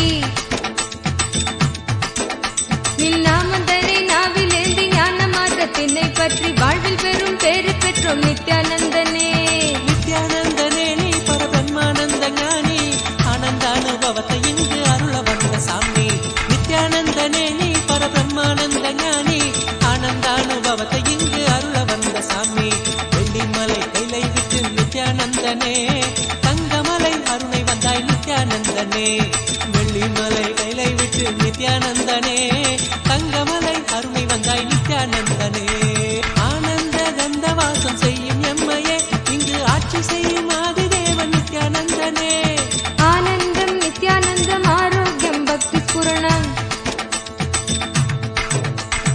ஆனந்தம் நித்யானந்தம் ஆரோக்கியம் பக்தி ஸ்புரணத்தோடு தியான சிகிச்சை தந்த நித்யானந்தனே நித்யானந்தனே நீ பரபிரம்மானந்த ஞானி ஆனந்தானுபவத்தை இங்கு அருள வந்த சாமி நித்யானந்தனே நீ பரபிரம்மானந்த ஞானி ஆனந்தானுபவத்தை இங்கு அருள வந்த சாமி வெள்ளிமலை கைலை விட்டு நித்யானந்தனே தங்கமலை அருணை வந்தாய் நித்யானந்தனே நித்யானந்தனே நீ பரபிரம்மானந்த ஞானி ஆனந்தானுபவத்தை இங்கு அருள வந்த சாமி நித்யானந்தனே நீ பரபிரம்மானந்த ஞானி ஆனந்தானுபவத்தை இங்கு அருள வந்த சாமி அகமாகி ஜெகமாலும் ஆதிசக்தி நீ நித்ய அவதாரமாய் வந்து வாழும் சக்தி நீ வல்வினைகள் வீட்டிடவே கொண்ட துயர் மாய்த்திடவே வல்வினைகள் வீட்டிடவே கொண்ட துயர் மாய்த்திடவே வாழ்வின் பொருளாக நின்ற நித்திய சக்தி நீ நித்யானந்தனே நீ பரபிரம்மானந்த ஞானி ஆனந்தானுபவத்தை இங்கு அருள வந்த சாமி நித்யானந்தனே நீ பரபிரம்மானந்த ஞானி ஆனந்தானுபவத்தை இங்கு அருள வந்த சாமி வெள்ளிமலை கைலை விட்டு நித்யானந்தனே தங்கமலை அருணை வந்தாய் நித்யானந்தனே வெள்ளிமலை கைலை விட்டு நித்யானந்தனே தங்கமலை அருணை வந்தாய் நித்யானந்தனே நித்யானந்தனே பரபிரம்மானந்த ஞானி ஆனந்தானுபவத்தை இங்கு அருள வந்த சாமி நித்யானந்தனே நீ பரபிரம்மானந்த ஞானி ஆனந்தானுபவத்தை இங்கு அருள வந்த சாமி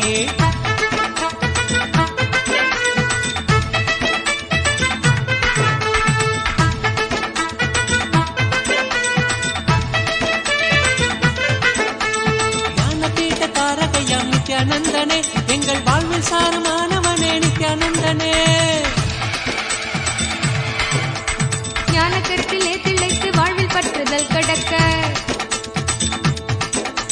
ஞான கருத்திலே திளைத்து வாழ்வில் பற்றுதல் கடக்க தாளினையே பற்றுகின்றோம் நித்யானந்தனே நித்யானந்தனே நீ பரபிரம்மானந்த ஞானி ஆனந்தானுபவத்தை இங்கு அருள வந்த சாமி நித்யானந்தனே நீ பரபிரம்மானந்த ஞானி ஆனந்தானுபவத்தை இங்கு அருள வந்த சாமி வெள்ளிமலை கைலை விட்டு நித்யானந்தனே தங்கமலை அருணை வந்தாய் நித்யானந்தனே வெள்ளிமலை கைலை விட்டு நித்யானந்தனே தங்கமலை அருணை வந்தாய் நித்யானந்தனே நித்யானந்தனே நீ பரபிரம்மானந்த ஞானி ஆனந்தானுபவத்தை இங்கு அருள வந்த சாமி நித்யானந்தனே நீ பரபிரம்மானந்த ஞானி ஆனந்தானுபவத்தை இங்கு அருள வந்த சாமி ஆனந்தானுபவத்தை இங்கு அருள வந்த சாமி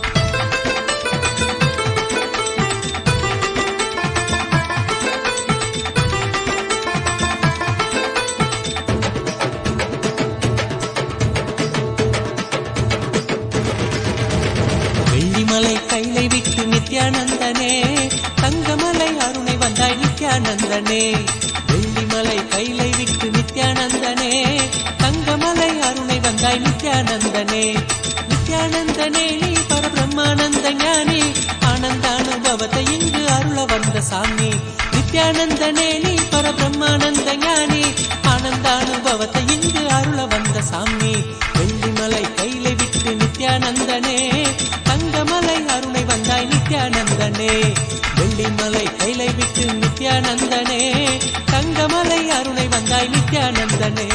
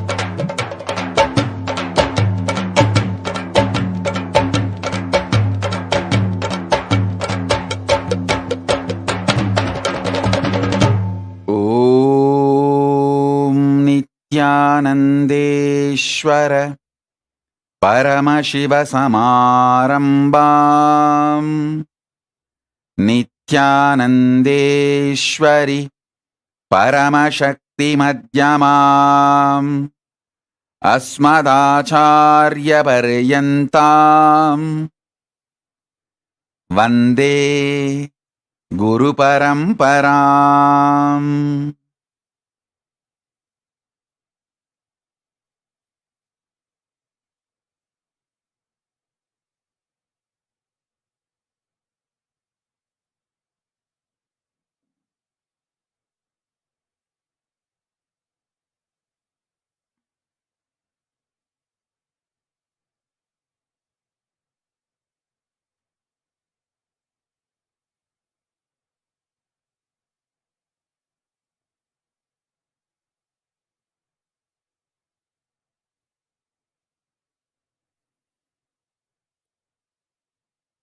I welcome you all with my love and respect.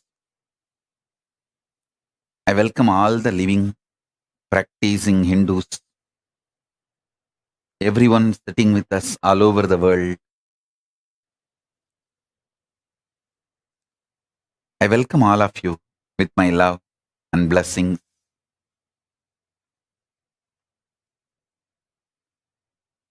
Paramashiva's message directly from Kailasa. Listen.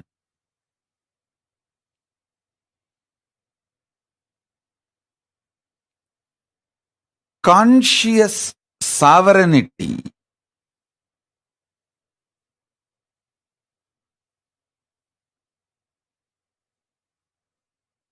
not only brings you the freedom, it brings right purpose for your freedom. Not just health, right reason why you should be healthy. Not just wealth, right reason why you should be wealthy.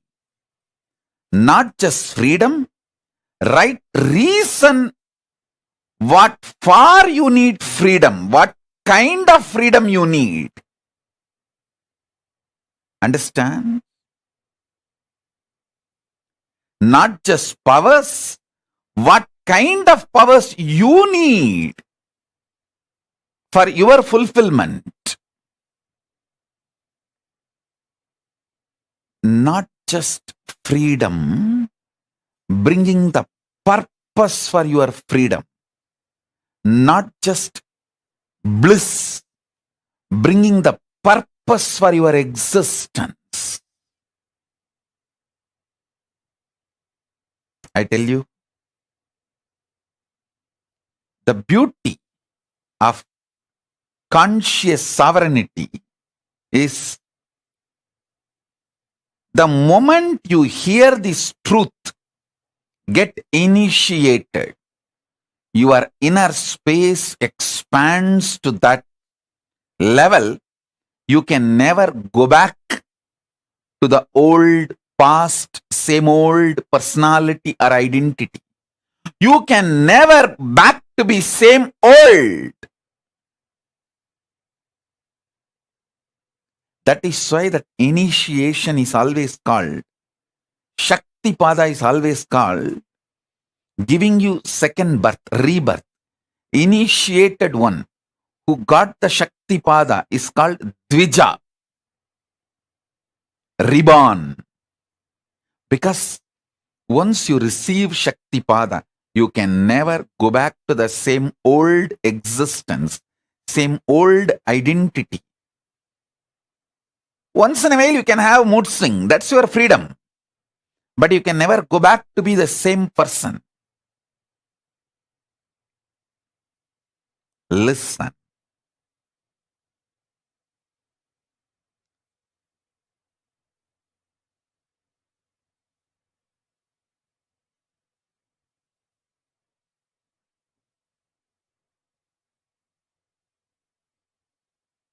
The most beautiful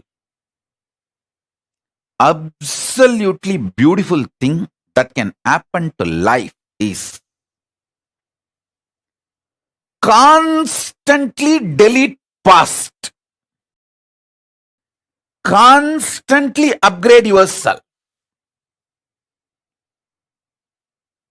The more and more you get into a space where you cannot go back to your past, the more and more you will find higher way of existing. Higher form of existing. Listen. I have seen some of the most beautiful beings in my life. My own Guru, Arunagiri Yogeshwara himself. An extraordinarily beautiful and graceful.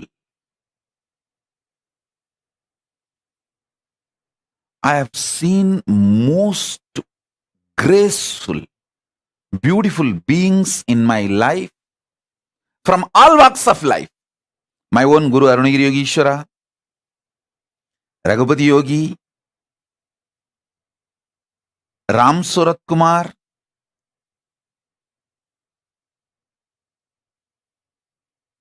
at least all these names I uttered, they are all not bound by certain responsibility or organization or organized living.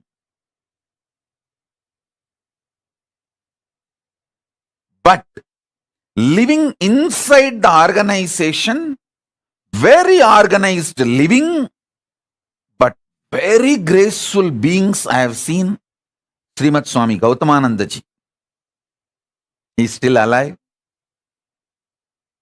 If you are in Chennai or Tamil Nadu, never miss having his darshan. He lives in Chennai, Mailapur, Ramakrishna Mat. Tiruchi Swami, Kailashashram. Of course, Tiruchi Swami is not in the body. He has attained Jiva Samadhi.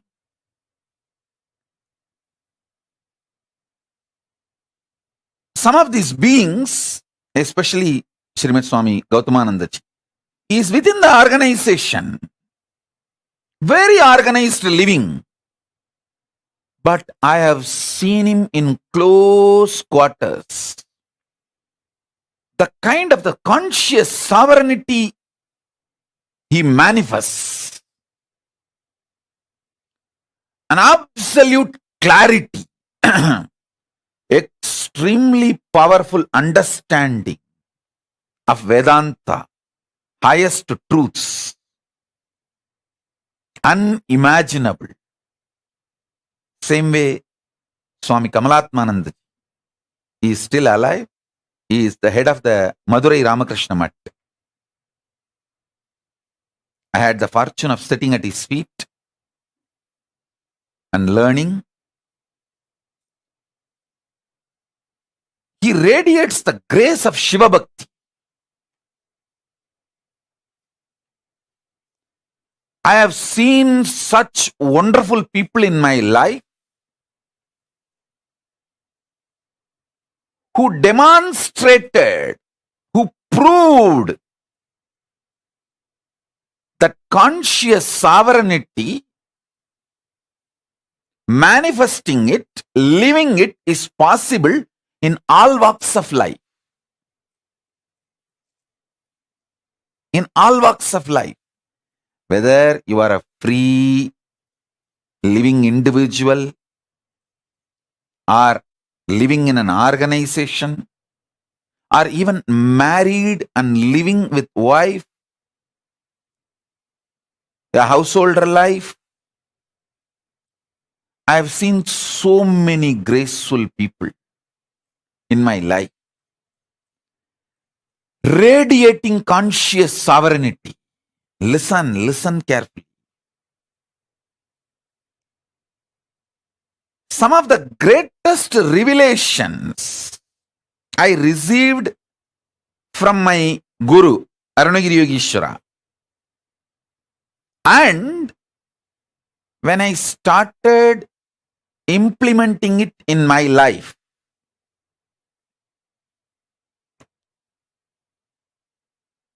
And when I started teaching, and when my disciples who are initiated by me, when they started implementing in their life, and when they came back and gave me the feedback, the right, wrong, good, bad, success, failure,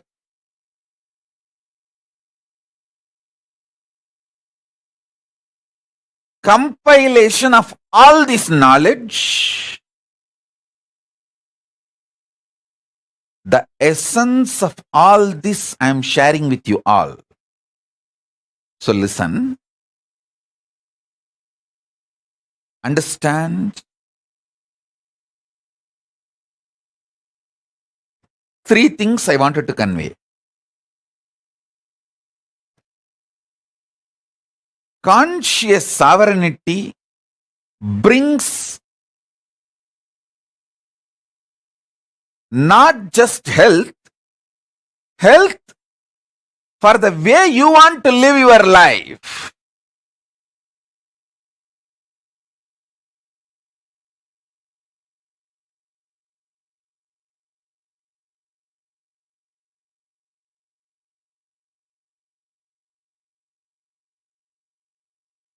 Conscious sovereignty not just brings freedom, it brings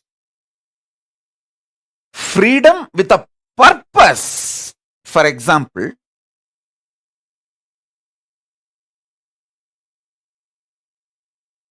when you are suffering with diabetes, eating sugar is not freedom, it is a suicide. You can't say, oh, can't I even have a freedom to eat sugar?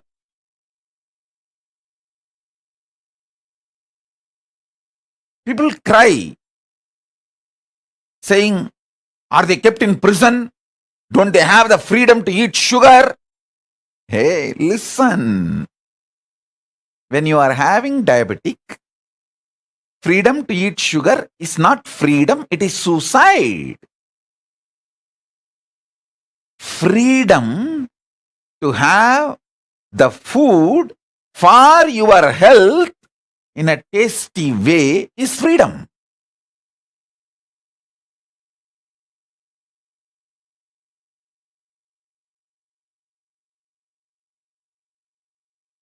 Freedom to do what you want with the right purpose is freedom. See,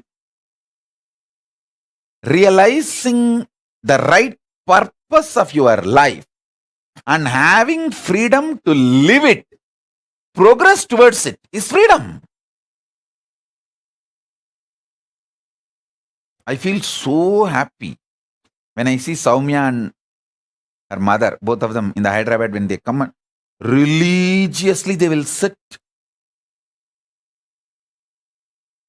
Especially mother is elderly person, but even if she feels little sleepy, because now it is already 11 o'clock late night in India, but I have never seen her missing the satsang. Actually, this is freedom.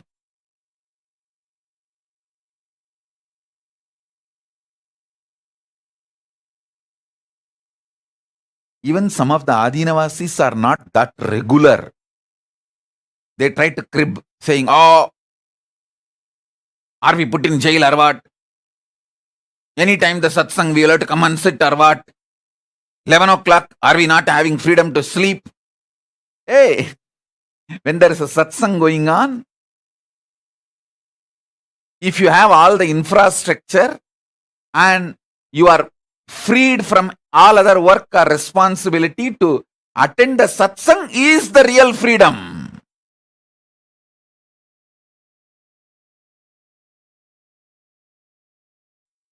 So freedom with a purpose.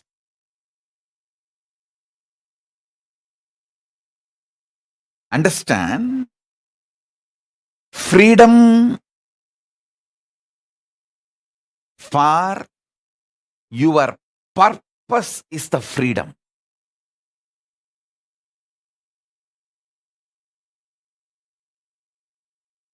Health for your purpose is health.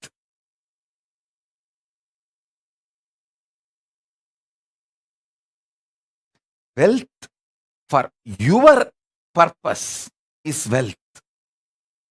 I tell you, last 3 years studying many different ideas about economy and many different countries' economy policies, how it is geopolitical centered, how it is the ideology like a communism or socialism or capitalism centered, and how various countries function their economy. There are some countries which gives high interest for deposits. There are some countries which gives minus interest, means they take money from you to keep your money. So all kinds of economies I studied. I wanted to tell you all few things.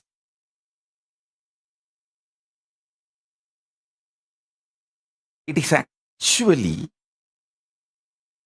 knowing your higher purpose, conscious sovereignty makes you really wealthy. I tell you, still planet Earth functions based on Varnashrama Dharma.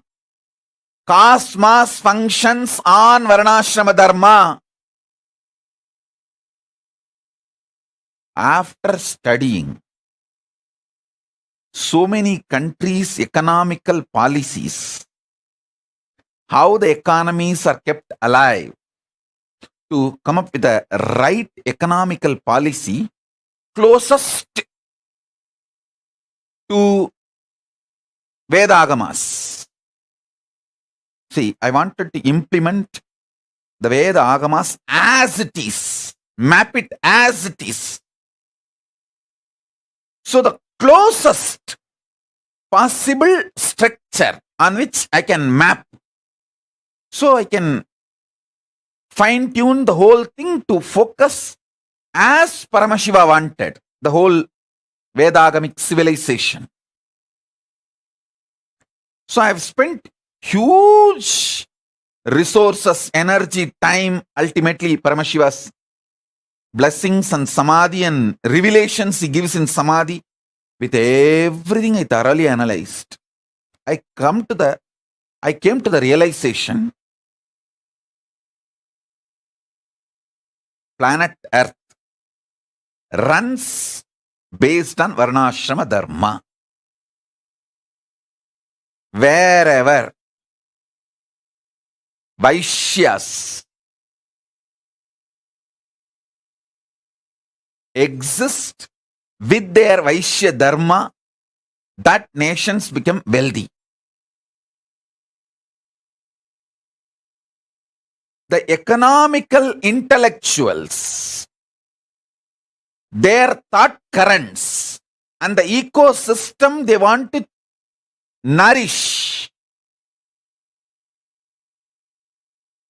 I am studying the Japanese economical intellectuals and the ecosystem they are nourishing. The US economical intellectuals and the ecosystem they are nourishing. The Indian economical intellectuals and the ecosystem they are nourishing. All this I studied. Finally, I realized, I could see clearly what exactly Paramashiva revealed in Vedas and Agamas and penned down in Dharmashastras. That exact Varnashrama Dharma is the most successful strategy for life. I was studying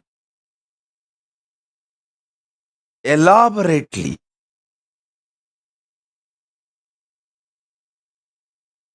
I'll give you just understandings. This will be directly useful for your life.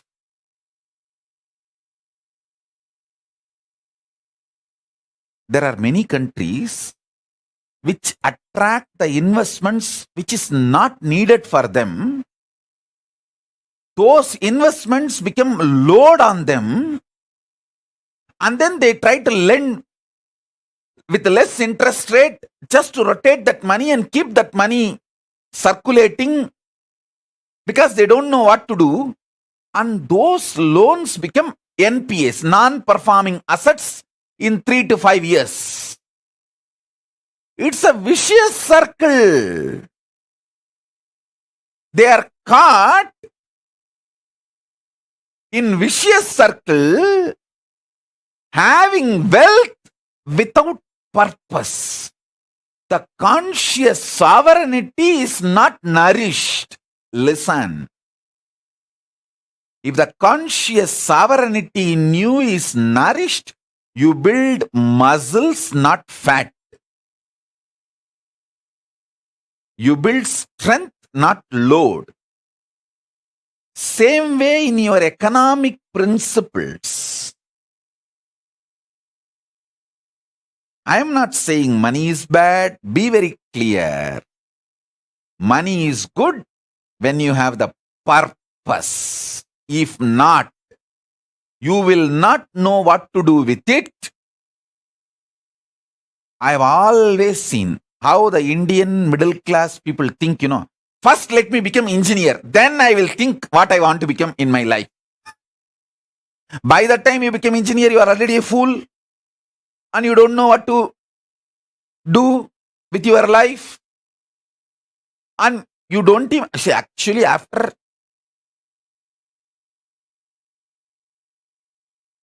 completely dampening you with the dumbest ideas and all outdated machineries which can be seen only in museum. Only those machines you will see in your workshops when you study engineering. The great museum pieces. Only after all this is done, the certificate engineer is given to you. So by the time you absolutely develop the mentality of extremely non-involving and lazy, and your expectation, just because you are here, the society should serve you. That mentality is the source of all corruption you find anywhere in the world. Anywhere in the world.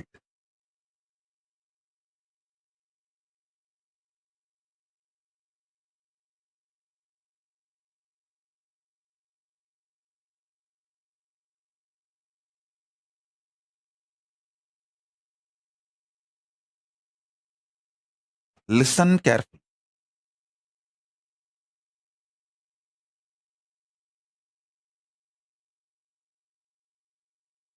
Many times, just like Indian middle class mind thinks, oh, let me become first engineer, then I'll think what I want to become, what I want to do in my life. Same way, you guys think, let me first just acquire money, then I will do what I want to do with that money. No. First, have conscious sovereignty. The society has become such now, none of you are in poverty and none of you are going to die without food. The moment you found your basic needs, food, shelter, clothes, focus on conscious sovereignty, realizing the core purpose of your existence. That will tell you the purpose for which you want wealth. So when you start working for wealth itself, you will continue to fulfill the purpose. So your life itself will be a joy. Your path and goal will be one and the same. You will be enjoying the very path, not waiting for the goal to celebrate your life. The path itself becomes celebration. I tell you, person who made path itself as a celebration lives in eternal vacation. See, I live in eternal vacation.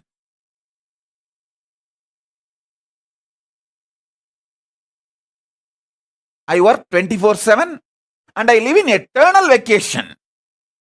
I work actually 24/7 in multiple dimensions, multiple time zones, not just horizontal time zones, vertical time zones also.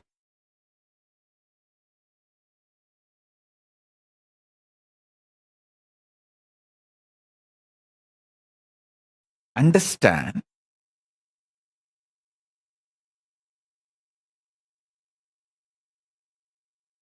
especially if you are young.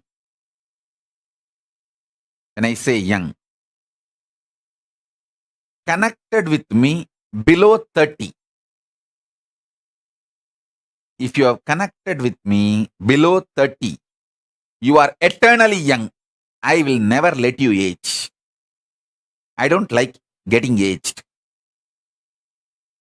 I like getting matured, but I don't like getting old or getting aged. So I will not do anything to you which I don't like. I will keep you eternally young. If you met me before 30, you are blessed. This is the time to find conscious sovereignty. Focus on that. If you met me before 30, I make you 16 and keep you 16 ever. Listen. When you find the idea of conscious sovereignty, you will never do the stupidity of questioning your life. Oh, why can't I eat sugar?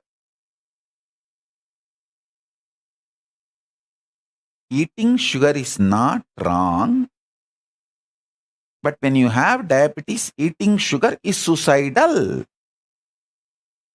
So you are not controlled saying don't take sugar. You are protected.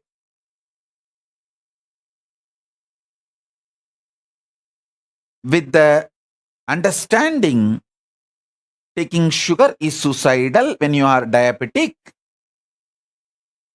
Even otherwise, taking sugar is not good for health. That is separate. I am telling you, listen. People think, let me find wealth, then I'll decide what I want to do. Hey, by the time you find wealth, you abused you and built a wrong mental setup. When will you break that? Breaking that becomes a big headache.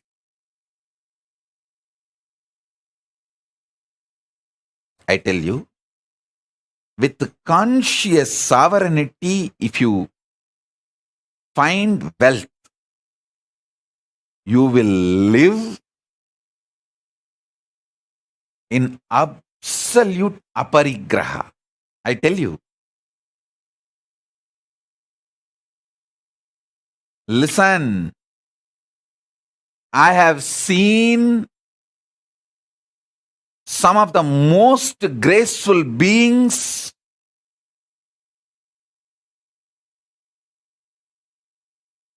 demonstrating minimalist lifestyle,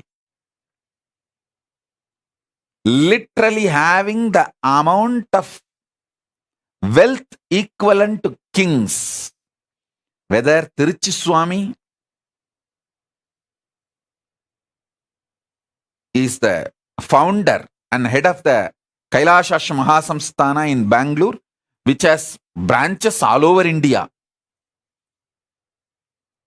He built a beautiful Devi temple which is literally now golden temple. The whole Garbhagriha, Vimanam is golden and Garbhamandir is golden.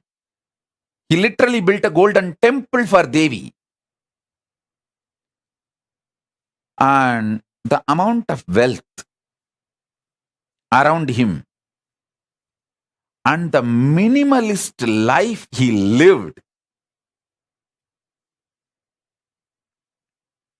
he had everything, including golden throne, crown, jewels, everything.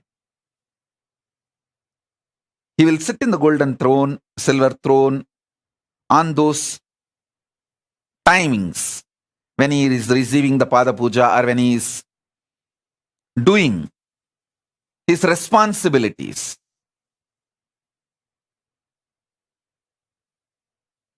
But in his personal life,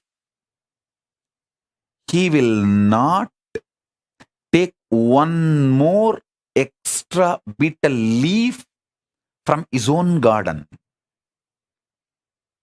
He will not waste one bitter leaf from his own garden. And he will not get the third set of dress for his personal room. I asked him once, Swami, it is all for you. Why can't we have the few more sets of dress? He told in Tamil, hey, சிம்மாசனம் கொடை சப்பரம் சாமரம் எல்லாம் நமக்கு வேலை, உரிமை இல்லை, உடமை இல்லை. Means the palki, all the umbrella, paraphernalia, throne, all that is our job, responsibility. Neither right means neither we are the owners nor it is ours. Listen.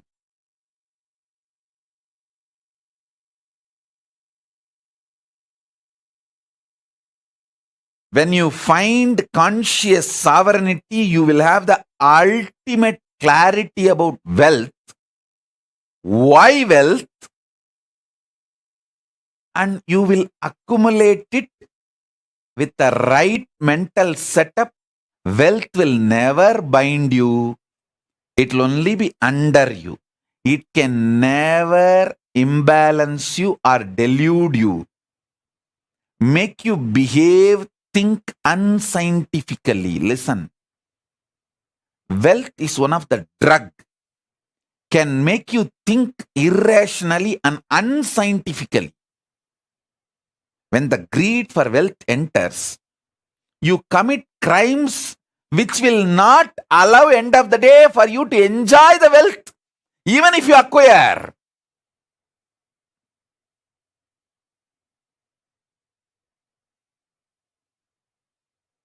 That's the funny thing. Listen, greed for wealth is nothing but unconscious lifestyle. The conscious sovereignty will make you realize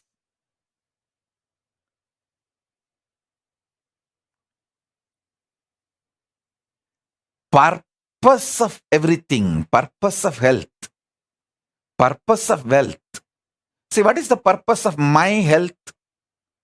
I should be able to sit in Padmasana for any number of hours I want to sit, and my brain should be fresh, alive, to download the Akashic records and radiate it, share it with you all. That's all is the purpose of my health. So because I know the purpose, I keep myself healthy for that purpose. Over.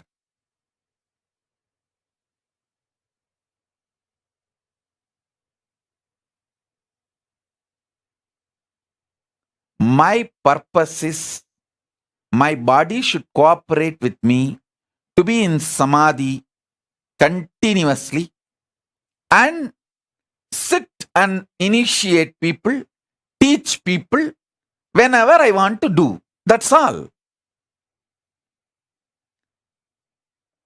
Because the purpose is clear. I keep myself healthy for that.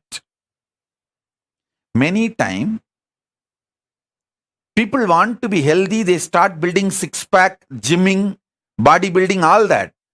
But after a few days, that six-pack and muscles, bodybuilding, the showing, that becomes so important and addictive.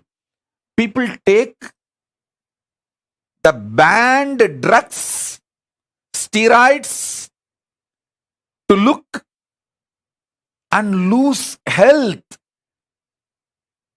Please understand, there are many people who build body so unconsciously without knowing the purpose, they lose the body itself in the process of building the body.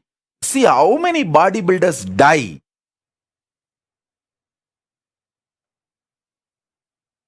By taking the wrong drugs, steroids to show. I tell you, same way, wealth. There are so many people unconsciously acquired wealth and don't know what to do. That load kills them. Our people around them exploit them, bind them, destroy their life, and life is lost. So in every level, conscious sovereignty is the first truth you should start experiencing. This should be your priority. Understand? Not just wealth, purpose of wealth. Not just health, purpose of health. Not just living unconsciously, purpose why you exist is the basic need for life. Listen.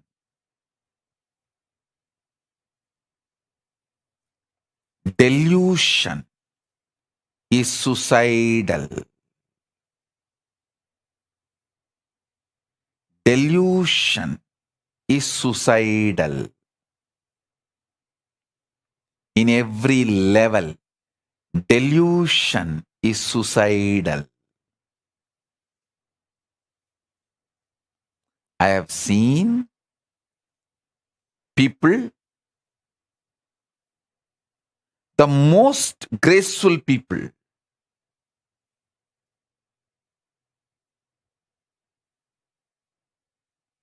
and I have also seen most stupid people. I have seen people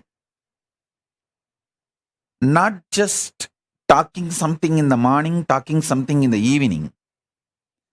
Even in one conversation, the beginning they will talk some logic, and just in few statements they will completely opposite to the logic with which they started. I have seen sometimes people having one logic and talking for the other logic. I have seen that level loses. That kind of deluded people.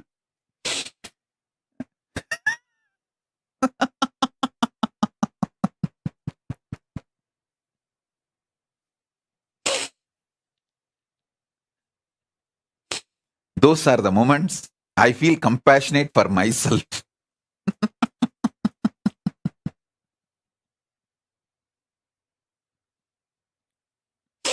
I feel really compassionate for myself.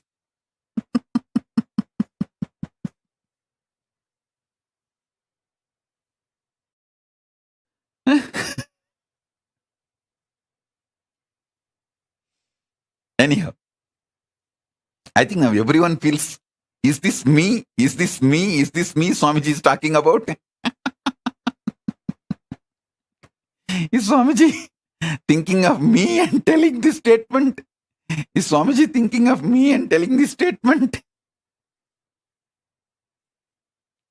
Anyhow, listen. I have seen all kinds of people. With my experience, I wanted you to know time spent on understanding conscious sovereignty is the best time spent. Understand? Listen.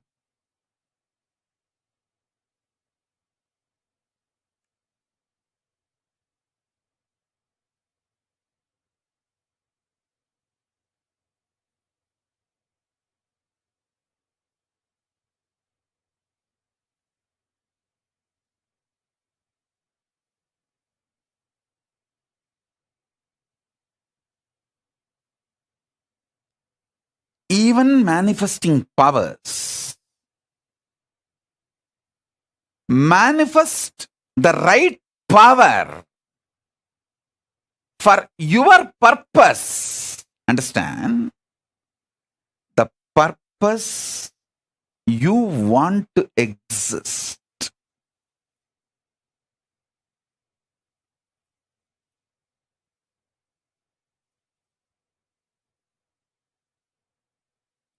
I tell you, if you find the conscious sovereignty, you will just feel eternally young. See, finding conscious sovereignty is not some difficult. You just need to know the larger purpose of your existence. Just be scientific, logical, rational to your higher purpose, larger purpose. Stop the shitty idea of you have only one life. That is the biggest shit dumped on you. You have been brainwashed with unwashable shit called you have only one life. Drop that shit. Your consciousness, assuming bodies after bodies, till you achieve your absolute conscious sovereignty. These are fundamental cosmic truths.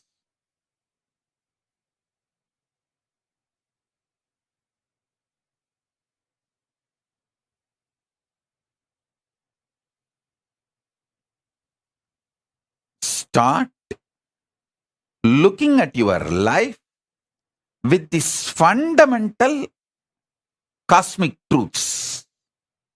Understand?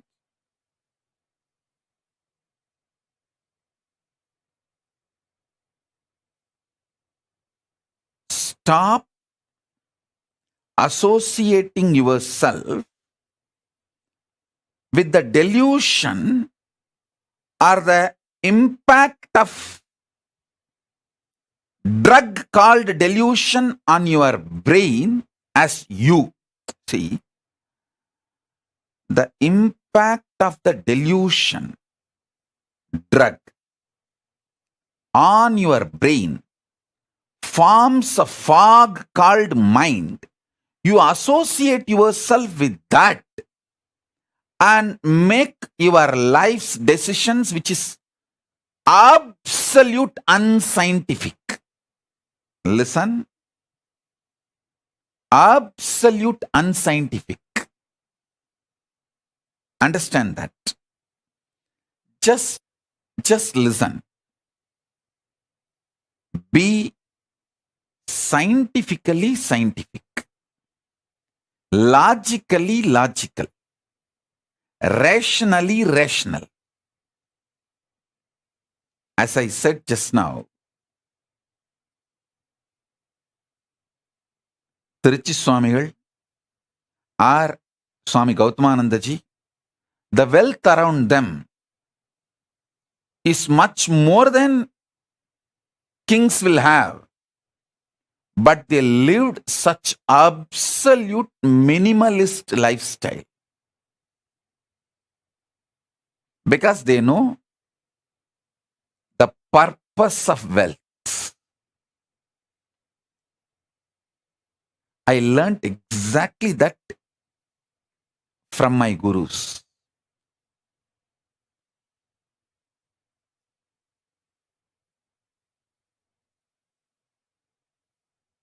Kings living minimalistic lifestyle is possible only in Hindu tradition. Because if you know the conscious sovereignty, you will know the minimalistic lifestyle is powerful. It's an absolute power.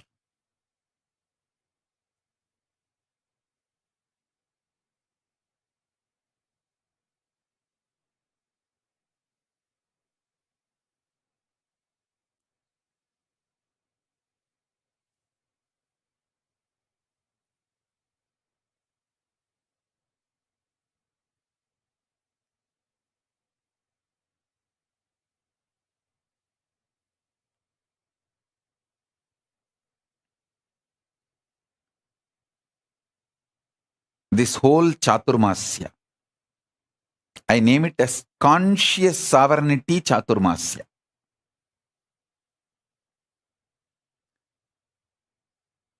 Manifesting powers through conscious sovereignty. See, manifest the right powers. There are many powers you may not need. That may just become load on you. Manifest the right power.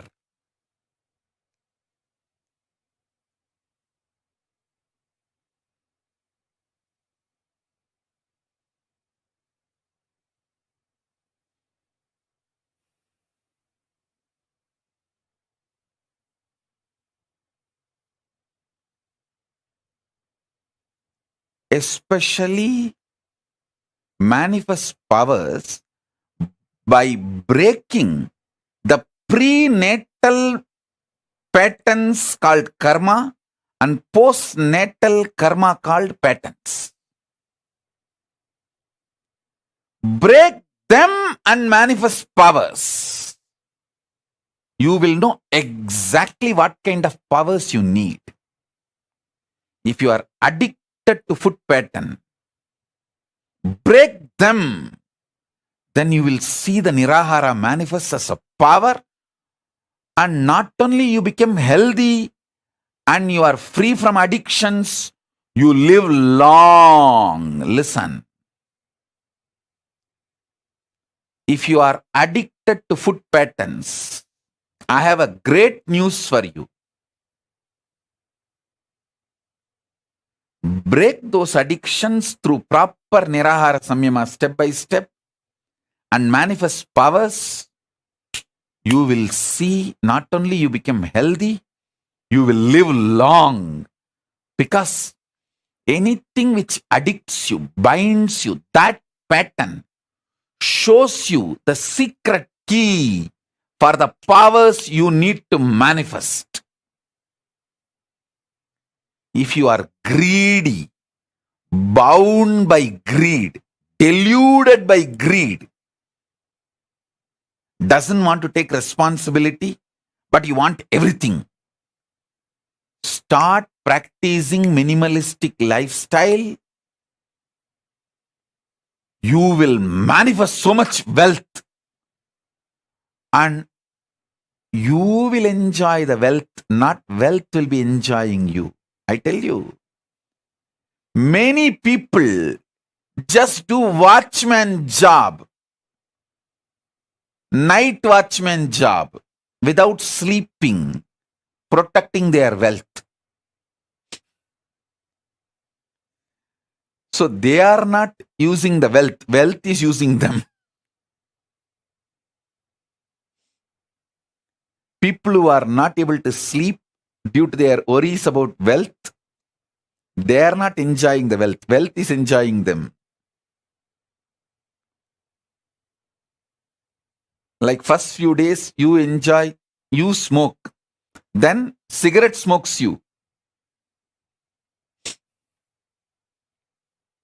Understand what I am trying to tell you.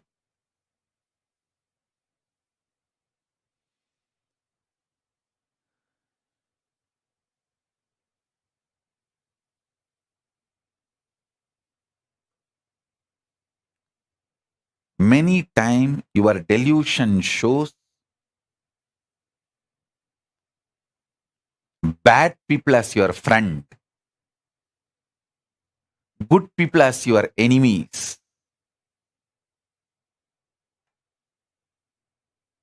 The pressure of hormones, chemicals, frustrations inside you.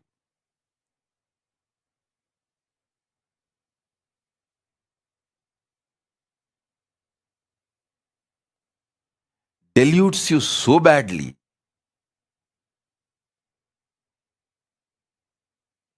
Conscious sovereignty is the only solution.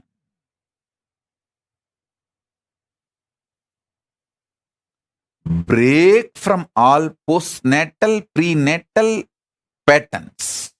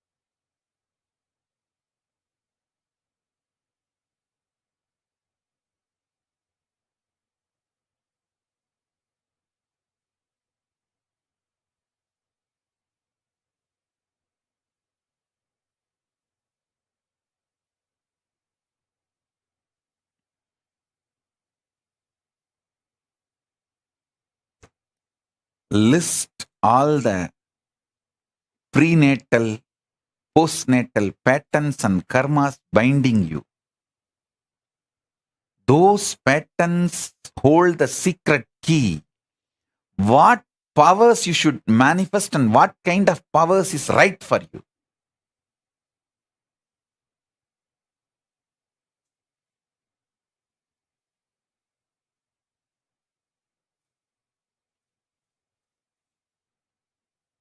I'll give you a few minutes. I'll give you Shaktipada and be here with you all to help you all to identify your patterns, break them, and manifest as powers. Let's start. First day. Conscious sovereignty, power manifestation process in this Chaturmasya. Get paper and pen, sit. Pen down all the patterns which chains you, binds you. Start writing.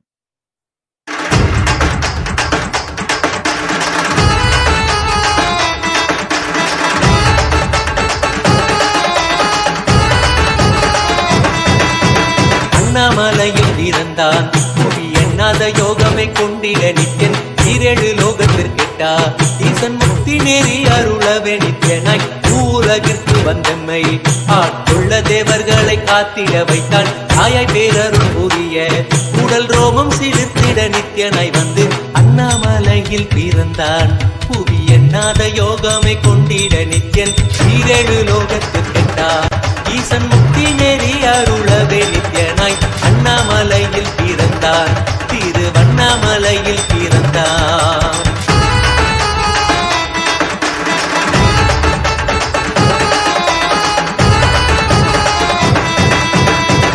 கிளப்பி விட்டேனில் பர தத்துவம் கற்பித்த பாரம ஞானியாய் ஞானக்கண் கொடுத்த நமக்கே ரூபம் காட்டிய மாய வித்தை செய்யும் நித்யன் வித்தை கிளப்பி விட்டேனில் பர தத்துவம் கற்பித்த பாரம ஞானியாய் ஞானக்கண் கொடுத்த நமக்கே ரூபம் காட்டிய மாய வித்தை செய்யும் நித்யன் அண்ணாமலையில் பிறந்தான் புவி எண்ணாத யோகமை கொண்டிட நித்யன் ஈரேழு லோகத்தில் கேட்டா ஈசன் முக்தி நேரி அருளவே நித்யனாய்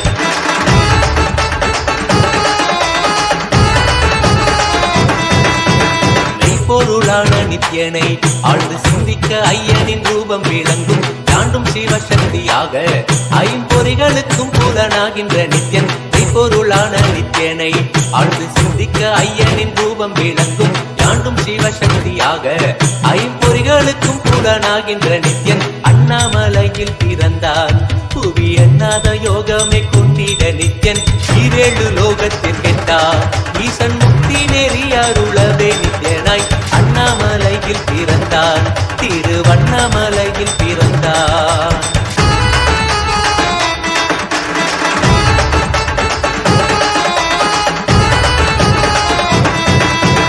உள்ளும் பூரமும் இருந்து உயிர் பக்குவமாக்கிடும் பரமனாம் நித்யன் ஞானப்பாடித்தங்கள் ஏழும் கொண்ட ஞானமும் ஆகியே ஆண்டிடும் நித்யன் உள்ளும் பூரமும் இருந்து உயிர் பக்குவமாக்கிடும் பரமனாம் நித்யன் ஞானப்பாடித்தங்கள் ஏழும் கொண்ட ஞானமும் ஆகியே ஆண்டிடும் நித்யன் அண்ணாமலையில் பிறந்தான் புவி எண்ணாத யோகமை கொண்டிட நித்யன் ஈரேழு லோகத்தில் கேட்டார் ஈசன் முக்தி நேரி அருளவே நித்யனாய் அண்ணாமலையில் பிறந்தான் நித்யன் அண்ணாமலையில் பிறந்தான்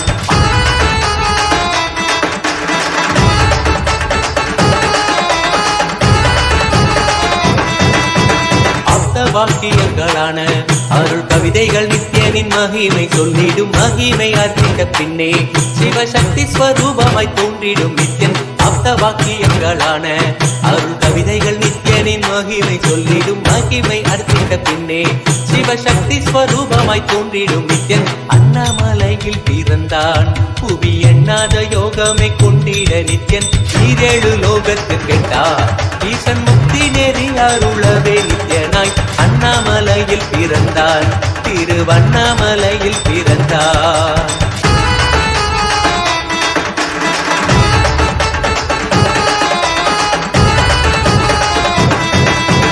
புண்ணிய கேத்திரம் தனிலே நித்யன் உன்னத நீலை மூலத்தில் வருமே விண்ணவர் மன்னவர் ஒப்ப அகிலம் ஆளும் கீர்த்தியுட ஈசன் நித்யானந்தன் புண்ணிய கேத்திரம் தனிலே நித்யன் உன்னத நீலை மூலத்தில் வருமே விண்ணவர் மன்னவர் ஒப்ப அகிலம் ஆளும் கீர்த்தியுட ஈசன் நித்யானந்தன் அண்ணாமலையில் பிறந்தான் யோகமே கொண்டிட நித்யன் ஈரேழு லோகத்தில் கேட்டார் ஈசன் முக்தி நெறி அருளவே நித்யனாய் அண்ணாமலையில் பிறந்தான் நித்யன் அண்ணாமலையில் பிறந்தான்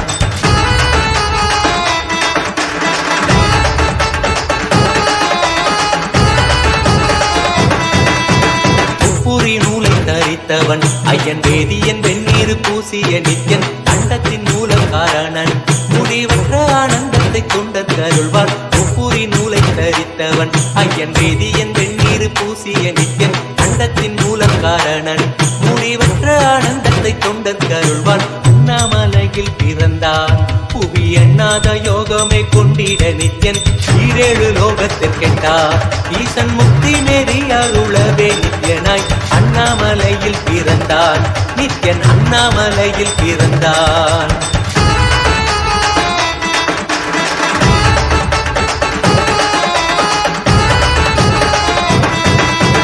பேரறிவு பொருள் நித்யன் உலகாளும் ஊரை மன்னவர் மன்னவர்களித்தவன் அர்த்தநாரீஸ்வரனாக அருள் செய்திட்டே எம்மை ஆட்கொண்டிடும் நித்யன் பேரறிவு பொருள் நித்யன் உலகாலும் ஊரை மன்னவர்களித்தவன் அர்த்தநாரீஸ்வரனாக அருள் செய்திட்டே எம்மை ஆட்கொண்டிடும் நித்யன் அண்ணாமலையில் பிறந்தான் புவி எண்ணாத யோகமே கொண்டிட நித்யன் ஈரேழு லோகத்திற்கெட்டா ஈசன் முக்தி நேரி அருளவே நித்யனாய் அண்ணாமலையில் பிறந்தான் நித்யன் அண்ணாமலையில் பிறந்தான்.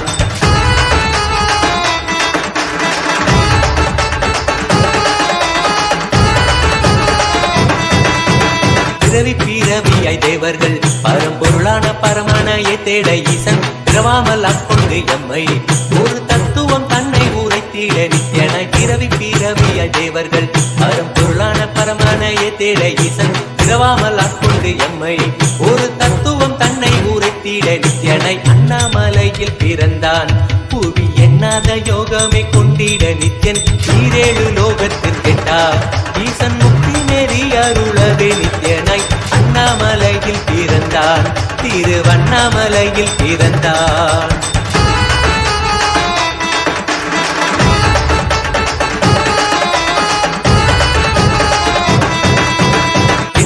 வடிவமுடையவன் எண்ணும் எண்ணம் கடந்த முதற் பொருளானவன் பிறவி எழுத்தே சலிக்க அருள் தாகத்தை தீர்த்தன் வினைகள் அடைந்தான். எண்ணில்லா வடிவமுடையவன் எண்ணும் எண்ணம் கடந்த முதற் பொருளானவன் பிறவி எழுத்தே சலிக்க அருள் தாகத்தை தீர்த்தன் வினைகள் களைந்தான். அண்ணாமலையில் பிறந்தான் புவி எண்ணாத யோகமே கொண்டிட நித்யன் ஈரேழு லோகத்திற்கெட்டா ஈசன் முக்தி நெறி அருளவே நித்யனாய் அண்ணாமலையில் பிறந்தான் நித்யன் அண்ணாமலையில் பிறந்தான்.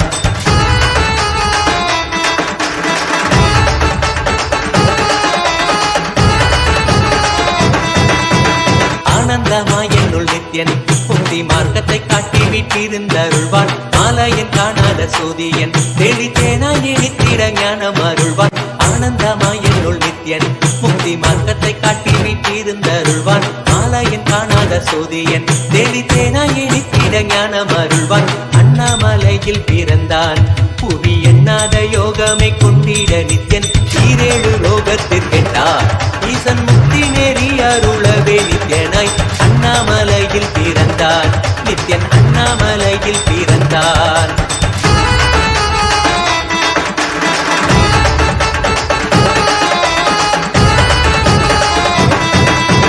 வெற்றி குதிரை எதியே அடியார்கள் கூரைகளை ஏற்கின்ற நித்யன் சூழும் உறவினரோடு வந்த பாசந்தானை யாரு தேயம்மை காப்பான். வெற்றி குதிரை எதியே அடியார்கள் கூரைகளை ஏற்கின்ற நித்யன் சூழும் உறவினரோடு வந்த பாசந்தானை யாரு தேயம்மை காப்பான். அண்ணாமலையில் பிறந்தான் புவி எண்ணாத யோகமே கொண்டிட நித்யன் ஈரேழு லோகத்திற்கெட்டா ஈசன் முக்தி நெறி அருளவே நித்யனாய் அண்ணாமலையில் பிறந்தான் நித்யன் அண்ணாமலையில் பிறந்தான். நித்யனை பற்றுவதொன்றே உபாயம் என்பதானால் பற்றி பிடித்தோம் நித்யன் பாதம் ஒன்றே சதம் அவன் நாமம் சொல்லியே நித்யானந்தம் கொள்ளுவோம். நித்யனை பற்றுவதொன்றே உபாயம் என்பதானால் பற்றி பிடித்தோம் நித்யம் பாதம் ஒன்றே சதம் அவன் நாமம் சொல்லியே நித்யானந்தம் கொள்ளுவோம். அண்ணாமலையில் பிறந்தான் புவி எண்ணாத யோகமே கொண்டிட நித்யன் ஈரேழு லோகத்திற்கெட்டா ஈசன் முக்தி நெறி அருளவே நித்யனாய் அண்ணாமலையில் பிறந்தான் திருவண்ணாமலையில் பிறந்தான்.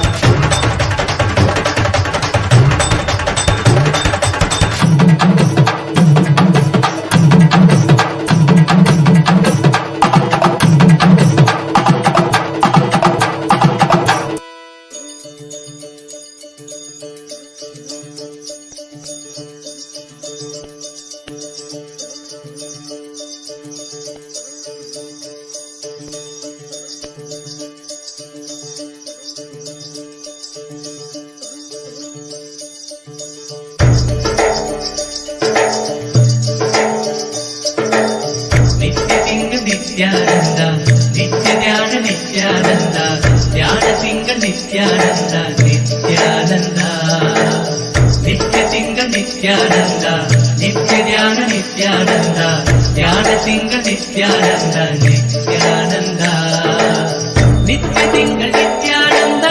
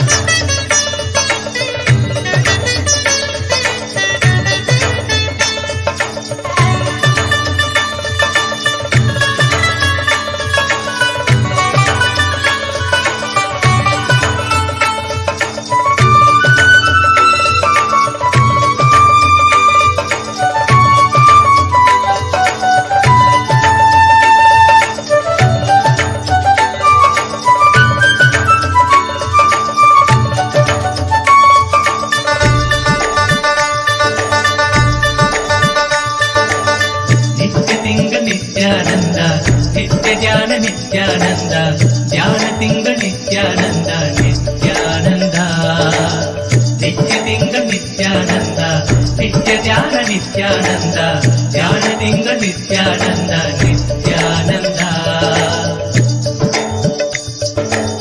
ನಿತ್ಯ ತಿಂಗಳ ನಿತ್ಯಾನಂದ ನಿತ್ಯ ಜ್ಞಾನ ನಿತ್ಯಾನಂದ ಜ್ಞಾನ ತಿಂಗಳ ನಿತ್ಯಾನಂದನೇ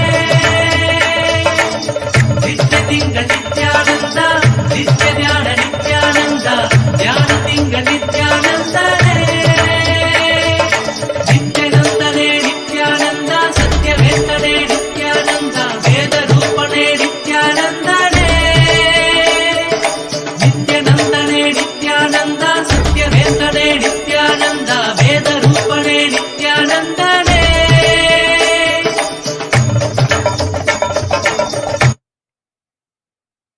Bless you all as a living, complete manifestation, as a living Purnavatara of Paramashiva. I bless you all.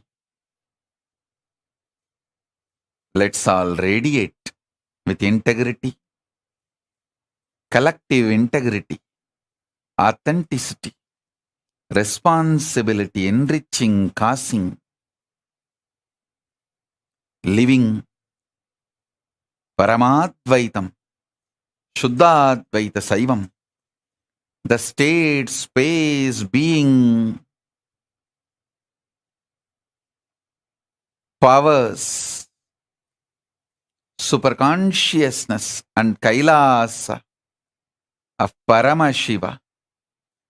Paramashivoham. Om Nithyananda Paramashivoham. The eternal bliss Nithyananda. Thank you. Be blissful.